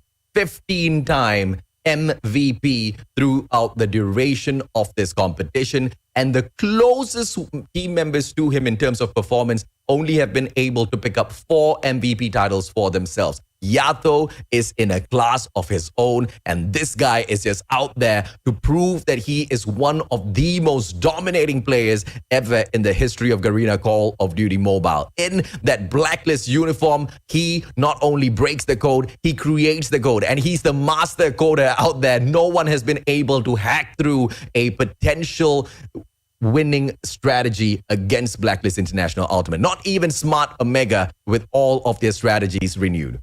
I mean, I have to possibly agree with you. I mean, Smart Omega, they have been able to make recent roster changes that should make sure they get a lot more better when it comes to that firepower. But it seems like Yato's playmaking abilities just clearly outplays Smart Omega at the end of this day. I mean, this guy Yato right here, I mean, having the 31 kills, was able to intercept a lot of players that will be on rotation. And he has been that bane for Smart Omega on that takeoff hardpoint. Now, this is where astonished me because, for Smart Omega, they've been struggling on search and destroys today. They lost one against Blacklist earlier. They lost one against ALMGHTY, both in the Summit map. But today, it's going to be different. Standoff S&D, this is going to be their map pick. But I do love to know your thoughts about this match that we are going to go through now. Standoff S&D, I think the players of Smart Omega have proven themselves so far in the competition just through their results. 3 times they play S&D at standoff, 3 times they grab the victory, having a 100% win rate. A 100% win rate on the side of Blacklist International Ultimate as well, but they only have had played and won a single matchup. But does that mean anything? Absolutely not. What it does show is both of these teams, they have got true mastery over this map as well as mode whenever it's played on standoff, but it's still a 50-50 cut between the two. As heated as that hardpoint matchup was, I'm pretty sure this S&D is going to be as well. I won't be surprised if it goes down all the way to around 11 here, Callie. I have to agree with you. These teams are just so stacked, but, in order for these two teams to actually find their winning plays, there's going to be conditions. And for Smart Omega, it has to be Whoopi playing great, getting those initial kills, and of course, being engaged early for this game to create that momentum for Smart Omega. Now, for Blacklist International Ultimate, as expected, Yato has to continuously perform just to make sure this team is going to have a far better edge on the first bloods and, of course, in those mid-game situations. Now, honestly, for me, I have to agree with you. This is going to be a 50-50. But honestly, it's all about what's going to happen and how will the team react in a certain situation that they will be faced in this competition that we are about to go through in the search and destroy standoff. Oh, yeah, absolutely, man. I mean, if you want to talk about data, we have got a 1% advantage here that Blacklist International Ultimate holds over Smart Omega, as Blacklist International Ultimate has got an 89% win rate at SND in comparison to the 88% win rate of Smart Omega. Like I said, man, these two teams are so close to each other. It's just absolutely insane. The one thing that differentiates them is the maps that they have played on so far and the frequency of how many times they have played on those maps. But in terms of performance, in terms of what they've been able to put out there and drag back in terms of victory, has been absolutely astounding. But one cannot forget the result of the previous matchup that we just witnessed earlier on today, where Blacklist International Ultimate met Smart Omega and they beat them 3-1. Initially, it was a hardpoint victory by the Smart Omega side and then a clean sweep by Blacklist International Ultimate. This time, Blacklist International Ultimate starts off with a victory. Perhaps a mirror image in this matchup. I don't know, man. Anything can happen. Yeah, anything can happen at this point of the game. And, for Smart Omega, they just got to make sure that they stay at their A game right from the start until the very end of the competition. And I mean, not only from Whoopi, we got to expect more from either. Who's going to play so consistent, is getting so involved in those search and destroy. So if we can continue to do the same thing here, guaranteed that we might see them actually pull off quite enormous type of plays. But, AJ, I think for them to win this game, we got to see another power player for Smart Omega. It doesn't need to be 2; it needs to be 3. 3 players that can stand out, just to make sure that Blacklist Ultimate is guaranteed to have a rough time. And I feel like we need to see more from Kendi here for Smart Omega in this search and destroy itself. Good luck with that request. I don't. Kendi hasn't been having the best of time in the competition, man. I mean, he has been the worst performer on the side of Smart Omega to this day in terms of the group stage as well as the playoffs. But if you want to look out for a performer, it should be either or both Whoopi as well as Idra. Idra mainly is your point man for these SNDs as he goes in for those very aggressive setups, and Whoopi, usually with the sniper from the back, will be able to control the pressure. But now look at this, brings out the SMG instead, but Yato with a secondary MW11 for the supreme takedown of Whoopi himself. Jabin gets one, but Idra gets a double, and the numbers are not on the side of Smart Omega as they drop their final man. Blacklist International Ultimate once again strike first. 40 seconds is all it takes for Blacklist Ultimate to take that round number 1. And Blacklist Ultimate, they were on the defensive side, but they were the ones on the aggressive. Smart Omega got put to their heels and they got pushed so far back.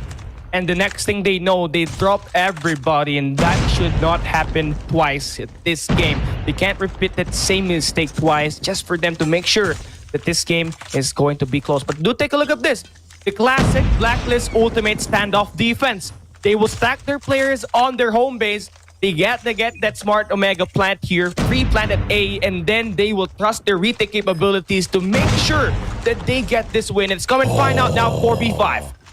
That's a 2-0 so far. Yato has bagged out Whoopi 2 rounds back-to-back. Earlier with a secondary, this time with a grenade. Yato is not only out there to perform, but he's out there to make a statement as Blacklist International Ultimate looks for Kebs, hunting down the final player, Kebs with the early shots, but the defusal comes through from Yobabs, and they will be able to pull away second round as well. Blacklist International Ultimate now forcing Smart Omega to chase them. 100 moves further and ahead of 100 moves ahead is what Blacklist Ultimate has against Smart Omega. Right now, they are calm and collected.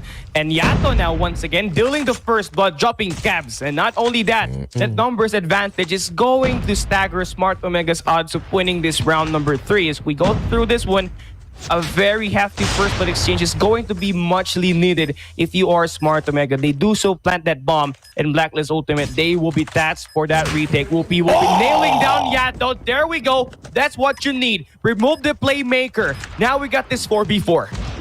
Absolutely, sir. And also take a little bit of a sweet revenge there. And that is 2-1 so far. Whoopi strikes again. Can he find yet another? Yes, he will. Jabin taken out. But 3 kills from the side of Whoopi is more than enough to put Smart Omega in front. 2v1. And they should be able to bag it as they do. 1-2 now. Smart Omega, they look for their way right back in here. But look, Whoopi, we know exactly what he's looking out for. He needs to find Yato and potentially his head as well for some quick scope.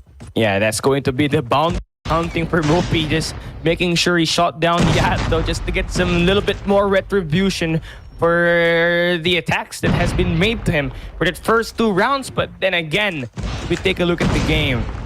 Still, Blacklist Ultimate, passive aggressive. They got 4 players guarding their home base and 1 player guarding that mid map all the way to the truck. So this guy's gonna have access to that tank section in a far better angle. As soon as that 1 player cross, I doubt that it's going to stay alive. But you know for sure, these 2 teams are keeping their plans to their chest. Waiting for the win! Full blow. Whoopi takes down Yobabs, and now we get to see the attacks come through. Smart Omega, they win the trades, but for Scared, he is that playmaker. He sprays and he eliminates Scabs. We got this 3v3.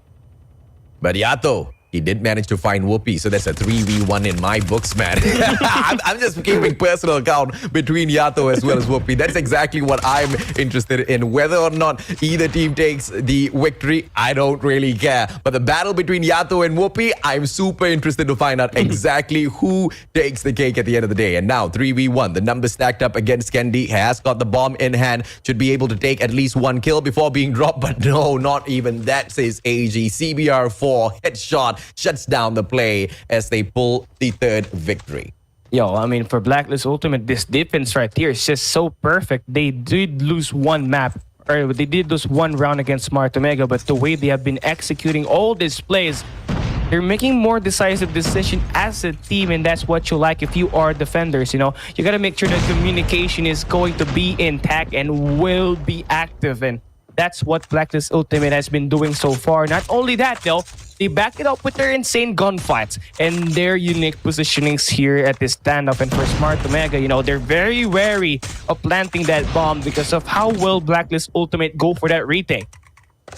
It's a good push into the bomb site, and now the plant comes through. It's going to be Kendi with the objective play, but Skirt gets flashed out and he's not going to be able to pressure the players of Smart Omega. Thumper looks for Kendi. Hitmark comes through. Kendi needs to get away and he saves his own life. Skirt with the pressure will be able to assist Yato as Kendi gets taken out of the equation. AG dropped by Kendi. Rage with a double. Caps join him as well as Blacklist International Ultimate now survives with just 1 single player. Yobabs, can he go in for the slay as well as defusal? Backstab by Idra makes sure that it's not possible. Smart Omega pull 1 more round before they switch sides. Yeah, beautiful 2-1 play there from Kevs and Rage. 1 player on the tractor, 1 player in that cubby, and they will be able to secure the angles that they need just to eliminate the 1 angle entry from Blacklist International Ultimate, and that's much needed for them. That attention to detail is going to lead them to places. And again, for Smart Omega, they have won now their 2nd round. Let's see if that's going to be used as sort of a momentum puller now as they look to shift the tides around. Whoopee! Stopping Yato! How many is it right now? What's the map count right now, AJ? 2-3, sir. Whoopi 2 and Yato 3. That is the count. Let's see exactly who will be able to bag more in here, ladies and gentlemen, boys and girls, Whoopi or Yato. But in terms of the score, it's the exact same thing, 3-2. It reflects exactly what is the score between Yato as well as Whoopi. Yato has got 3 kills over him. Whoopi, on the other hand, 2. Yobabs, Hitmark, and Whoopi punishes Skirt. Whoopi takes Yobabs out as well, and Whoopi is on fire! Oh my goodness, Whoopi plays great, the team plays great, and throw with the final delivery. Smart Omega has woken up from the dead. They're back here to win some rounds, and now they have tied it up in equal. AJ. Crazy stuff, man. I absolutely am loving this grand finals.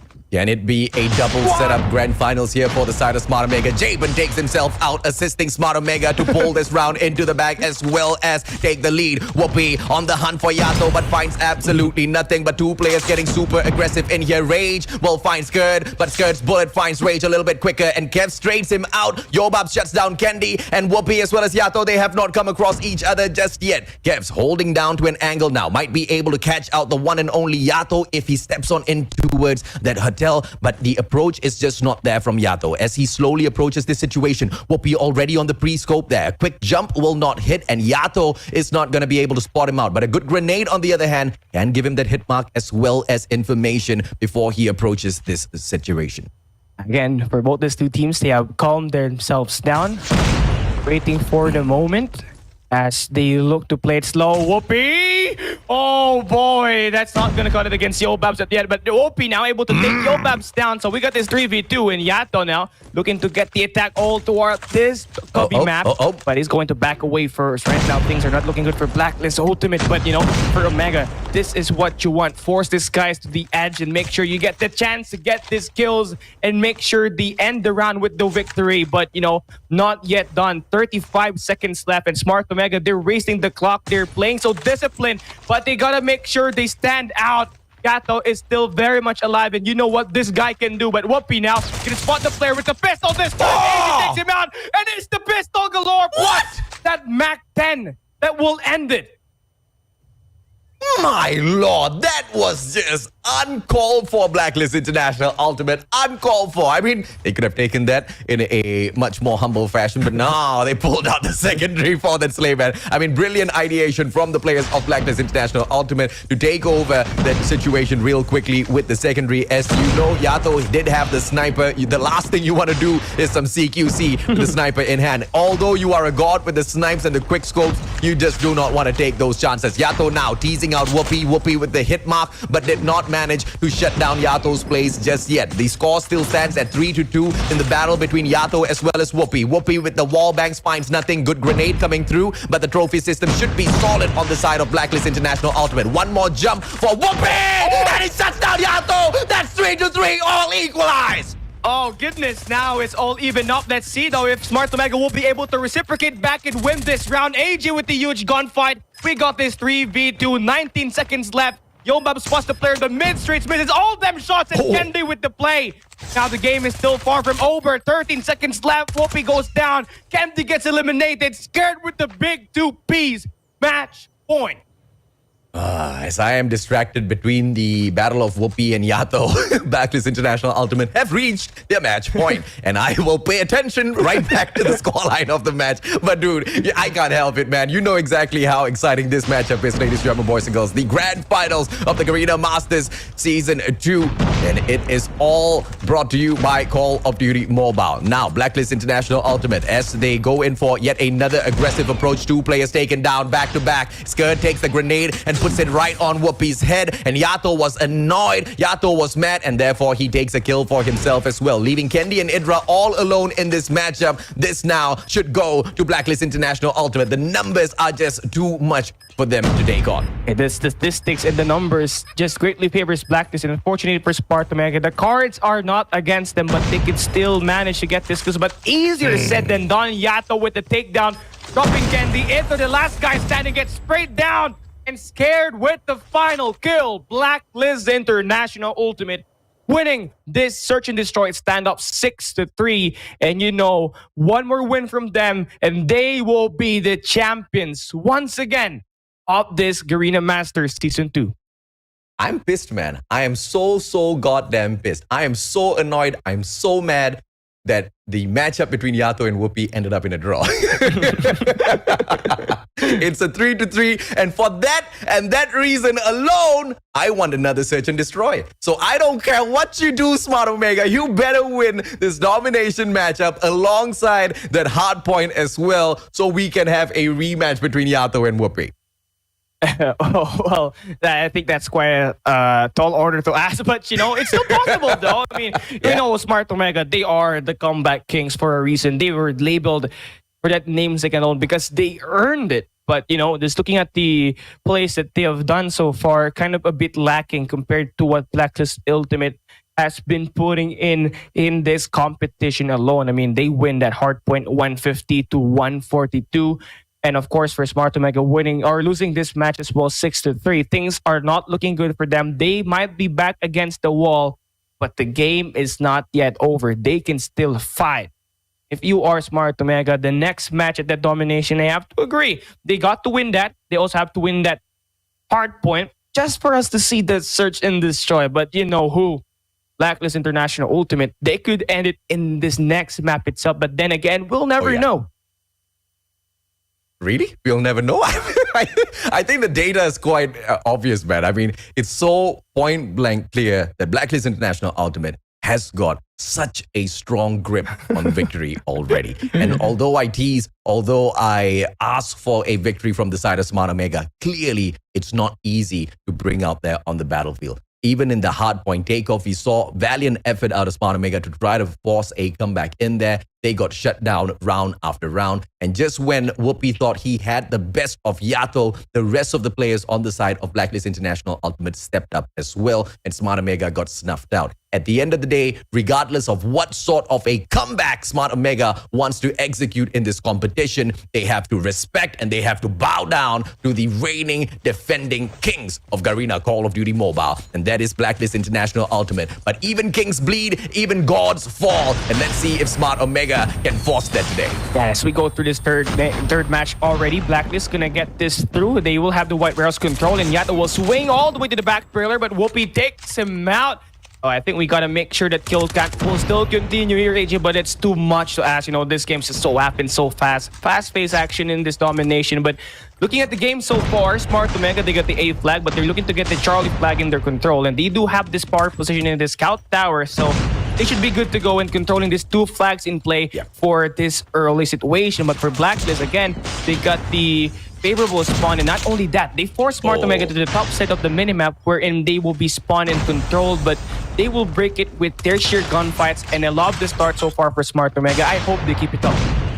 Yep, firing range domination. The win rate for both teams here, 100%. Both teams have played firing range domi twice so far in the competition. Of course, that statistic just means absolutely nothing once again because of how equal they are in comparison to each other. But if you look at the match in itself, if you look at the previous match that they took up against each other, you only see one team shining through, and that's Blacklist International Ultimate. Smart Omega, on the other hand, are getting triple capped. Is this happening right in front of me? The A flag on prevention, and Blacklist International Ultimate with the biggest teaser in here so far. Can they continue piling up the pressure? Because Smart Omega looks like they are about to choke this. Well, I can agree with you right now. No, they've been playing so individual, and that soon would need to change. And if you're Omega, you gotta play as a team right now. And obviously, speaking for Omega Candy, winning that huge gunfight will give him the opportunity to get this Charlie flag now in their control. While Smart Omega is routing around the white warehouse, they will soon get the A flag, but they will get prevented as well. So now we got this nice resiliency from Smart Omega getting the Charlie and the A flag. So this could create some diversion, and that could leave the B flag open for them to use. But then again, Daben will be on the scout tower just to make sure things get a little bit harder for the boys of Smart Omega. And this guy continues to rack all them kills, 3 in a row. Make that 4. And they gonna get taken down as well. 47-40 so far. Smart Omega's got that lead, but Blacklist, they've been winning all these gunfights. Oh, amazing smoke just to force Jabin out of his very peaceful hideout earlier on. One Sparrow kill. Second one comes through with a hit mark. Jabin doesn't secure the slay just yet. Needs to step on out, but knows there are 2 players there for the taking. He doesn't want to give away his power position just yet, but Kendi will still rip that away from him. Whoopi with the backstab takes Kurt out of the equation. 61-46. Blacklist International Ultimate now. They might just get reverse capped here on the triple, but they clear off those markers on that B flag instantaneously. 2 players inside of the white warehouse and 2 inside of mid square. All of them heading on in for just one objective, and that's the B flag, and they secure it like kings. Yo, Smart Omega, you just saw what happened there? These guys are not going in for the flashy kills. These guys are working as a cohesive unit, busy as B. They just make sure that they get the flags all together. And that's what we love so far in this game. They take this match 75-55. Although Blacklist International Ultimate, we see them on screen and they're winning these gunfights, Smart Omega silently operating like an assassin as they've been getting all of those flags captured. But then again, they gotta continue doing that here at this second half, because this is where we see the winners.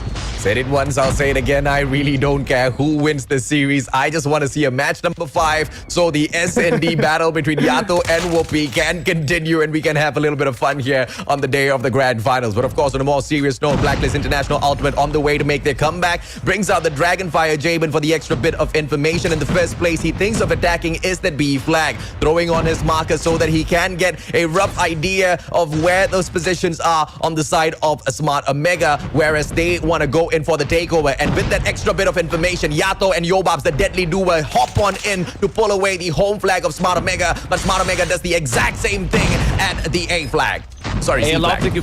I love the communication right now for Smart Omega. Taking that Charlie flag right now, right? That point, they will be having early access to that auto repair shop right off immediately. But they have to defend this B flag, and that's what Ither will do with that Sparrow, holding down his own angle, taking down the two players that will hop in the B flag for Blacklist Ultimate. Now for Scared, this is a prime position for him to get angles on the mid-map, and not only that, for Smart Omega to spawn at the top side of that minimap and make sure that the spawn trap is going to get initiated. Now they're in control of the game. Smart Omega looking to play individually. They got to win this gunfight. And right now for Scared, scaring down apart this game. 95-72. Two flags in play right now for Blacklist. And now the players of Smart Omega heading on straight for the barracks hut play. But here comes the Pretty! And if you want to use your score streak, that's how you do it. Jabin with the masterclass on the Predator missile. And now, as they continue haunting on in here, they will go in for the triple capture. But Smart Omega, in a timely manner, tries to pull away the barracks hut, but destroyed by Jabin and his Sparrow. Triple cap on the way, potentially now for Blacklist International Ultimate. Clearing area needs to be the point of focus, and there's just one player on for the player Yobabs as he tries to get the job done. He gets taken out by the one and only Kendi. The defense is perfect for Smart Omega to make sure they don't get triple cap, but can they find yet another flag? Moving on in for the barracks hut play. Two players on to get that done, but the prevention of play comes through from the one and only Yobabs, who failed earlier on, but on defense he's untouchable. And Blacklist International Ultimate just a little bit more to play catch up and equalize the points. Yeah, 10 more points for them exactly to get this game now, to tie up and make sure they get to pull up front. They need to get these two flags first. Yobab's gonna be very handy with this two score streak that's going to be available for him as we approach this late stage. And at the end of this day, it's not all about the gunfights. It's how well you use the available score streak and of course the operator skills to give you and your team an edge to win this game. And right now for Smart Omega, they take this B flag and that's going to be more than needed for them. Blacklist Ultimate, they look to attack the Charlie flag. They got their resources stacked in there, and they're going to use that MQ-27 Dragonfire to reveal the general location of their enemy. And Yato gets shot down and triple capture, and the game is still alive for Smart Omega. And if you want to use your score streak, once again, ladies and gentlemen, boys and girls, that's exactly how you do it. Here comes yet another Pretty, but whoopee, what did you do, bro? 134 to 110, triple cap by Smart Omega to extend their own lead in here. And now, all they need is a single flag to capture this victory, and Blacklist International Ultimate know that fact as well, and they have pretty much given up on the comeback in here. Predator Missile takes out yet another, and this time, Rage will not go ahead and miss. 150 to 110. Smart Omega pulls one map back. And that's going to be muchly needed as they look to force that search and destroy that AJ badly needed, just to make sure that the battle between Omega, Whoopi, and of course Shadow gets to continue. But then again, this is just one map. Before we even talk about map number 5, they got to make sure that they win this map number 4 first.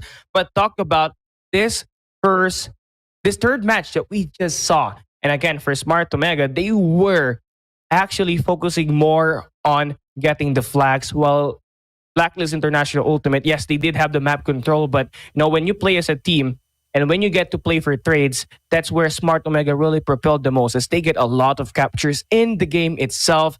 And at the end of the day, they're able to pull up with the triple capture to end the game. And that's just how dominant that's how dominant a domination of Firing Rage could be when Smart Omega decided to play as a team. And you can see it here right now. They got 4 players with 20 plus kills. And if you get involved, you know, the team is going places. But, you know, for Blacklist International Ultimate, they did a great job, you know.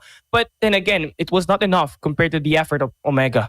Oh yeah, absolutely, man. And with the achievement of this MVP title for the side of Rage, he has effectively overtaken Kevs as the second best player within the Smart Omega ranks in terms of performance on the battlefield. Who would have thought, Callie, a new player who jumps on into the squad, not only does he help the team achieve their prime form, but also becomes one of their best players. Whoopi is obviously in that #1 spot in terms of performance, and Rage now right behind him. If this duo continues to slay out there on the battlefield alongside Kebs, Idra, as as well as Kendi on their backup, I'm pretty sure Smart Omega will be able to push this into that 5th map, and we will have our raid S&D. But Hardpoint, a one-sided map on Summit. Let's see exactly how things goes. Obviously now as we move into this game, a map picked by Smart Omega, but for Blacklist International Ultimate, they really play great in close range maps. But let's see though if they would have the fortitude to get their acts together once again to get the win and of course be the champions of this event. Once again, give it up, Smart Omega, Blacklist International Ultimate playing the grand finals, map number 4. Smart Omega trailing by 1 map, Blacklist Ultimate only needing 1 to be the champions of this event. Let's come and find out as we get this early blows. Blacklist getting involved with that gunfight. 5-0, 6-0. Those numbers keep ticking up in this hardpoint matchup. And the very first hardpoint to open things up here at Summit, obviously at control room number 2, will be in the strong hands of Blacklist International Ultimate, but finally with a break. And look at what Smart Omega's trying to do. They want the spawns out of the Gorilla base, and there will be a hot battle between Kendi as well as Yato, but Yato wins out that battle and abandons his post, which gives away the favorable spawns to Smart Omega, and this is their opportunity to make their way back into the game. And of course, this is one way you win it. Get those gunfights, attack as a team, make sure you swarm the hardpoint with numbers. Now, they will be taking the lead after having a very rough start on the early stage of this first hardpoint. 5 seconds left. We're moving on to new. Where we go is right next to this catwalks. And obviously for Blacklist Ultimate, they will not be there first, but it's going to be a 50-50 battle. Yato now making sure he gets his 7th kill for the day. Just making sure his momentum is going up at this point, but Kendi smokes him with that CBR4. Still going to be a tightly close battle here, but Kendi making sure he gets all the switcheroos, switching side to side. Gonna get that through, delaying the game now for Blacklist Ultimate, but for Smart Omega, pouring a lot of time here at this hardpoint number 2.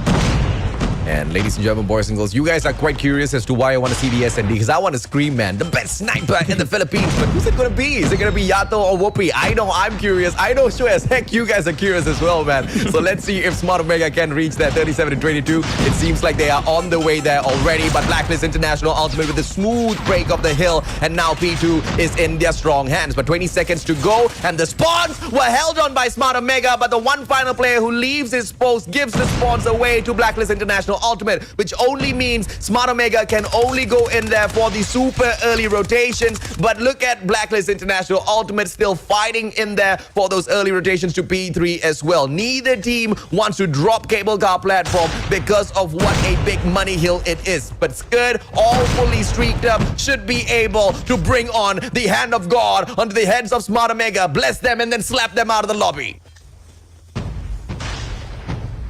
Yeah, well, honestly, AJ, 40-44 in this game. Scared.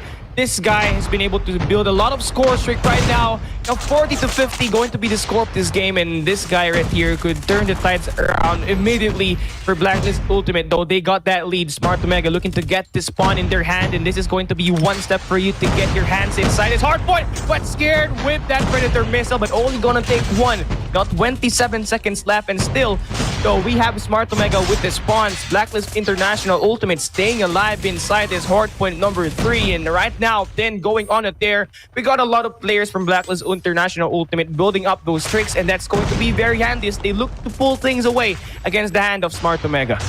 71-50, Blacklist International Ultimate doing a lot, and now with the sentry set up at the next hard point, super early rotations, Blacklist International Ultimate, they want to focus down on this spot, and if Smart Omega wants to take this away from them, they cannot throw their hands straight into the play. They need to take away the spawns first, because P4 is super difficult to break. Even if they do go in there for the challenge without the spawns, they will just get bagged out. But on top of things, it will be the cluster strike attack from Blacklist International Ultimate as well. That is the cherry on top of the pie, as Jabin now comes through for the backup alongside Yobabs. They are bagging out all of the pies from the side of Smart Omega, and the players spend some maneuver, but one guy spawns right behind all of them. Gods of RNG giving away the spawn to Rage, but he could not capitalize on that. 84-66, Blacklist International Ultimate are on the way to finishing this off. Yeah, but now we're starting to see some grit and grind for Smart Omega, though. We got that cluster strike used by Blacklist Ultimate to bombard this hardpoint number 4. Smart Omega just made things look easy as they seamlessly enter the hardpoint, and they are starting to win their gunfights. Taking a look at the kill feed right now. 5 in a row with Smart Omega getting all them kills, and now this game is going to be single digit right now, 83 to 90. We move into this mid map. Of course, Omega, they did struggle a lot here. Blacklist International Ultimate was able to score a little bit more points earlier, but then again, let's come and find out. The hardpoint opens up. Blacklist International Ultimate, they get inside this hardpoint, they get inside the initial time, and they also have the secured the perimeter as well. 84 to 99. They will be reaching that 100-point mark, and this is good if you're Blacklist. 85 to 102 as Smart Omega now try to slowly break their points right back up in here, but the challenge comes through from the side of Blacklist International Ultimate. They have got the favorable spawns for P1, and you can see Whoopi doing the deed. He wants to secure the spawns for the team. He needs to take down yet another player in the name of Yobabs, but Yobabs wins that gunfight, and the spawns, the gods of RNG still give that away to Smart Omega to maintain their pressure onto this P1, and they catch up in terms of points. They take the lead as well. This heated battle between these two Filipino teams is going to go down to the wire, but can Smart Omega activate that final match in this series? That S&D 115 to 102. Time is running out, and Blacklist International Ultimate need to move on to that P2 succinct if terms of pulling away that spawn. You know, we're scared right now. Losing that gunfight is going to spawn him right to the left of the minimap. So that's going to be a far better distance for him to move inside his hardpoint. But Rage gets 19, looking to make it 20. But Jabin takes him down as well. 116 to 102. This is where the score streak and operator skills are going to matter the most. When you want to make the break, you got to be efficient. Yata now looking to get his hands in for Blacklist Ultimate, but they get shot down inside. 121 to 107.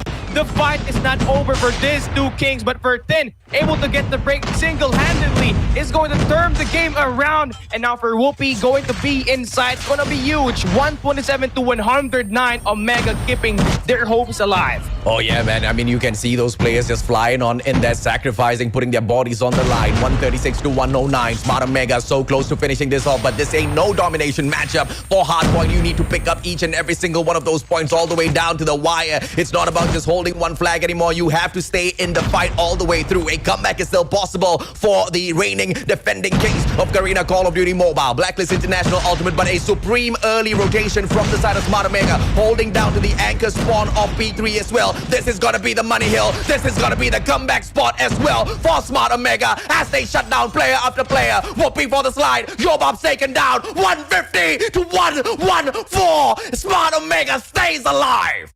Yo, calm, cool, and collected. After dropping 2 maps, they win that domination firing range. And this match right here, gonna be close in the first few hard points, but at the end of the day, Smart Omega, they set their priorities straight. They know that they cannot get a lot of more points in that catwalks anymore. So they set up for the next hard point rotation. They get the anchor position for the cable car platforms in hard point number 3. And then there, they were able to execute a little bit better as they get to secure this match right here. 150 to 114. Candy is stepping up. This is a good sign. 28 kills, 20 deaths, and a 38 seconds inside that hardpoint. But then again, Rage continues to be a detrimental factor with 1 minute and 6 seconds in that hardpoint, scoring all of the time for Smart Omega. Not only that, he's going to score himself 25 kills with 22 deaths as well. And again, Smart Omega Rage continues to show why is really a great player in response. Absolutely, man. I mean, refusing to go down, and for the first time in the playoffs, we are gonna go to a match number 5. Ladies and gentlemen, boys and girls, yes indeed, search and destroys win you championships, but winning the search and destroy gives Smart Omega absolutely nothing except resetting the bracket and then reviving yet another fresh series from the start. But the maps are going to be the exact same. I do believe we're not going to go in for yet another coin toss as well as map bans and picks. So the potential of the result being the same, I don't know. Might be there, might not be there, because some of these matches were extremely close. Not this hardpoint matchup though, because initially the players of Blacklist International Ultimate just put on so much of pressure, but the back and forth that was carried through this whole matchup by Smart Omega was just absolutely inspirational, man. 2 2. They have got the wins in here now. Can Smart Omega complete this victory with a reverse sweep? All of the reigning defending champions finish things off with not only a victory at S&D, but also with Yato proving himself to be the best sniper in the Philippines. We have to wait and see. And right now, AJ, this raid S&D is going to be a great map for Whoopi and, of course, Yato to showcase their mechanical skills with that sniper. And, of course, raid S&D requires a little bit work for that close-range engagements. But when you want to get those early picks, when you want to separate yourself from your opponent, that sniper is going to be pretty huge. And right now, this score is still settled between Yato and, of course, Whoopi on the kill count when it comes to playing on this S&D. If I'm not mistaken, it's 3-3, right? Yes, sir. 3-3 is the score between the two snipers. And I don't know, man. I just wanted it. You know how people say, be careful what you wish for. But I don't know if I'm a little worried about what I have been given here in terms of a wish, man, because this is one of the best setups for a grand finals. And you know what? I love Blacklist International Ultimate, don't get me wrong, but I just really want to see Smart Omega win this. And on the reset, Blacklist International Ultimate can do whatever they want, man. but only because I have never seen a grand finals reset of that matchup. I mean, we've had the format activated for so long now, but nobody from the lower brackets has taken full advantage. Yeah, I mean, definitely. Blacklist International Ultimate, they've been pulling away with all of them upper bracket twice to beat advantage, and they've been able to clean every team that they have been played against with. So for now, to play in a game where things are going to slow down, this is going to be huge, not only for Blacklist Ultimate, but for Smart Omega themselves as they look to force that grand final reset, which we haven't seen right now in Garena MSP. Now, for Smart Omega, they got Candy holding that bomb. They're keeping their plans to their chest, waiting for the wind and where it will blow. And right now, Yato on this mid-map is going to be pretty huge, But this guy right here is going to be able to anticipate the players in the attacks from the B side and, of course, the A bombs. But Whoopi, he ate that first blow. So we got this early 4v5. Yeah, it's not going to spot Yato out just yet. Jabin right in front of Whoopi. This is not the matchup I want to see. But if Whoopi moves on together with Rage, he steps on out at the wrong time. Jabin does not take advantage. Whoopi, on the other hand, going in for the destruction, shuts down Jabin in terms of response. And now Whoopi, 2-0 already. Skirt looking for a kill, manages to thump out Candy from the situation. Bomb towards the bomb side. Basketball court plant can come through for Smart Omega. But with the two final players left here for Blacklist International Ultimate, I can still see my 1v1. Yato and Whoopi still alive and kicking. Yato now, opportunity, misses one clean shot, but Skirt with the backstab can take Whoopi out of this very powerful position. And right now, this guy's looking to turn things around here. GG, bro. As we go through, scared. The guy is inside. He spots him. He eliminates Whoopi. There we go. We got a 2v3 situation now with this guy's holding the scope. He's looking to eliminate, but Yato takes one. Looking to get Rage as well, but Scared comes back, but no, shot down as well. Smart Omega, they take round number 1. Rage, my man, what a flick. Turns around 180 with the CBR4 and clutches the round out for Smart Omega. Like I said, ladies and gentlemen, boys and girls, this guy is quickly becoming the hottest player on this side of Smart Omega. And quite honestly, if Rage does manage to continue his performance in the competition and Smart Omega wins this, there is a potential that he can even outperform Whoopi on the battlefield within the competition in itself. And if that happens, bro, the price range of acquiring Rage in your team is just going to shoot through the sky. I mean, this guy's been so perfect when it comes to being a great puzzle piece for Smart Omega. And you obviously know this guy just came around with a little bit more time just to adjust. But Babs gets 2 pieces. Whoopi gets the trade. We got a 1v2 so far. Numbers game looking good for Smart. But AG gonna get turned down by Whoopi. Look at that quick flick of that Riz. 2-round lead right now for Smart Omega. What are we witnessing here, ladies and gentlemen, boys and girls? An all-out Filipino battle. Either one wins Philippines is happy because they continue to dominate Garena Call of Duty Mobile for MSP. But between these two teams, the fight is real. The king of all versus the king of new. AG takes Kevs out of the equation but traded out by Rage. It is the numbers game advantage for the side of Smart Omega. Big kill for Rage! Gets the thump on Skirt right after he takes AG out of the equation. And now CBR4 once again. Thumper comes out. Can he bag out Jabin? The shot will miss Yobabs by a couple of meters, but Rage now ready for the takedown. Yobabs DLQ right in front of him can punish Rage, and as he goes in here for a quick scope, he's not going to find anyone. 4v2, the numbers advantage still on the side of Smart Omega. Yeah, right now, they're playing it to perfection. They have planted that bomb as well.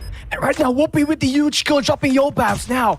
One more to deal with, and this game is over. Whoopi looking to get the wall bangs initiated, but no, it's not going to connect, but it's going to hit Ithra right from the back. Here comes the backstab from Ithra, dropping Jabin. And wow, I mean, I'm quite lost for words. Smart Omega's been playing so perfect with their rotation in that gunfight, AJ. That we didn't see from that search and destroy earlier.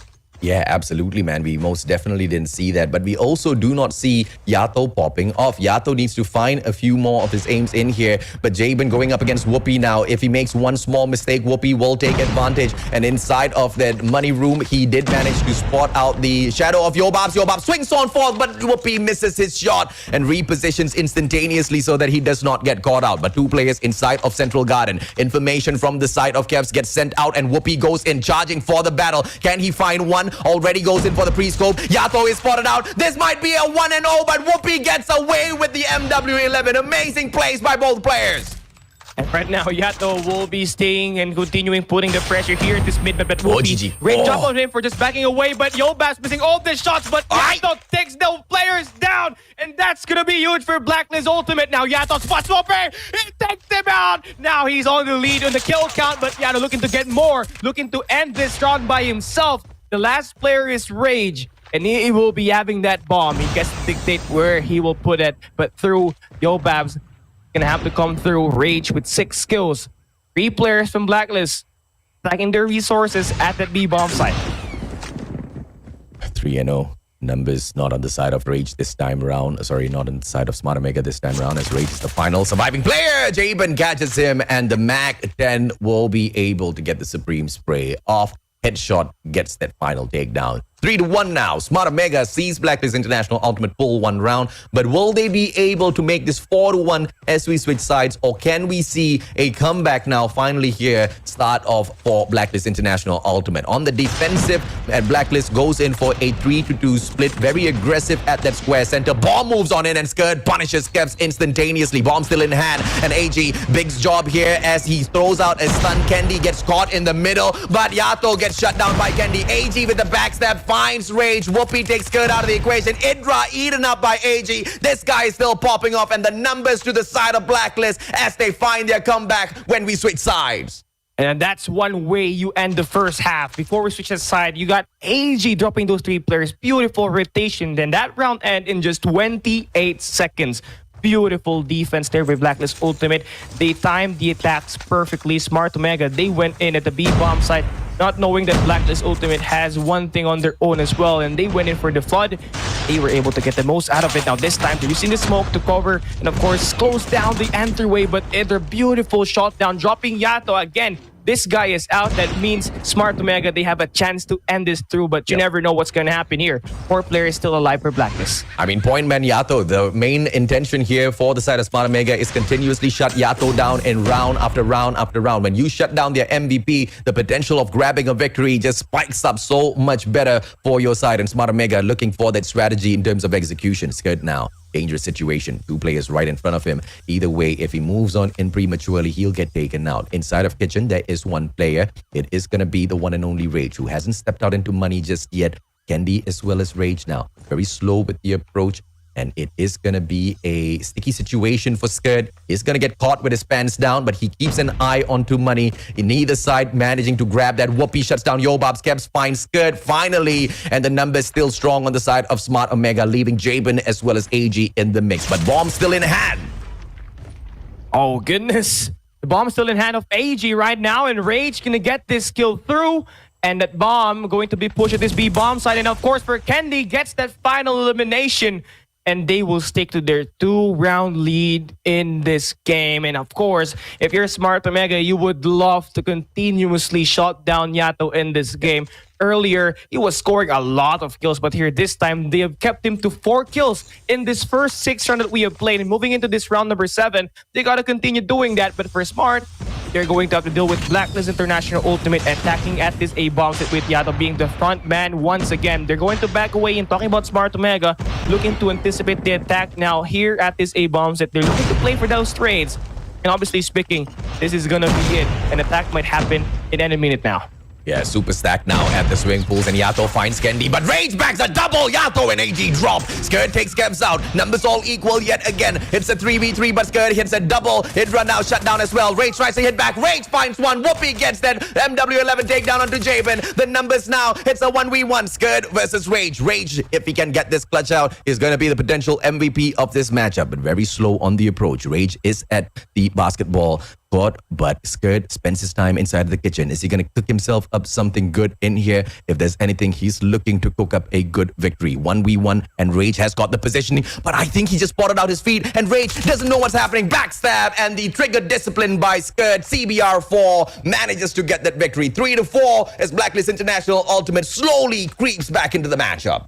And that's going to be much needed round win there for Blacklist Ultimate. That removes the chance of Smart Omega getting that match point advantage. And as we are about to be in the turning point of the game, Blacklist International Ultimate looking to play so calm as ease as they are moving towards this game as the attackers. And so far for Smart Omega, they're going to leave that A-bomb set for now.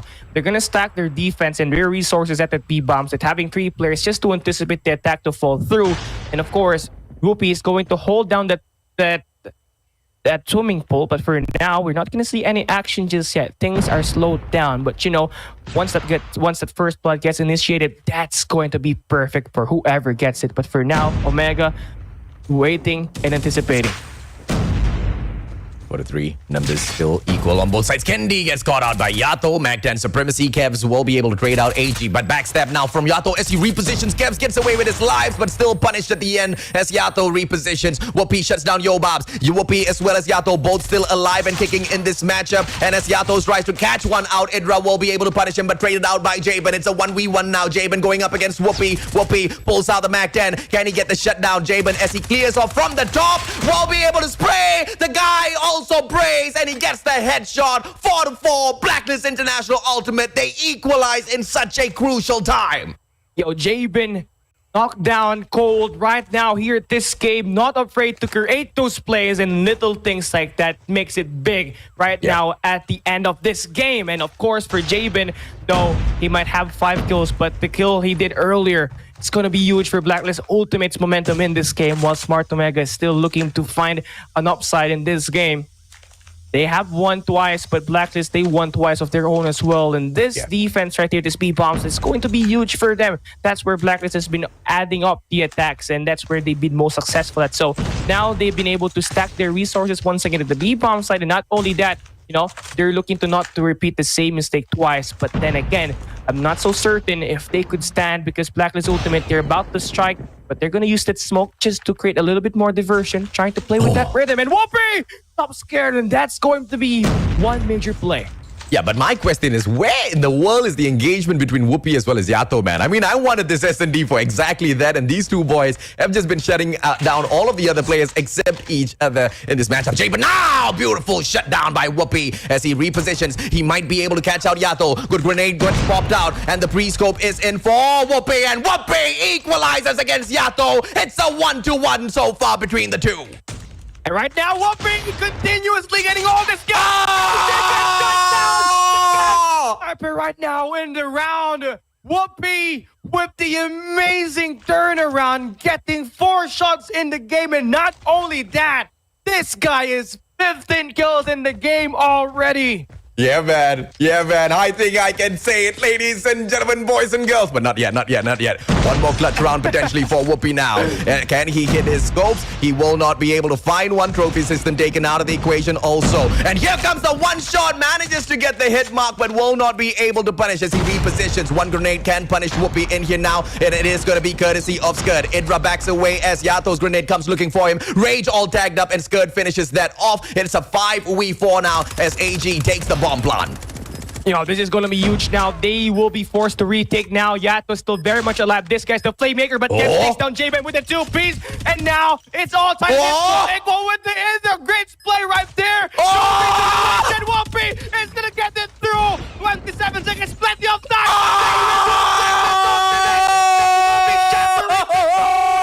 They will get the defuse that they need. We will see a second grand finals.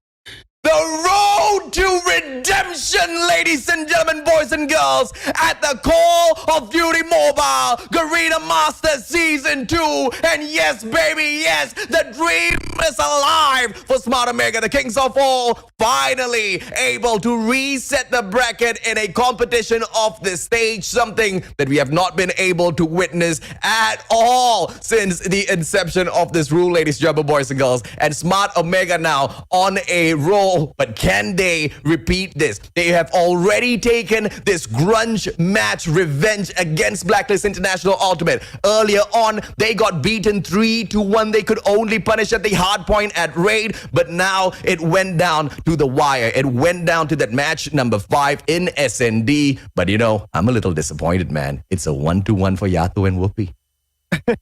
Well, honestly, Whoopi's gonna take the show here at this game. Well, you're gonna see it in the score right now. I mean, Whoopi's got 16. Yato's got barely half with 7 times 2, and it's still not enough. And Whoopi truly giving us a great fight at that round number 8, and that was just GG's. I mean, the plays from Whoopi, the plays from Rage, Idra, Kev, Skendi, the team overall was able to manipulate the game at the end. And when Blacklist Ultimate just find their numbers down to 1, AG was just back against the wall. A targeted defense from Omega. The guy has no escape. He will be eventually taken out in one of the angles. And again, Smart Omega, they just put in the show in the search and destroy raid. But talk about how they lost the map number 1. They lost the map number 2. And I kind of expected that Smart Omega, they will be down in morale, but they didn't at that firing range search and at that firing range domination. They were silently moving as a team, making sure they get all of those flags. And not only that, they win that map. They win the summit map, and they put on a show with Whoopi just dropping an ace earlier just to make sure that the rhythm and the momentum will fall to the hands of Omega, winning this game in just 10 rounds.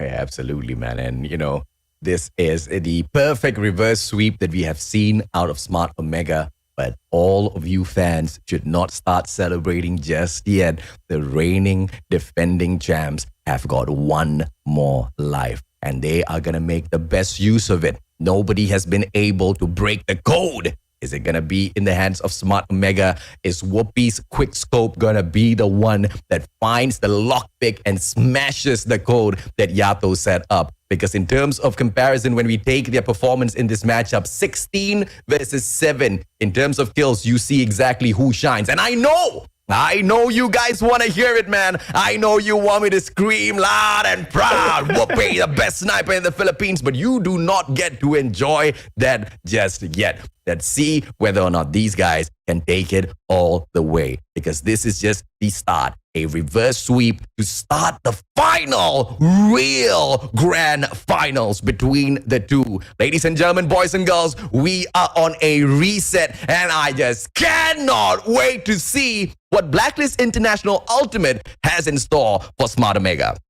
Yeah, of course. We go to that second grand final reset. And not only that, we're going to see a completely different maps. And there's going to be adjustments. And you know for sure that Blacklist International Ultimate, they will do whatever it takes to get every map as possible to be so efficient for them to win those rounds. But for Smart Omega, they were able to do the impossible. I mean, a reverse sweep at this competition. They lose takeoff hardpoint 150 to 144.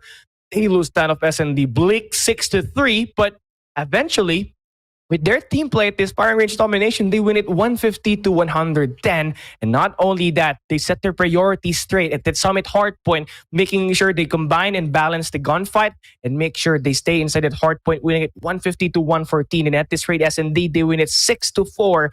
And one thing that's been constant, AJ, Whoopi playing great, Rage being the backer. Yeah, absolutely, man. And, we have anticipated the comeback from the players of Smart Omega, but, we just didn't see this sort of a comeback from them where they would be able to beat the unbeatable. Ladies and gentlemen, boys and girls, Smart Omega has just achieved what no other team has been able to achieve in such a long time. That is to take down Blacklist International Ultimate. A lot of people were asking, is it possible? Is it possible? They asked me as well, who was most capable of shutting down Blacklist International Ultimate? The answer that I had was, if they were capable of taking down ALMGHTY, then Smart Omega, they are well primed to take the fight up to Blacklist International Ultimate as well. But I was not confident with that answer because of how effective Blacklist International Ultimate has been out there on the battlefield against each and every single other Titan that they have come up against. But Smart Omega, man, sticking true to the team of Season 2. The road to redemption belongs to them. But can they now take it all the way in this double grand final setup? Anything can happen, and Blacklist International Ultimate still have the advantage. Yeah, they still have another life in this competition, but Smart Omega truly embodying the redemption theme of this Garena Masters Season 2. And obviously for Smart Omega, now we never expected them to be this so great. I mean, that group stage, they were so dominant. But in this playoffs, they were able to do the unimaginable. I mean, they take down AMT, and now that they are here, they are able to reset the grand finals against Blacklist International Ultimate. And in the first two maps, I mean, it was just Blacklist International Ultimate being able to get a lot of them wins because Yato was creating all of the plays. But then, Smart Omega, what they did is just try to play with teamwork. And if they would have the chance to shut down Yato, they will do whatever it takes for that guy to get eliminated. And that's the game plan that I think worked for Smart Omega. The formula for success eventually happened to be so successful for Smart here at this first grand final. Oh, yeah, absolutely, man. And of course, as we take a quick flashback to this domination matchup, this was a heated battle between the two at firing range where neither one, agreed to succumb to the other. And Smart Omega, no matter how much they put out there in terms of a fight, they just kept seeing Blacklist International Ultimate push right back. But it would be their, determination that carried them all the way through to the end. I mean, even as Jabin was continuously popping off at the tower here, we all thought that he would be able to give that supreme cover to the rest of those players, especially for that B flag on take. But that's all they could, right? Because as they focused on defending that B flag, Smart Omega very quickly and smartly, no pun intended, focused on the clearing area as well as Barracks Hut. And they never ever wanted to focus on the exact same objective that Blacklist International Ultimate were going in for. And therefore, choosing not to butt heads with the supreme current reigning defending champions, they just outsmarted them, man. They just preferred to play on those flags where they will come across a lesser of those Blacklist International Ultimate players. And they staked every single thing on those gunfights whenever they did come across one or two. Kevs as well as Rage, there were times towards the end of the match, especially where they were just on a rip, getting kill after kill after kill. It was phenomenal to see the start of their comeback. And of course, the hardpoint matchup at Summit was the continuation of that comeback. And the continuation was just slightly a little bit closer from the first set of hardpoints that we had. We did see Smart Omega had the chance to pull away, but Blacklist International Ultimate, they were able to get these exchanges. And not only that, I mean, the players of Blacklist Ultimate, they did have the score 6 to power them.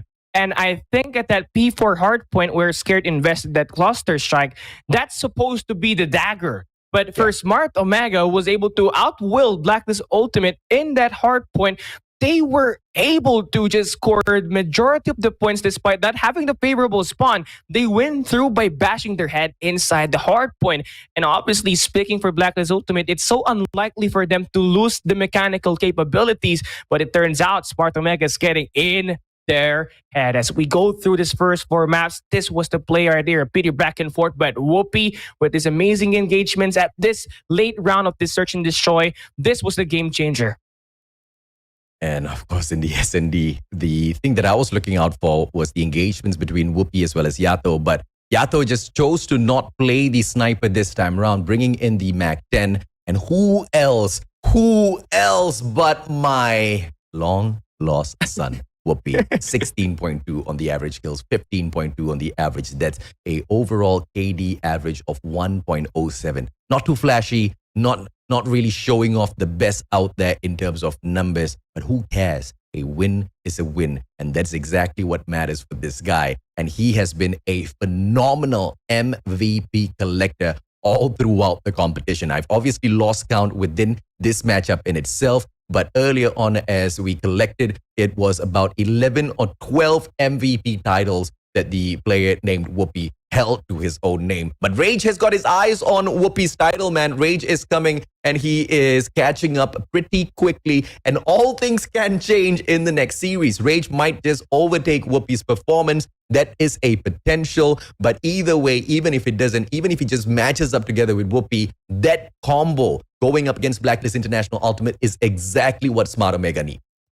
Yeah, and Smart Omega just needs right now is more fight and more endurance. The mentality needs to be better after this break starts. I'm Kali Gaming, Donny with Mustache AJ. The grand finals is not yet over. Blacklist International Ultimate. And of course, Smart Omega will be right back right after this break.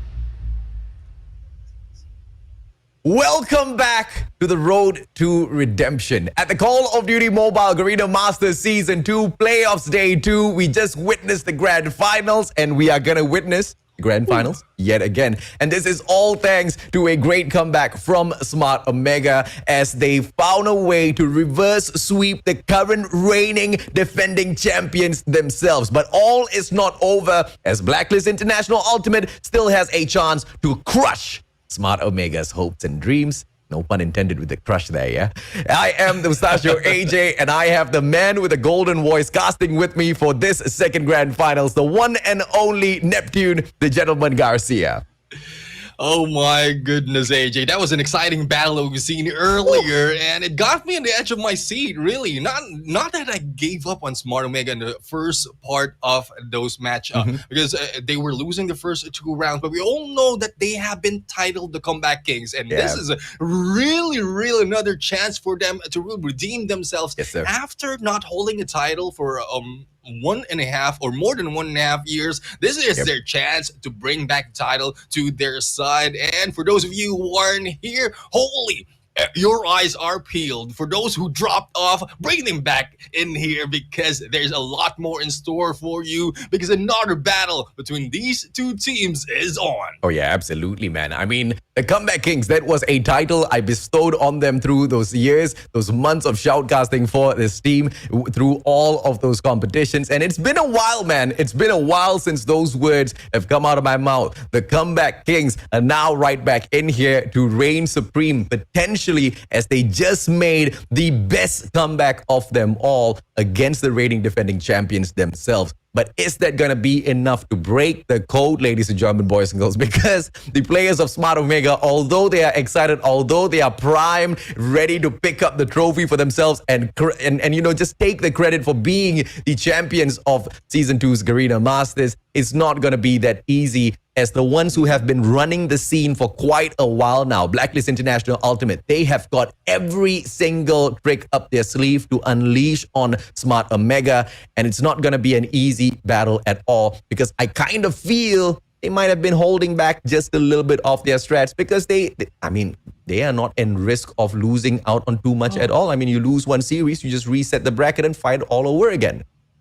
Yeah, definitely. I mean, there is possibility that they are holding back, but with what happened right there on the last three games that we've seen, I'm pretty sure that holding back is not really that evident for that game, especially with the ace that has been shown in there from the side of Whoopi. It it needs to be taken out of their mind if they are holding back. But we are not holding back for anything of you who's watching right now, because we have a rare wish crate right here, just below AJ right there, just for the prize to you guys who have been supporting this stream. And we are going in for another grand final match, and a lot more is in store. So go ahead and share and mention, tag all those friends, bring them here to get more of those prizes. Absolutely, man. And just make sure you take the screenshot and redeem it for yourself before the rest of your friends redeem it. Because yesterday we had a few complaints that the Rare Wish Crate was not available anymore for redemption, because there is a limit to how many people can redeem this little baby here. But in terms of the other giveaways that we do share those codes with you, those are unlimited. Okay, so make sure you pay attention to that and get your hands on that Rare Wish Crate as soon as you can get those codes into the game. We are going to be checking out the maps and modes in a little bit, but if I'm not mistaken, Neptune, there's not going to be a single change in here. We are still going to be with the exact same maps and modes that we just witnessed earlier on as well.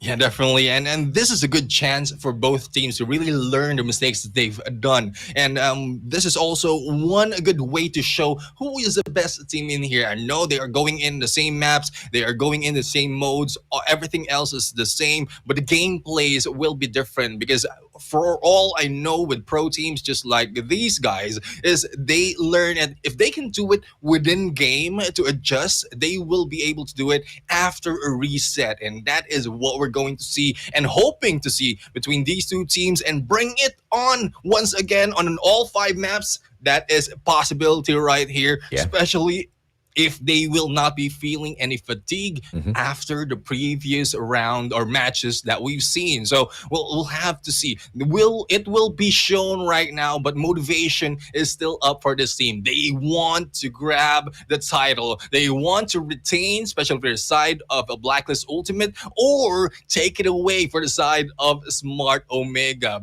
That is the biggest question right now. As I was watching the comment section earlier, a lot of people right there is talking about what they're going to do if one team wins. And I just want to join in the conversation right there, but I don't want to be biased and all. I want to have everything clear for both team from both sides, because this is where it's going to go right now. Yeah. This is the final this is the grand finals, the last game of tonight. Yeah, this is the grandest grand finals of the day. It is the reset of the brackets here, and the impossible has just been made possible by Smart Omega. But can they go the distance? Can they slay the absolute untouchable? Can they slay the kings who have been running the scene for quite a while now? Nobody has been able to defeat Blacklist International Ultimate, but Smart Omega has just shown us today that even kings, even gods like Blacklist International Ultimate can bleed. As we start this matchup once again off at takeoff, let's see whether or not it will be a repeat, as Smart Omega earlier on got so close to grabbing that win, but were outsmarted by Blacklist International Ultimate as they beat them by 6 points. Yeah, definitely. I mean, with that outsmarting part, it will be different right now, because we know how Smart Omega has been smart already and the moves that they made, but Blacklist Ultimate, I know they still have a part of the code that needs to be broken, and this is what they are here to prove, that their code is unbreakable. Here comes Whoopi right now trying to clear them off, but they will be taken down, and it is now Blacklist Ultimate who will recover those remaining points that they need to tie it off and also to take the lead at this point. But the rotation right now, from what I'm seeing, is quite similar from what we've seen earlier, because the exchange of points is still there, and that is what we normally see on this map of takeoff. But the rotation will need to be different. It needs to change right now, especially on P2, as we've seen a lot of mistakes being done earlier on. Absolutely, but from what I monitored here, Neptune, it seems like Smart Omega have adjusted to this particular game so much better than the previous takeoff match against Blacklist International Ultimate, and here's exactly why. Earlier on, they weren't playing their power positions when they were going in for that first hardpoint attack. This time around, you see them focusing on the control room as well as scaffolding, and that gave them a majority of the advantage in that first hardpoint. And now in the second hardpoint, you see them holding on to those anchor spots. You see them holding on to the favorable spawns, and they are taking the fight up to the reigning defending champs, 47-14. This is something not many people expected. But now with the break of the spawn, that anchor taken out of his position, you would think that Blacklist International Ultimate can come back in there for the fight, but Smart Omega, they win the anchor spot right back in here. 14 seconds to go. No point for the contest. The players of Smart Omega, they now slowly start rotating back in towards that P3, but also Jabin, he is there at the exact same spot. Mac10 should be able to back this out. With the boxing gloves comes Kendi, but he brings the boxing gloves to a gunfight as Jabin snuffs him out. 67-15. Smart Omega has got quite a great lead, but this next hard point is held on by Blacklist International Ultimate, and they also have the favorable spawns. Yeah, definitely the favorable spawns is on them, but the rotations for the side of Smart Omega is there as well. And here comes an early let go of those score streak as well as operator skills. And here we go. Domination of this game by Smart Omega is being shown right now, not letting Blacklist really increase the scores that they have, and also cutting them off from the head to toe on the rotations, holding dear into that point, and it is now getting close to the 100 mark, and this is way too fast for these teams. Grabe, bro. What in the world is going on? 100 points exceeded by Smart Omega. Blacklist International Ultimate, your reigning defending champions, held on to the 18 points. Can they now give that welcome ticket to the 50-point club to Blacklist International Ultimate? And Blacklist International Ultimate will not take too kindly to an approach like that. But look at Smart Omega. Super early rotation into its P4 as well. But the spawn starter generator still held on by Blacklist. It is with the one and only Skirt. But Skirt now hops on off of his point. He leaves it all towards Jabin. Jabin surviving, holds on to generators while Skirt brings in the Sparrow. Can he win his gunfight? Stakes Kevs out of the equation, goes in for the contest, but gets taken out by Idra. And that trade is still going to be on the side of Smart Omega. Blacklist International Ultimate, they might just be losing this one, ladies and gentlemen, boys and girls. But no, they fight right back in. Yato! Yato gets Kevs out of the equation, and that's the problem when you have the Sparrow in play. The potential of shutting yourself down is extremely high, Neptune. Yeah, definitely. When you have the opportunity to take a hold and being taken down by your own weapon, that is the fall of most of the teams using that weaponry. But we'll have to see how will they be coming back out of this, because they are taking up the scrap points from this point, and we'll have to rotate as well onto the other. But we'll see how well will Blacklist Ultimate come back on this, and will they be able to learn from what we've seen from earlier. Taking the power positions, as you pointed out, AJ, is a key, especially for P1, and that is what Blacklist Ultimate needs to be able to come back. But with Smart Omega, knowing that already, they have taken the grasp of that situation, thus increasing the points to their side and trying to cut off any lead that or any chance for Blacklist Ultimate to take back any score. Yes, sir. No 50-point club for me, says Blacklist International Ultimate. But can they now catch up in Smart Omega? In a game of Hardpoint, that is most definitely going to be possible. But at Hardpoint number 1, where it usually swings back and forth, Blacklist International Ultimate needs to do everything to hold on to it, and they cannot do everything. As I said, this is the kind of Hardpoint that swings back and forth. Idra wins out his gunfight. Jabin not there for the cover, but your Barbs will arrive at the very right point and shut down those plays. And now Smart Omega have the opportunity, but they cannot close the game off just yet. 134-274. They are allowing Blacklist International Ultimate to make a comeback in here. If they potentially choke this, that might just disrupt the rest of their momentum as they try to take the series away from Blacklist International Ultimate once again. But at P2, Sparrow for the pop for Candy this time round. 139-76 already. Neptune, what am I watching here? We are getting close right now with only a few seconds remaining for Smart Omega. Candy going in for a great hold, and there goes the first round. As fast as we've seen it, only half points of the target will be taken by Blacklist Ultimate, and domination in there by Smart Omega. They are still on the roll, and they are on their way to the road of redemption.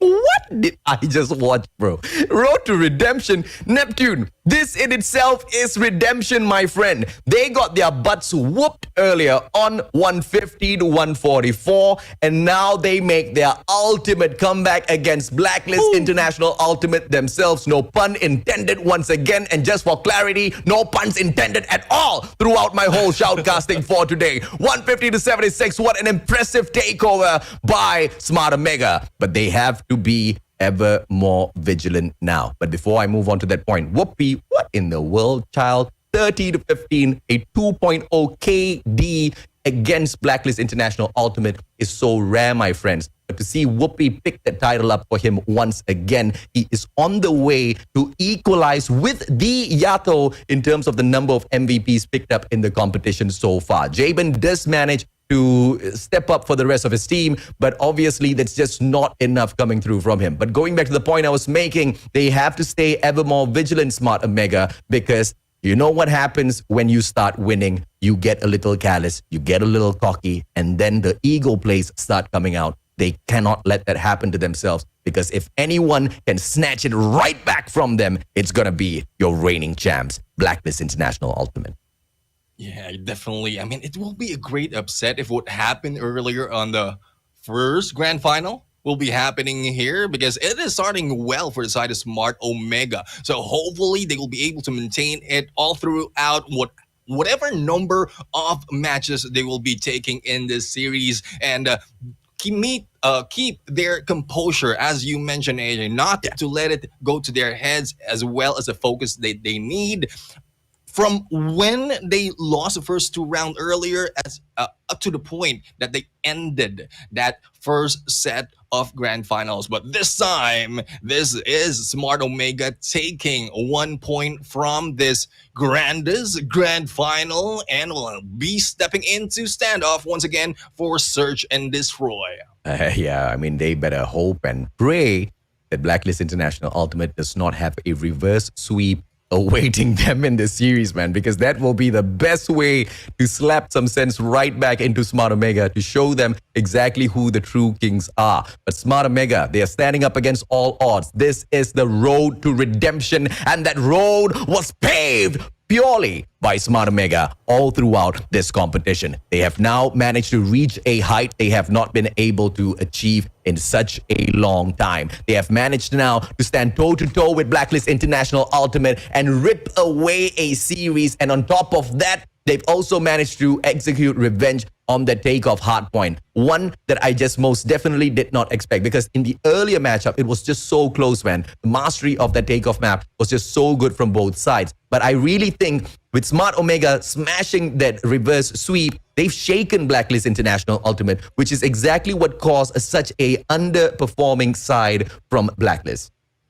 Yeah, definitely. And hopefully Blacklist Ultimate hasn't lost their hope right there. I think they're trying to recover and uplift themselves slowly, because they need a little bit of momentum from their end. And it might not be showing right now. It might be dwindling as we saw it from the first round. But later on, we might be seeing it. We've seen a lot of the Blacklist Ultimate capability to be able to come back from difficult situation, as what we've seen right there. And I would say it's not really that difficult, because comparing to how much games Smart Omega is already doing, they will be taking on the fatigue factor just in case it hits them. But if from what we've seen earlier from the teams that being shown, I think Smart Omega is even smiling more compared to Blacklist Ultimate, and that will be a great recovery for this team right now, talking about Smart Omega. Absolutely, brother. I agree with everything except for the fatigue factor there, because there's no way in hell you reverse sweep the reigning champs and then feel tired after that. If anything, they've got pure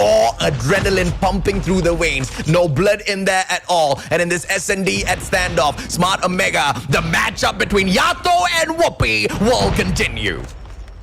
And here we go. As it started off, we've seen Whoopi, we've seen Yado, but Yobab's taking on Kendi in there for starters, and we'll have to see how will Smart Omega respond to this push. And slowly, they are just taking position, as well as taking a look as a position his opponent, and there goes Indra being taken out by Skurd, and it is now a 3v5 situation. Skurd overstepping a little bit in front of Kebs, might be seeing one, but Whoopi in there is also waiting by the statue, and Skurd slowly moving in from behind, the backstab right now by Skurd with a double, and then there you go. We are now left with Rage, and Rage, despite of the numbers that he can do, he is now at a 1v4. Yeah, but that's a GG, bro. Rage takes one. Can he take three more? I highly doubt that's going to be possible, but he backs Yato as well. And on the reload, he takes Skurd, but Damon with the backstab will stop that comeback, and no more reverses for the players of Smart Omega as Blacklist International Ultimate scurry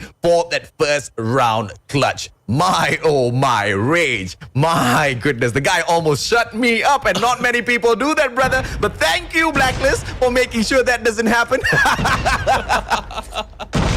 Rage right now, like the name really goes for this guy. Rage is raging on with those skills, and it's not just now. A lot of instances earlier that we've seen Rage in there, but there goes Whoopi for the hit against Yobabs with that wall bang. Now Whoopi needs to go and look for Yato to continue on the count that AJ has been getting. There you go, Yato hitting him back, and Whoopi is down.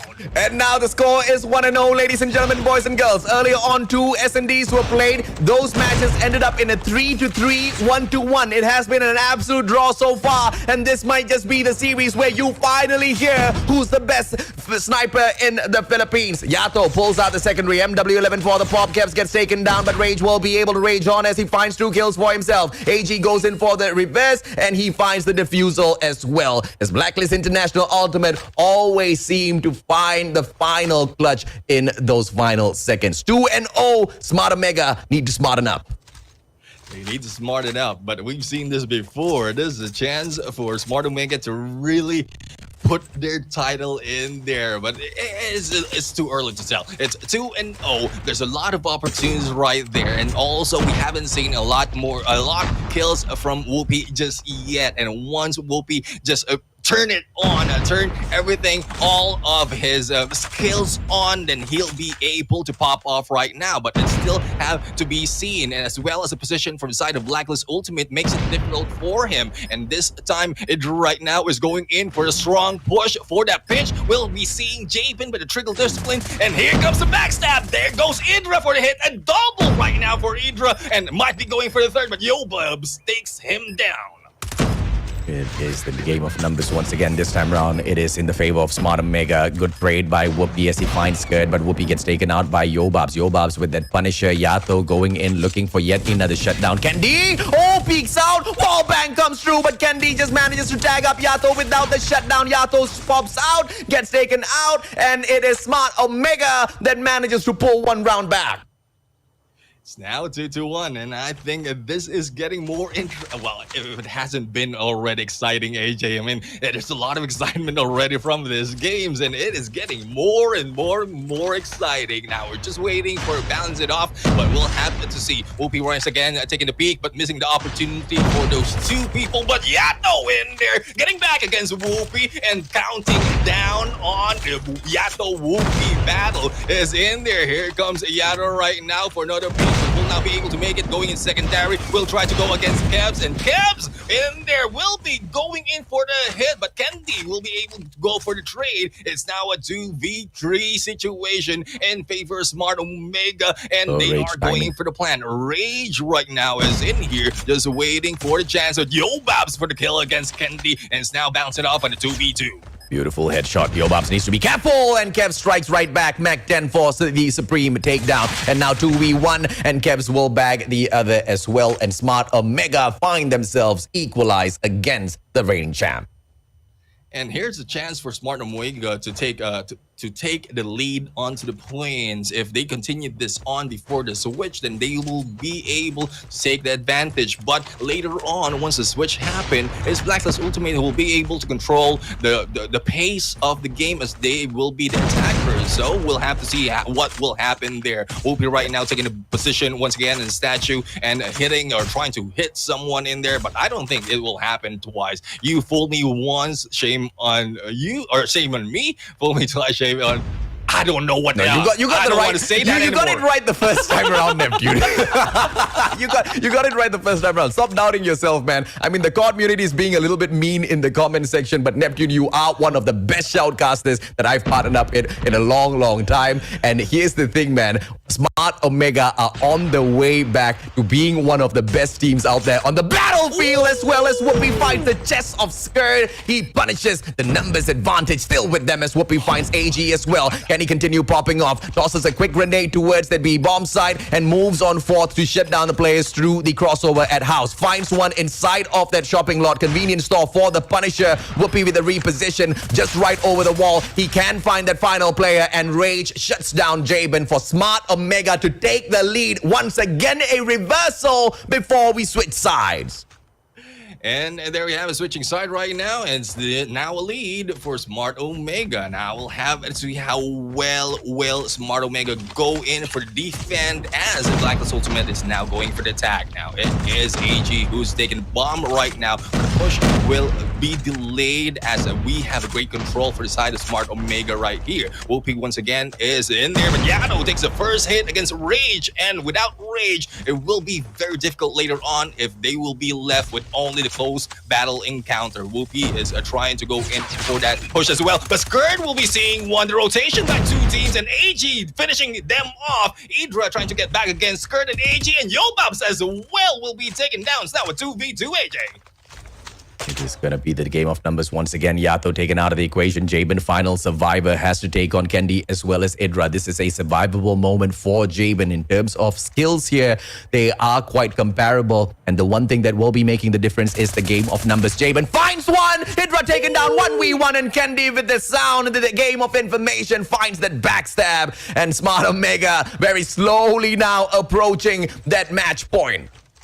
Slowly for the match point, only 1 point remaining for them to get there. But Blacklist Ultimate, what do you have on your sleeve right now to be able to get back on this? It will be very difficult for them if they will be taken 1 point behind once again, because the pressure will be on them. But Whoopi will is proven to be very difficult to be taken down just yet. But we'll have to see how well the rotations will go. It is still a 1-4. It is a 1-4 split for the side of Smart Omega, and there goes a fake plan will be happening on this side of Alpha. But there goes the rush. Yato right now with that pistol and skirt as well, taking out Idra. And this is a move by Blacklist Ultimate. It's now Whoopi, or it's now left to Whoopi right there to be able to redeem themselves. But this will be very difficult on a 1v5 unless he does go for another ace, which will not be happening because of the position as well as so much on the number for the side of Blacklist Ultimate. Yeah, perfect run so far, and it looks like I have lost count to see whether or not Whoopi has shut down Yato, so make sure you keep count as well here, Neptune. So much of exciting things happening on the battlefield. I'm losing pace here, Yato, as he keeps an eye towards that bomb site, waiting for the players of Smart Omega to appear on the defensive. But look at this over-aggressive defense from the side of Smart Omega. They overextend. They move in for the backstab. And now inside of Hotel, 2 players on the second floor will be able to look for the other players on the side of Blacklist International Ultimate. But no Punisher yet. And Blacklist International themselves going in for the backstab. Rage punishes Jabin. The numbers being cut off one after the other. And what was up the sleeves of Smart Omega, you ask? That backstab rush on the defense was exactly that, man. 3-2 now. The numbers on the side of the Kings of All, but the reigning defending champs still have got the bomb in their hands, as well as an opportunity to make a comeback now, Neptune. AG right here, banana in hand, will try to look for them, just balance out the numbers game in here for this round number 8. Now, the rotation being done by AG is a little bit too smart to be able to pick one, and I think Whoopi will be spotted right there, but Whoopi will be just moving out of the way, but a pinch might be happening, and there goes Whoopi being taken down, and the plan will be possible, but they will be going for the fake, and will be drawing out the enemies as they move in from the grannies. But AG right now is getting in position. Grenades are being thrown in rotation by these 2 members of Blacklist Ultimate. Will have to see if they'll be able to get it. Rage right now for the hit and the backstab, and AG will be taken down. Rage right now dancing it off, and Rage is just finishing them down. My good Lord, Rage, what a play. And now Rage, very slowly, ladies and gentlemen, boys and girls, like I said, he wants to secure the title of the best player on the side of Smart Omega, but he has to do slightly better than Whoopi first. But by the way, he's rolling in the series. Like I said, he might be able to do exactly that. Once again, Rage backstab, grabs a double, but Yato hits Whoopi. That's important. It's a 2-0. 2-0 indeed, and there goes Yato once again for the kill, and we'll have to see how well will Yato do against the remaining members of OMG, and there goes takedown against Kev's. GG, bro. Oh, what? Yobaps will be taken down. Kendi right now will miss all those, but Idra will go for the follow-up. Now, it is now a 2v1 situation. AG right now will be in trouble, will be backing off and switching onto the other side and moving into B, but will not be making that plan. He needs to make a good position of the enemy, but will be spotted in there from afar, and a long shot indeed, finishing it off for Smart Omega's lead. 2-0. Can they get it done, or will they, in the exact same execution that they took on upon Blacklist International Ultimate earlier on, get reverse swept out of their victory as well? Smart Omega, they've got the lead, but this is not a victory just yet. They need to stay calm, cool, and collected. But you see the game faces on. You see the performance out there on the battlefield. These boys are ready for battle. These boys are ready to make a comeback. And they are ready to make that community so very much more happy, just like they used to in the past. And Rage picking up that rageful MVP this time round is the biggest contributing member on the side of Smart Omega. Exactly what we wanted to see out of him, and he's delivering out there on the battlefield.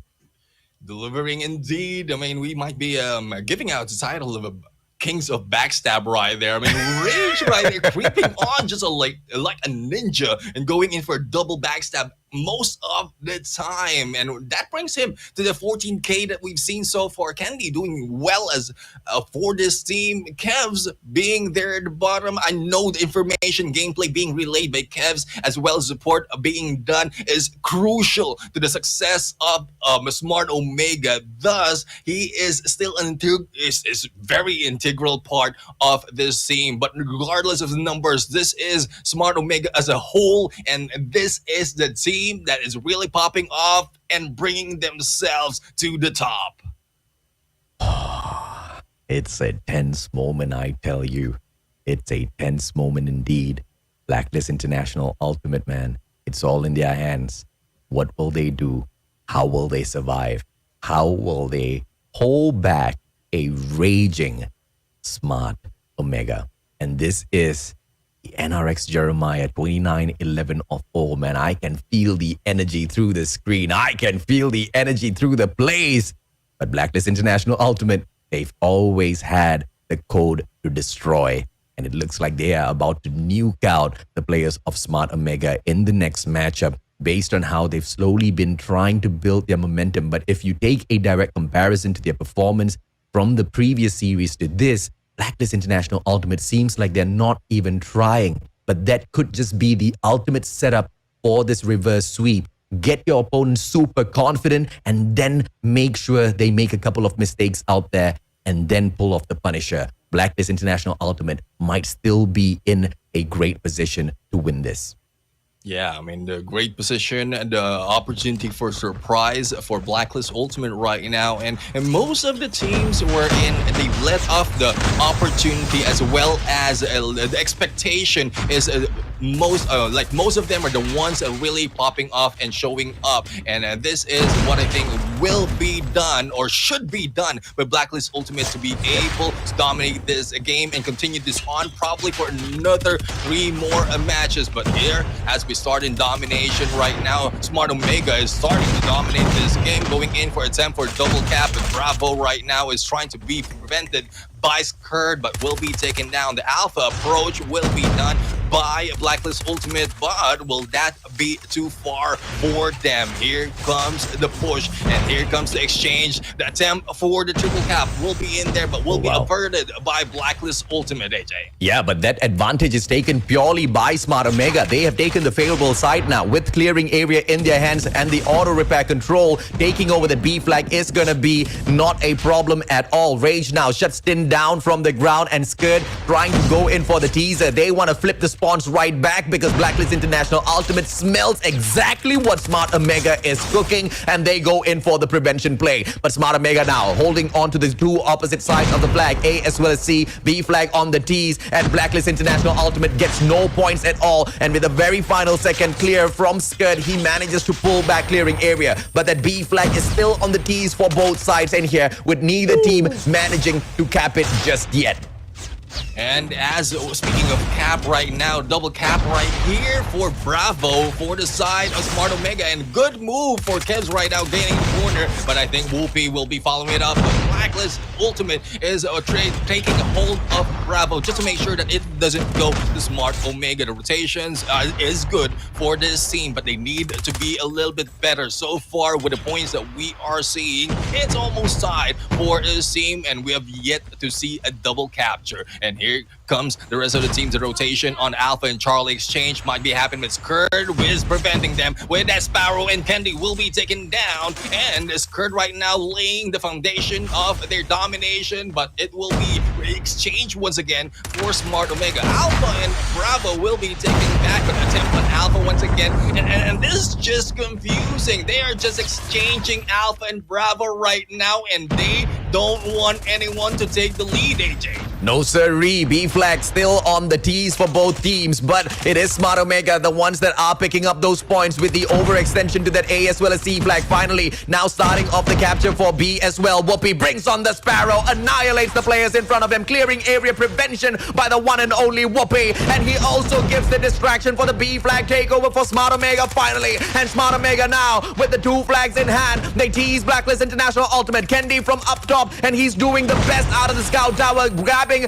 kill after kill. Tin right in front of him inside of that auto repair, and now that's going to be the power position that will pose the biggest threat to the rest of the players of Smart Omega, and it's all going to be in the hands of Rage to sort that out now. And here goes a Blacklist ultimate right now, trying to go in the white warehouse and clear this out for Bravo to be taken, but they will be taken down one at a time, and Bravo still stays for the side of Smart Omega. But there goes Charlie Push going in for the triple cap, and there goes Smart Omega for the triple cap before they go halfway through the target, the mark, and here comes Yobaps right now going in for the push, but it will not be enough. Getting close with only 3 seconds or 3 points remaining for Smart Omega. There goes the end of the first half, AJ. 75-46, ever dominant Smart Omega looks out there on the battlefield. But now, will they be able to go the distance, or will we see the uprising of Blacklist International Ultimate? And for the time being, Rage is just continuing to rage on as one of the best players in the hands of Smart Omega. This has been one of the best acquisitions in the whole of Garena Call of Duty Mobile so far. Rage is a slayer. Rage is the playmaker out there on the battlefield. And like I said, man, if he steps up to the same quality of Whoopi and this two duo go out there together with the rest of the players of Smart Omega, all they can do is annihilate. All they can do is make the greatest comeback that Smart Omega has ever made. And now Tin trying to clear off those markers, will be able to take the backstab as well, and the ultimate performance finds him. But Whoopi's hunter killer drone from afar finds Tin as well. 46-81. Blacklist International Ultimate hasn't even grabbed a single flag, but Yobabs will finally get that done for the team. And there you have it, another attempt for a double capture for the side Smart Omega, but points is already raking in, and it's still in favor of Omega right now. Yobabs right here, taking the position of what we've seen Idra has been seen earlier, going in for that Bravo pickup. Now we'll have to see if they'll be able to take that Bravo right there. An attempt by Blacklist Ultimate. It will be done on Bravo and Charlie, but Alpha will be taken first by Smart Omega, and Idra right now just clearing off everyone as being successful. There is, and Idra needs to make a move on Bravo and take that as well and clear this off. But I think they're still in the roll, getting close to the 100 mark. Look at Kendi coming through for the backstab here with the Sparrow, just waiting for his timing. And he doesn't want to make a mistake here, because if you lose the Sparrow in such a crucial situation, you might just be what decides the loss or victory for your side. And now as Kendi tries to play the game of patience, he still remains surviving. Yato gets taken out of the equation. Tin strikes right back, and Tin will be able to find the kill for the guy who's trying to cap the clearing area as well. Big kills coming through from Tin, and he goes in for the securement of that B flag on top of everything else, but now gets flashed right in the face. Yato for the backup. Tin gets dropped, and no B flag for user. But Blacklist International Ultimate, they are so close to getting this triple cap now, Neptune. Yeah, getting close to getting the triple cap, but will be pulled back right here with an attempt on Bravo, but still coming back for Bravo right there. And very close, still in favor of Blacklist Ultimate when it comes to capture, but the points is still in favor of Smart Omega. Taking that Alpha increases the chance for them to move forward, even if there's a double capture already for Blacklist Ultimate. But we're still not yet in the 130 mark, and still chance for Blacklist Ultimate to be able to come back in here as they attempt Alpha once again. And the coverage on all spots right there, stopping Smart Omega to get more than one. Oh yeah, absolutely, man. 108-86. Now one more triple cap on the way for your reigning champs. 88-109. This is the opportunity for Blacklist International Ultimate now to stake their comeback against Smart Omega. Once again, ladies and gentlemen, boys and girls, a reverse sweep is not just possible for Smart Omega, but it's also going to be possible for Blacklist International Ultimate. And now as they go in for the final showdown at this domination matchup, it's all in the hands of Smart Omega. What will be their move as they go in for that B flag capture? They get Idra lost in there as well. Yato brings out his Sparrow. Sentry gun will be available for the play in a little bit as well. That Sparrow continues to strike. That C flag will still be taken by Smart Omega, but will they be able to pull away the B flag before Blacklist goes in for the equalizer? Here comes Idra. Trophy on the ground, but Tin secures a big kill. And no, the Smart Omega will not secure that, and Blacklist look for the triple cap again.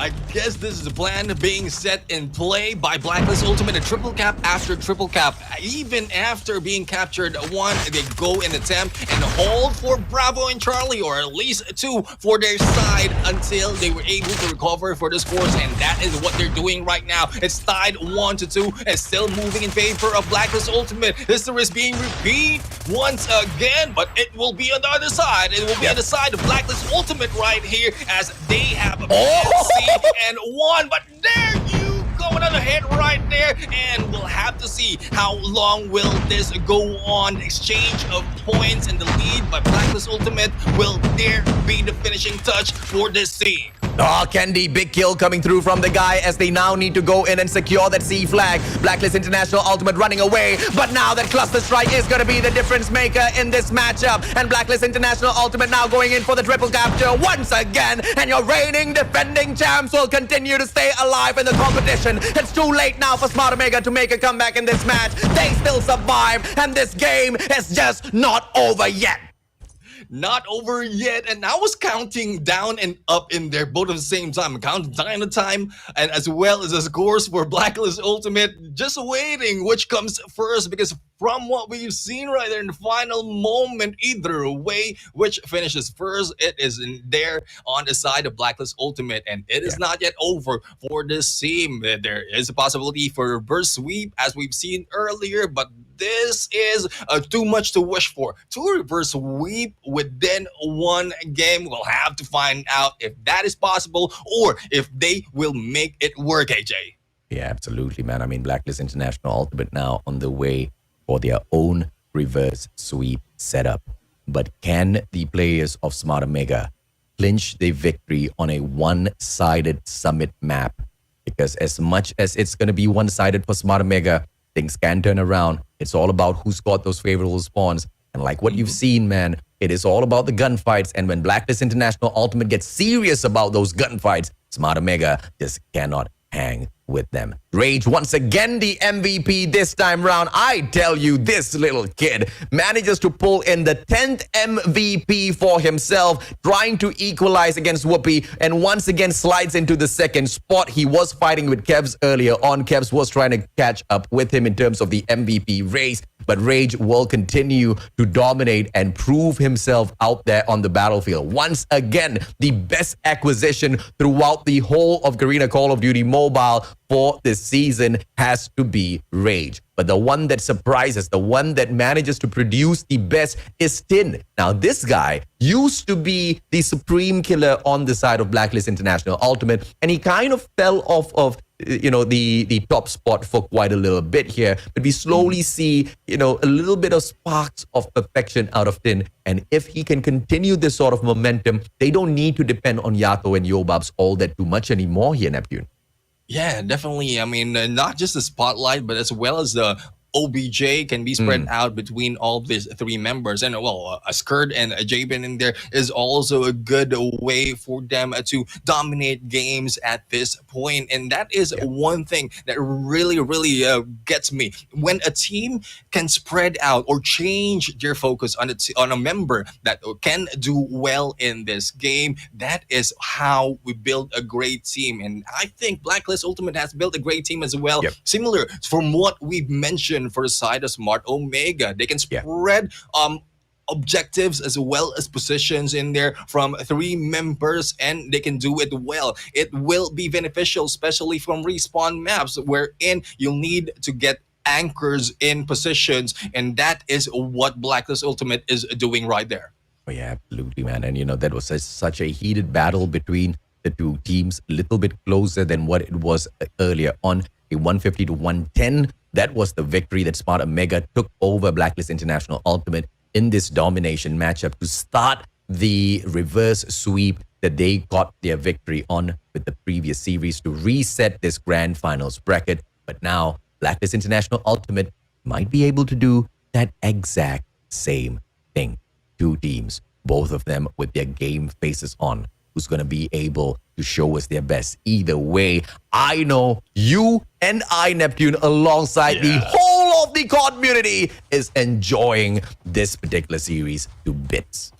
It definitely, I mean, who wouldn't be enjoying this game when two kings right now is proving themselves in here, not just for themselves, but also for everyone else who's watching. And this is a chance for them to really get themselves, not just to redeem the title, but also to redeem their team to whatever heights they can go. Because this is just a start. There's a lot more that might be happening in here, especially with the spectacle that we've seen between these two teams, and the spectacle indeed, because a lot of storylines between Blacklist Ultimate and Smart Omega will bring them to different levels. Yeah, Whoopi now trying to secure the anchor position for the side of Smart Omega. Does a great job as he finds a kill onto Tin, but immediately traded out by Yato. And the players of Blacklist International Ultimate hold on to the favorable spots for P1. But the fight in Smart Omega has not been snuffed out just yet. They do have the lead, but Blacklist International Ultimate will be able to catch up as Smart Omega focuses to grab the spawns for P2 instead. Green Raider Station is going to be the position that they hold on to, and it's going to be player number 5, Idra, on your screen, that's playing the role of the anchor. And as he holds on to the spawns, you can see the players of Smart Omega, as they drop, they immediately respawn so close to the hard point to continue the pressure that they have been piling on. And now the backstab comes through. Yobab's getting that double, and he will be able to challenge for that hard point a little bit better. But of course, Candy turns things around for the side of Smart Omega, and this match is just way too close. A one-sided map, but in terms of the points, it does not seem to favor either side, Neptune.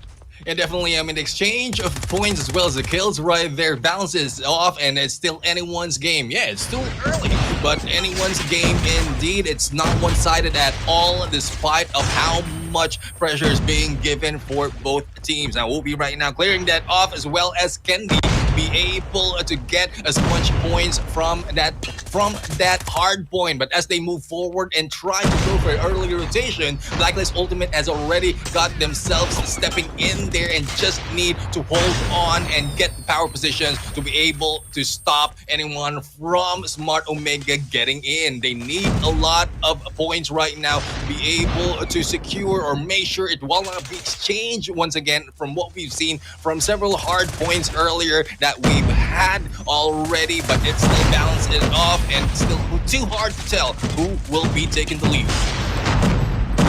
51 to 53. Blacklist International Ultimate in here, still with the pressure place as Yato just tries to cover each and every single angle. But look at this spawns. Spawns taken over by Smart Omega. And if you want to break this money hill, you need the spawns. And ladies and gentlemen, boys and girls, that's exactly what Smart Omega has been able to pull off in here. But Skirt pulls out the Sparrow in the nick of time, and Rage will be jumping off of that hill. But the spawn still held on by the comeback kings, Smart Omega. But there's not going to be any comeback in here if they cannot shut down the raging Skirt. Skirt bags that 3 kill in a row, make that 4, fully streaking himself up with all of those slays through this hard point. 81 to 51, a 30-point gap between these two titans now.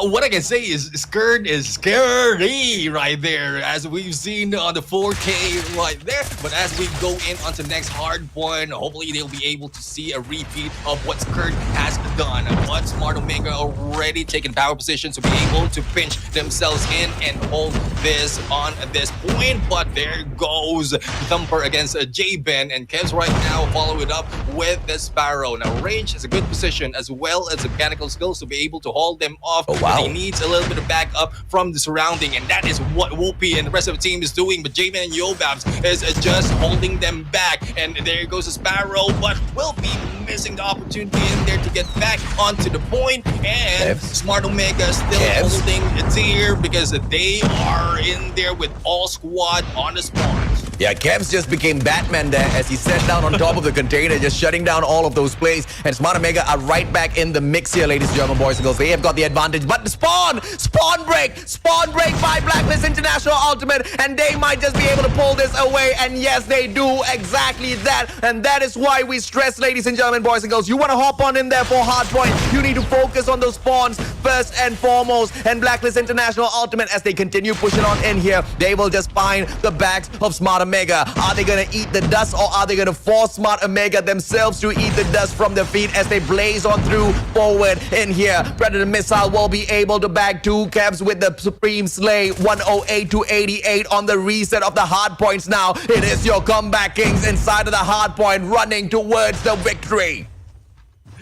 Getting that close, AJ. It's 120 to 88 right now on the points, and Smart Omega is still at it. They still have a hold of this point, and Blacklist Ultimate has nowhere to go. They are being cut off from the head, from the toe, and whatever limb they have, they are being taken down inch by inch. As we get close to 140 mark right here, how can Blacklist Ultimate get back into this fight? Because Smart Omega is dominating this game, but here comes Blacklist trying to regain their momentum, but it is getting very difficult as the teams right now is just going in and skipping a beat onto the next hard point. Getting close and backstab right there, plus the cluster disrupt anyone, but will that be enough, AJ? The cluster has been nerfed, gentlemen. The cluster is not going to help Blacklist International Ultimate run away with all of the points at this hard point, and the spawns are held on by Smart Omega. All they need to do is just go in here for the pincer maneuver, and Kendi now brings out the Dragonfire as well. Skirt brings out his Sparrow, gets the triple kill, and will be able to continuously pressure them. But Smart Omega with the break now. 146, 147. Ladies and gentlemen, boys and girls, the contest comes true, but it is done. The Comeback Kings have managed to slay the champions, and this win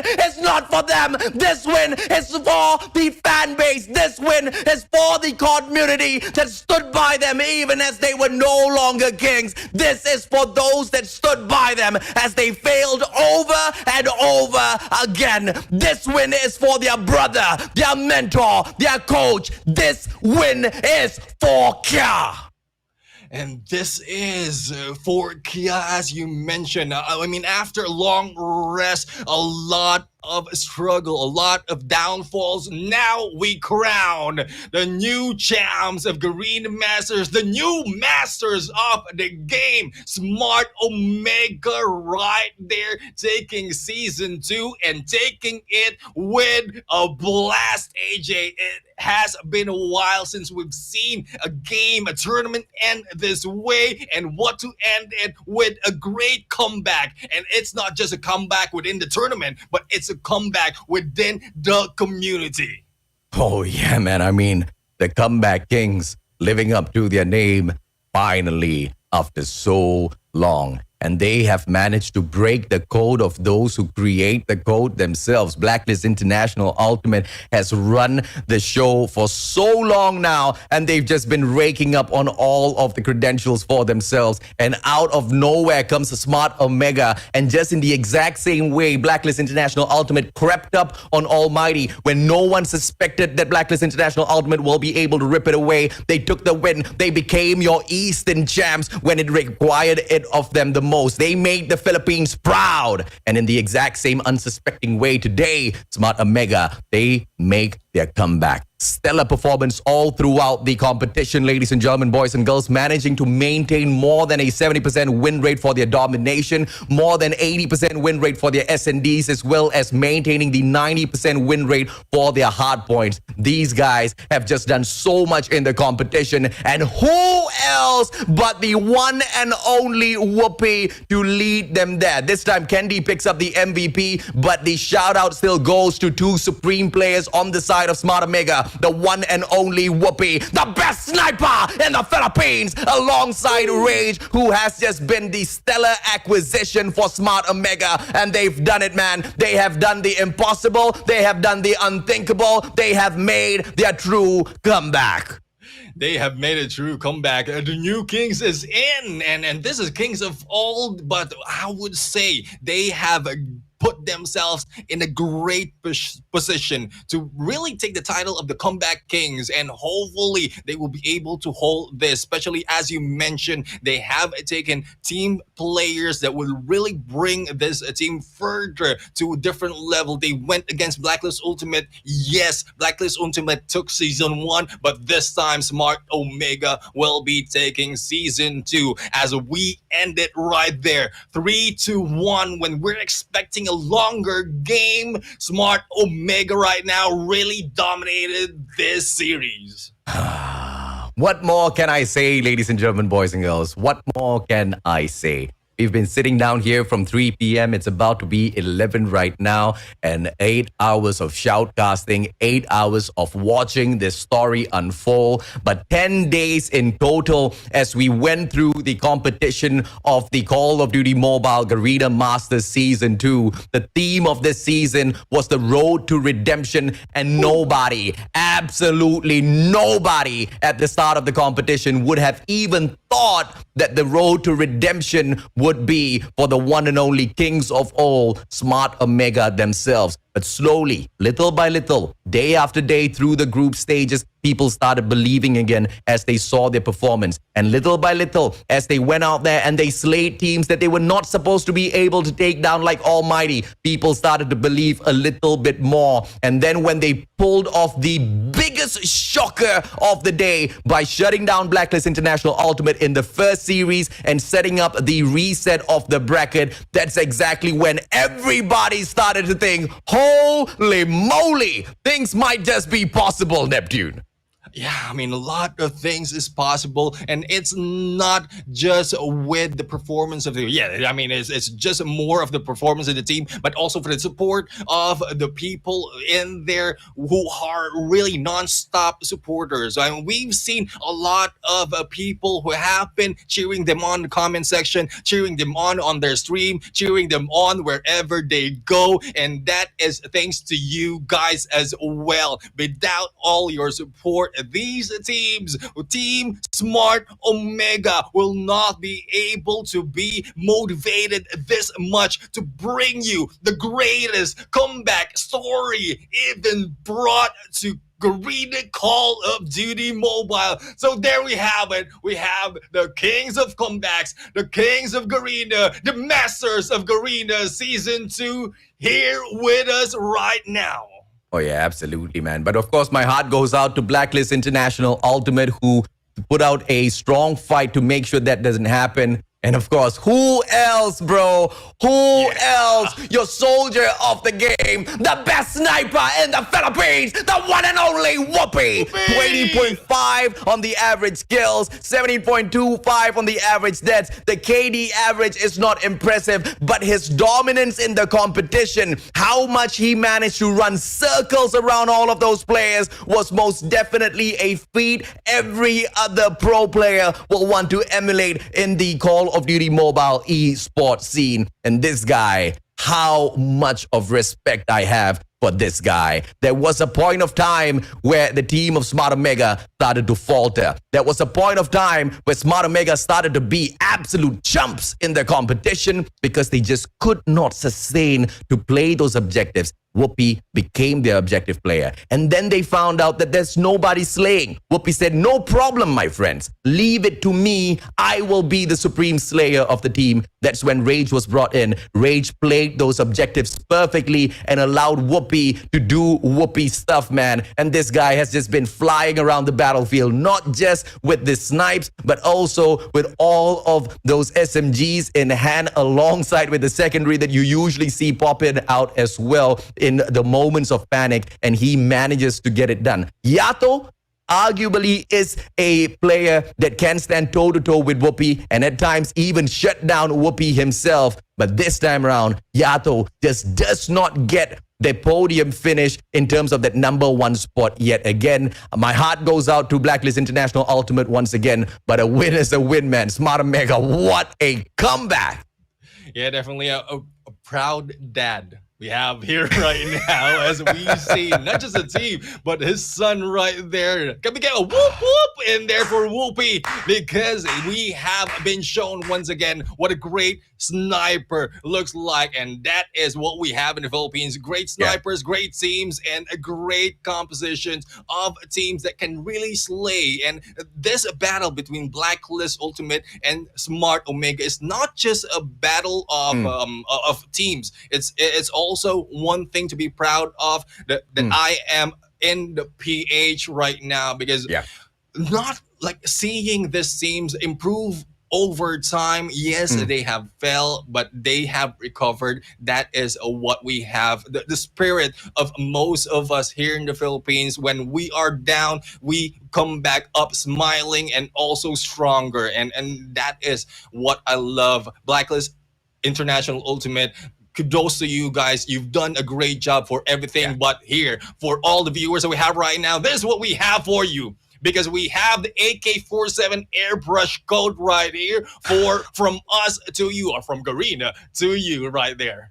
I tell you, today has just, I mean, I am stumped, man. I mean, after all of those hours and hours of speaking nonstop, I'm speechless. And Smart Omega, you guys can thank Smart Omega for that, man. Today's comeback has just been mind blowing. What they've managed to achieve is just unthinkable, because not only did they beat your reigning defending champs who have been running the scene for so long now. Blacklist International Ultimate made the Philippines proud. Blacklist International Ultimate made the whole of Garena proud as they became the Eastern champs. Blacklist International Ultimate has carried the flag for so long now, and Smart Omega did the unthinkable, not once, but twice. This ain't no fluke. Your kings of old are truly back. This was that comeback play, ladies and gentlemen, boys and girls, that you guys have been waiting for so long. And Neptune and I are just very happy that we could bring you all of that action. You guys have been an amazing audience. Make sure you do not forget to drop that like. Make sure you subscribe to the channel as well. And if you do not know yet, we have a brand new page for Garena Esports, okay? Just head on over to Facebook, look for our page. I'm pretty sure you will find it in the description somewhere here as well. The moderators will be able to share it with you in a bit. Make sure you click on it and follow, because this is not biased. I call things as it is. We are one of the best servers out there. And if you love Call of Duty Mobile action, you have to follow this scene. And on that note, ladies and gentlemen, boys and girls, on behalf of production, on behalf of Neptune and the Gentleman Garcia as well, I bid all of you once again a huge thanks. Goodbye and good night. We'll catch you guys at the next competition. MP's over. The next is going to be Battle Royale, Neptune. Yeah, definitely a lot more in store for you. But I'd like to thank everyone, and we'll see you next time.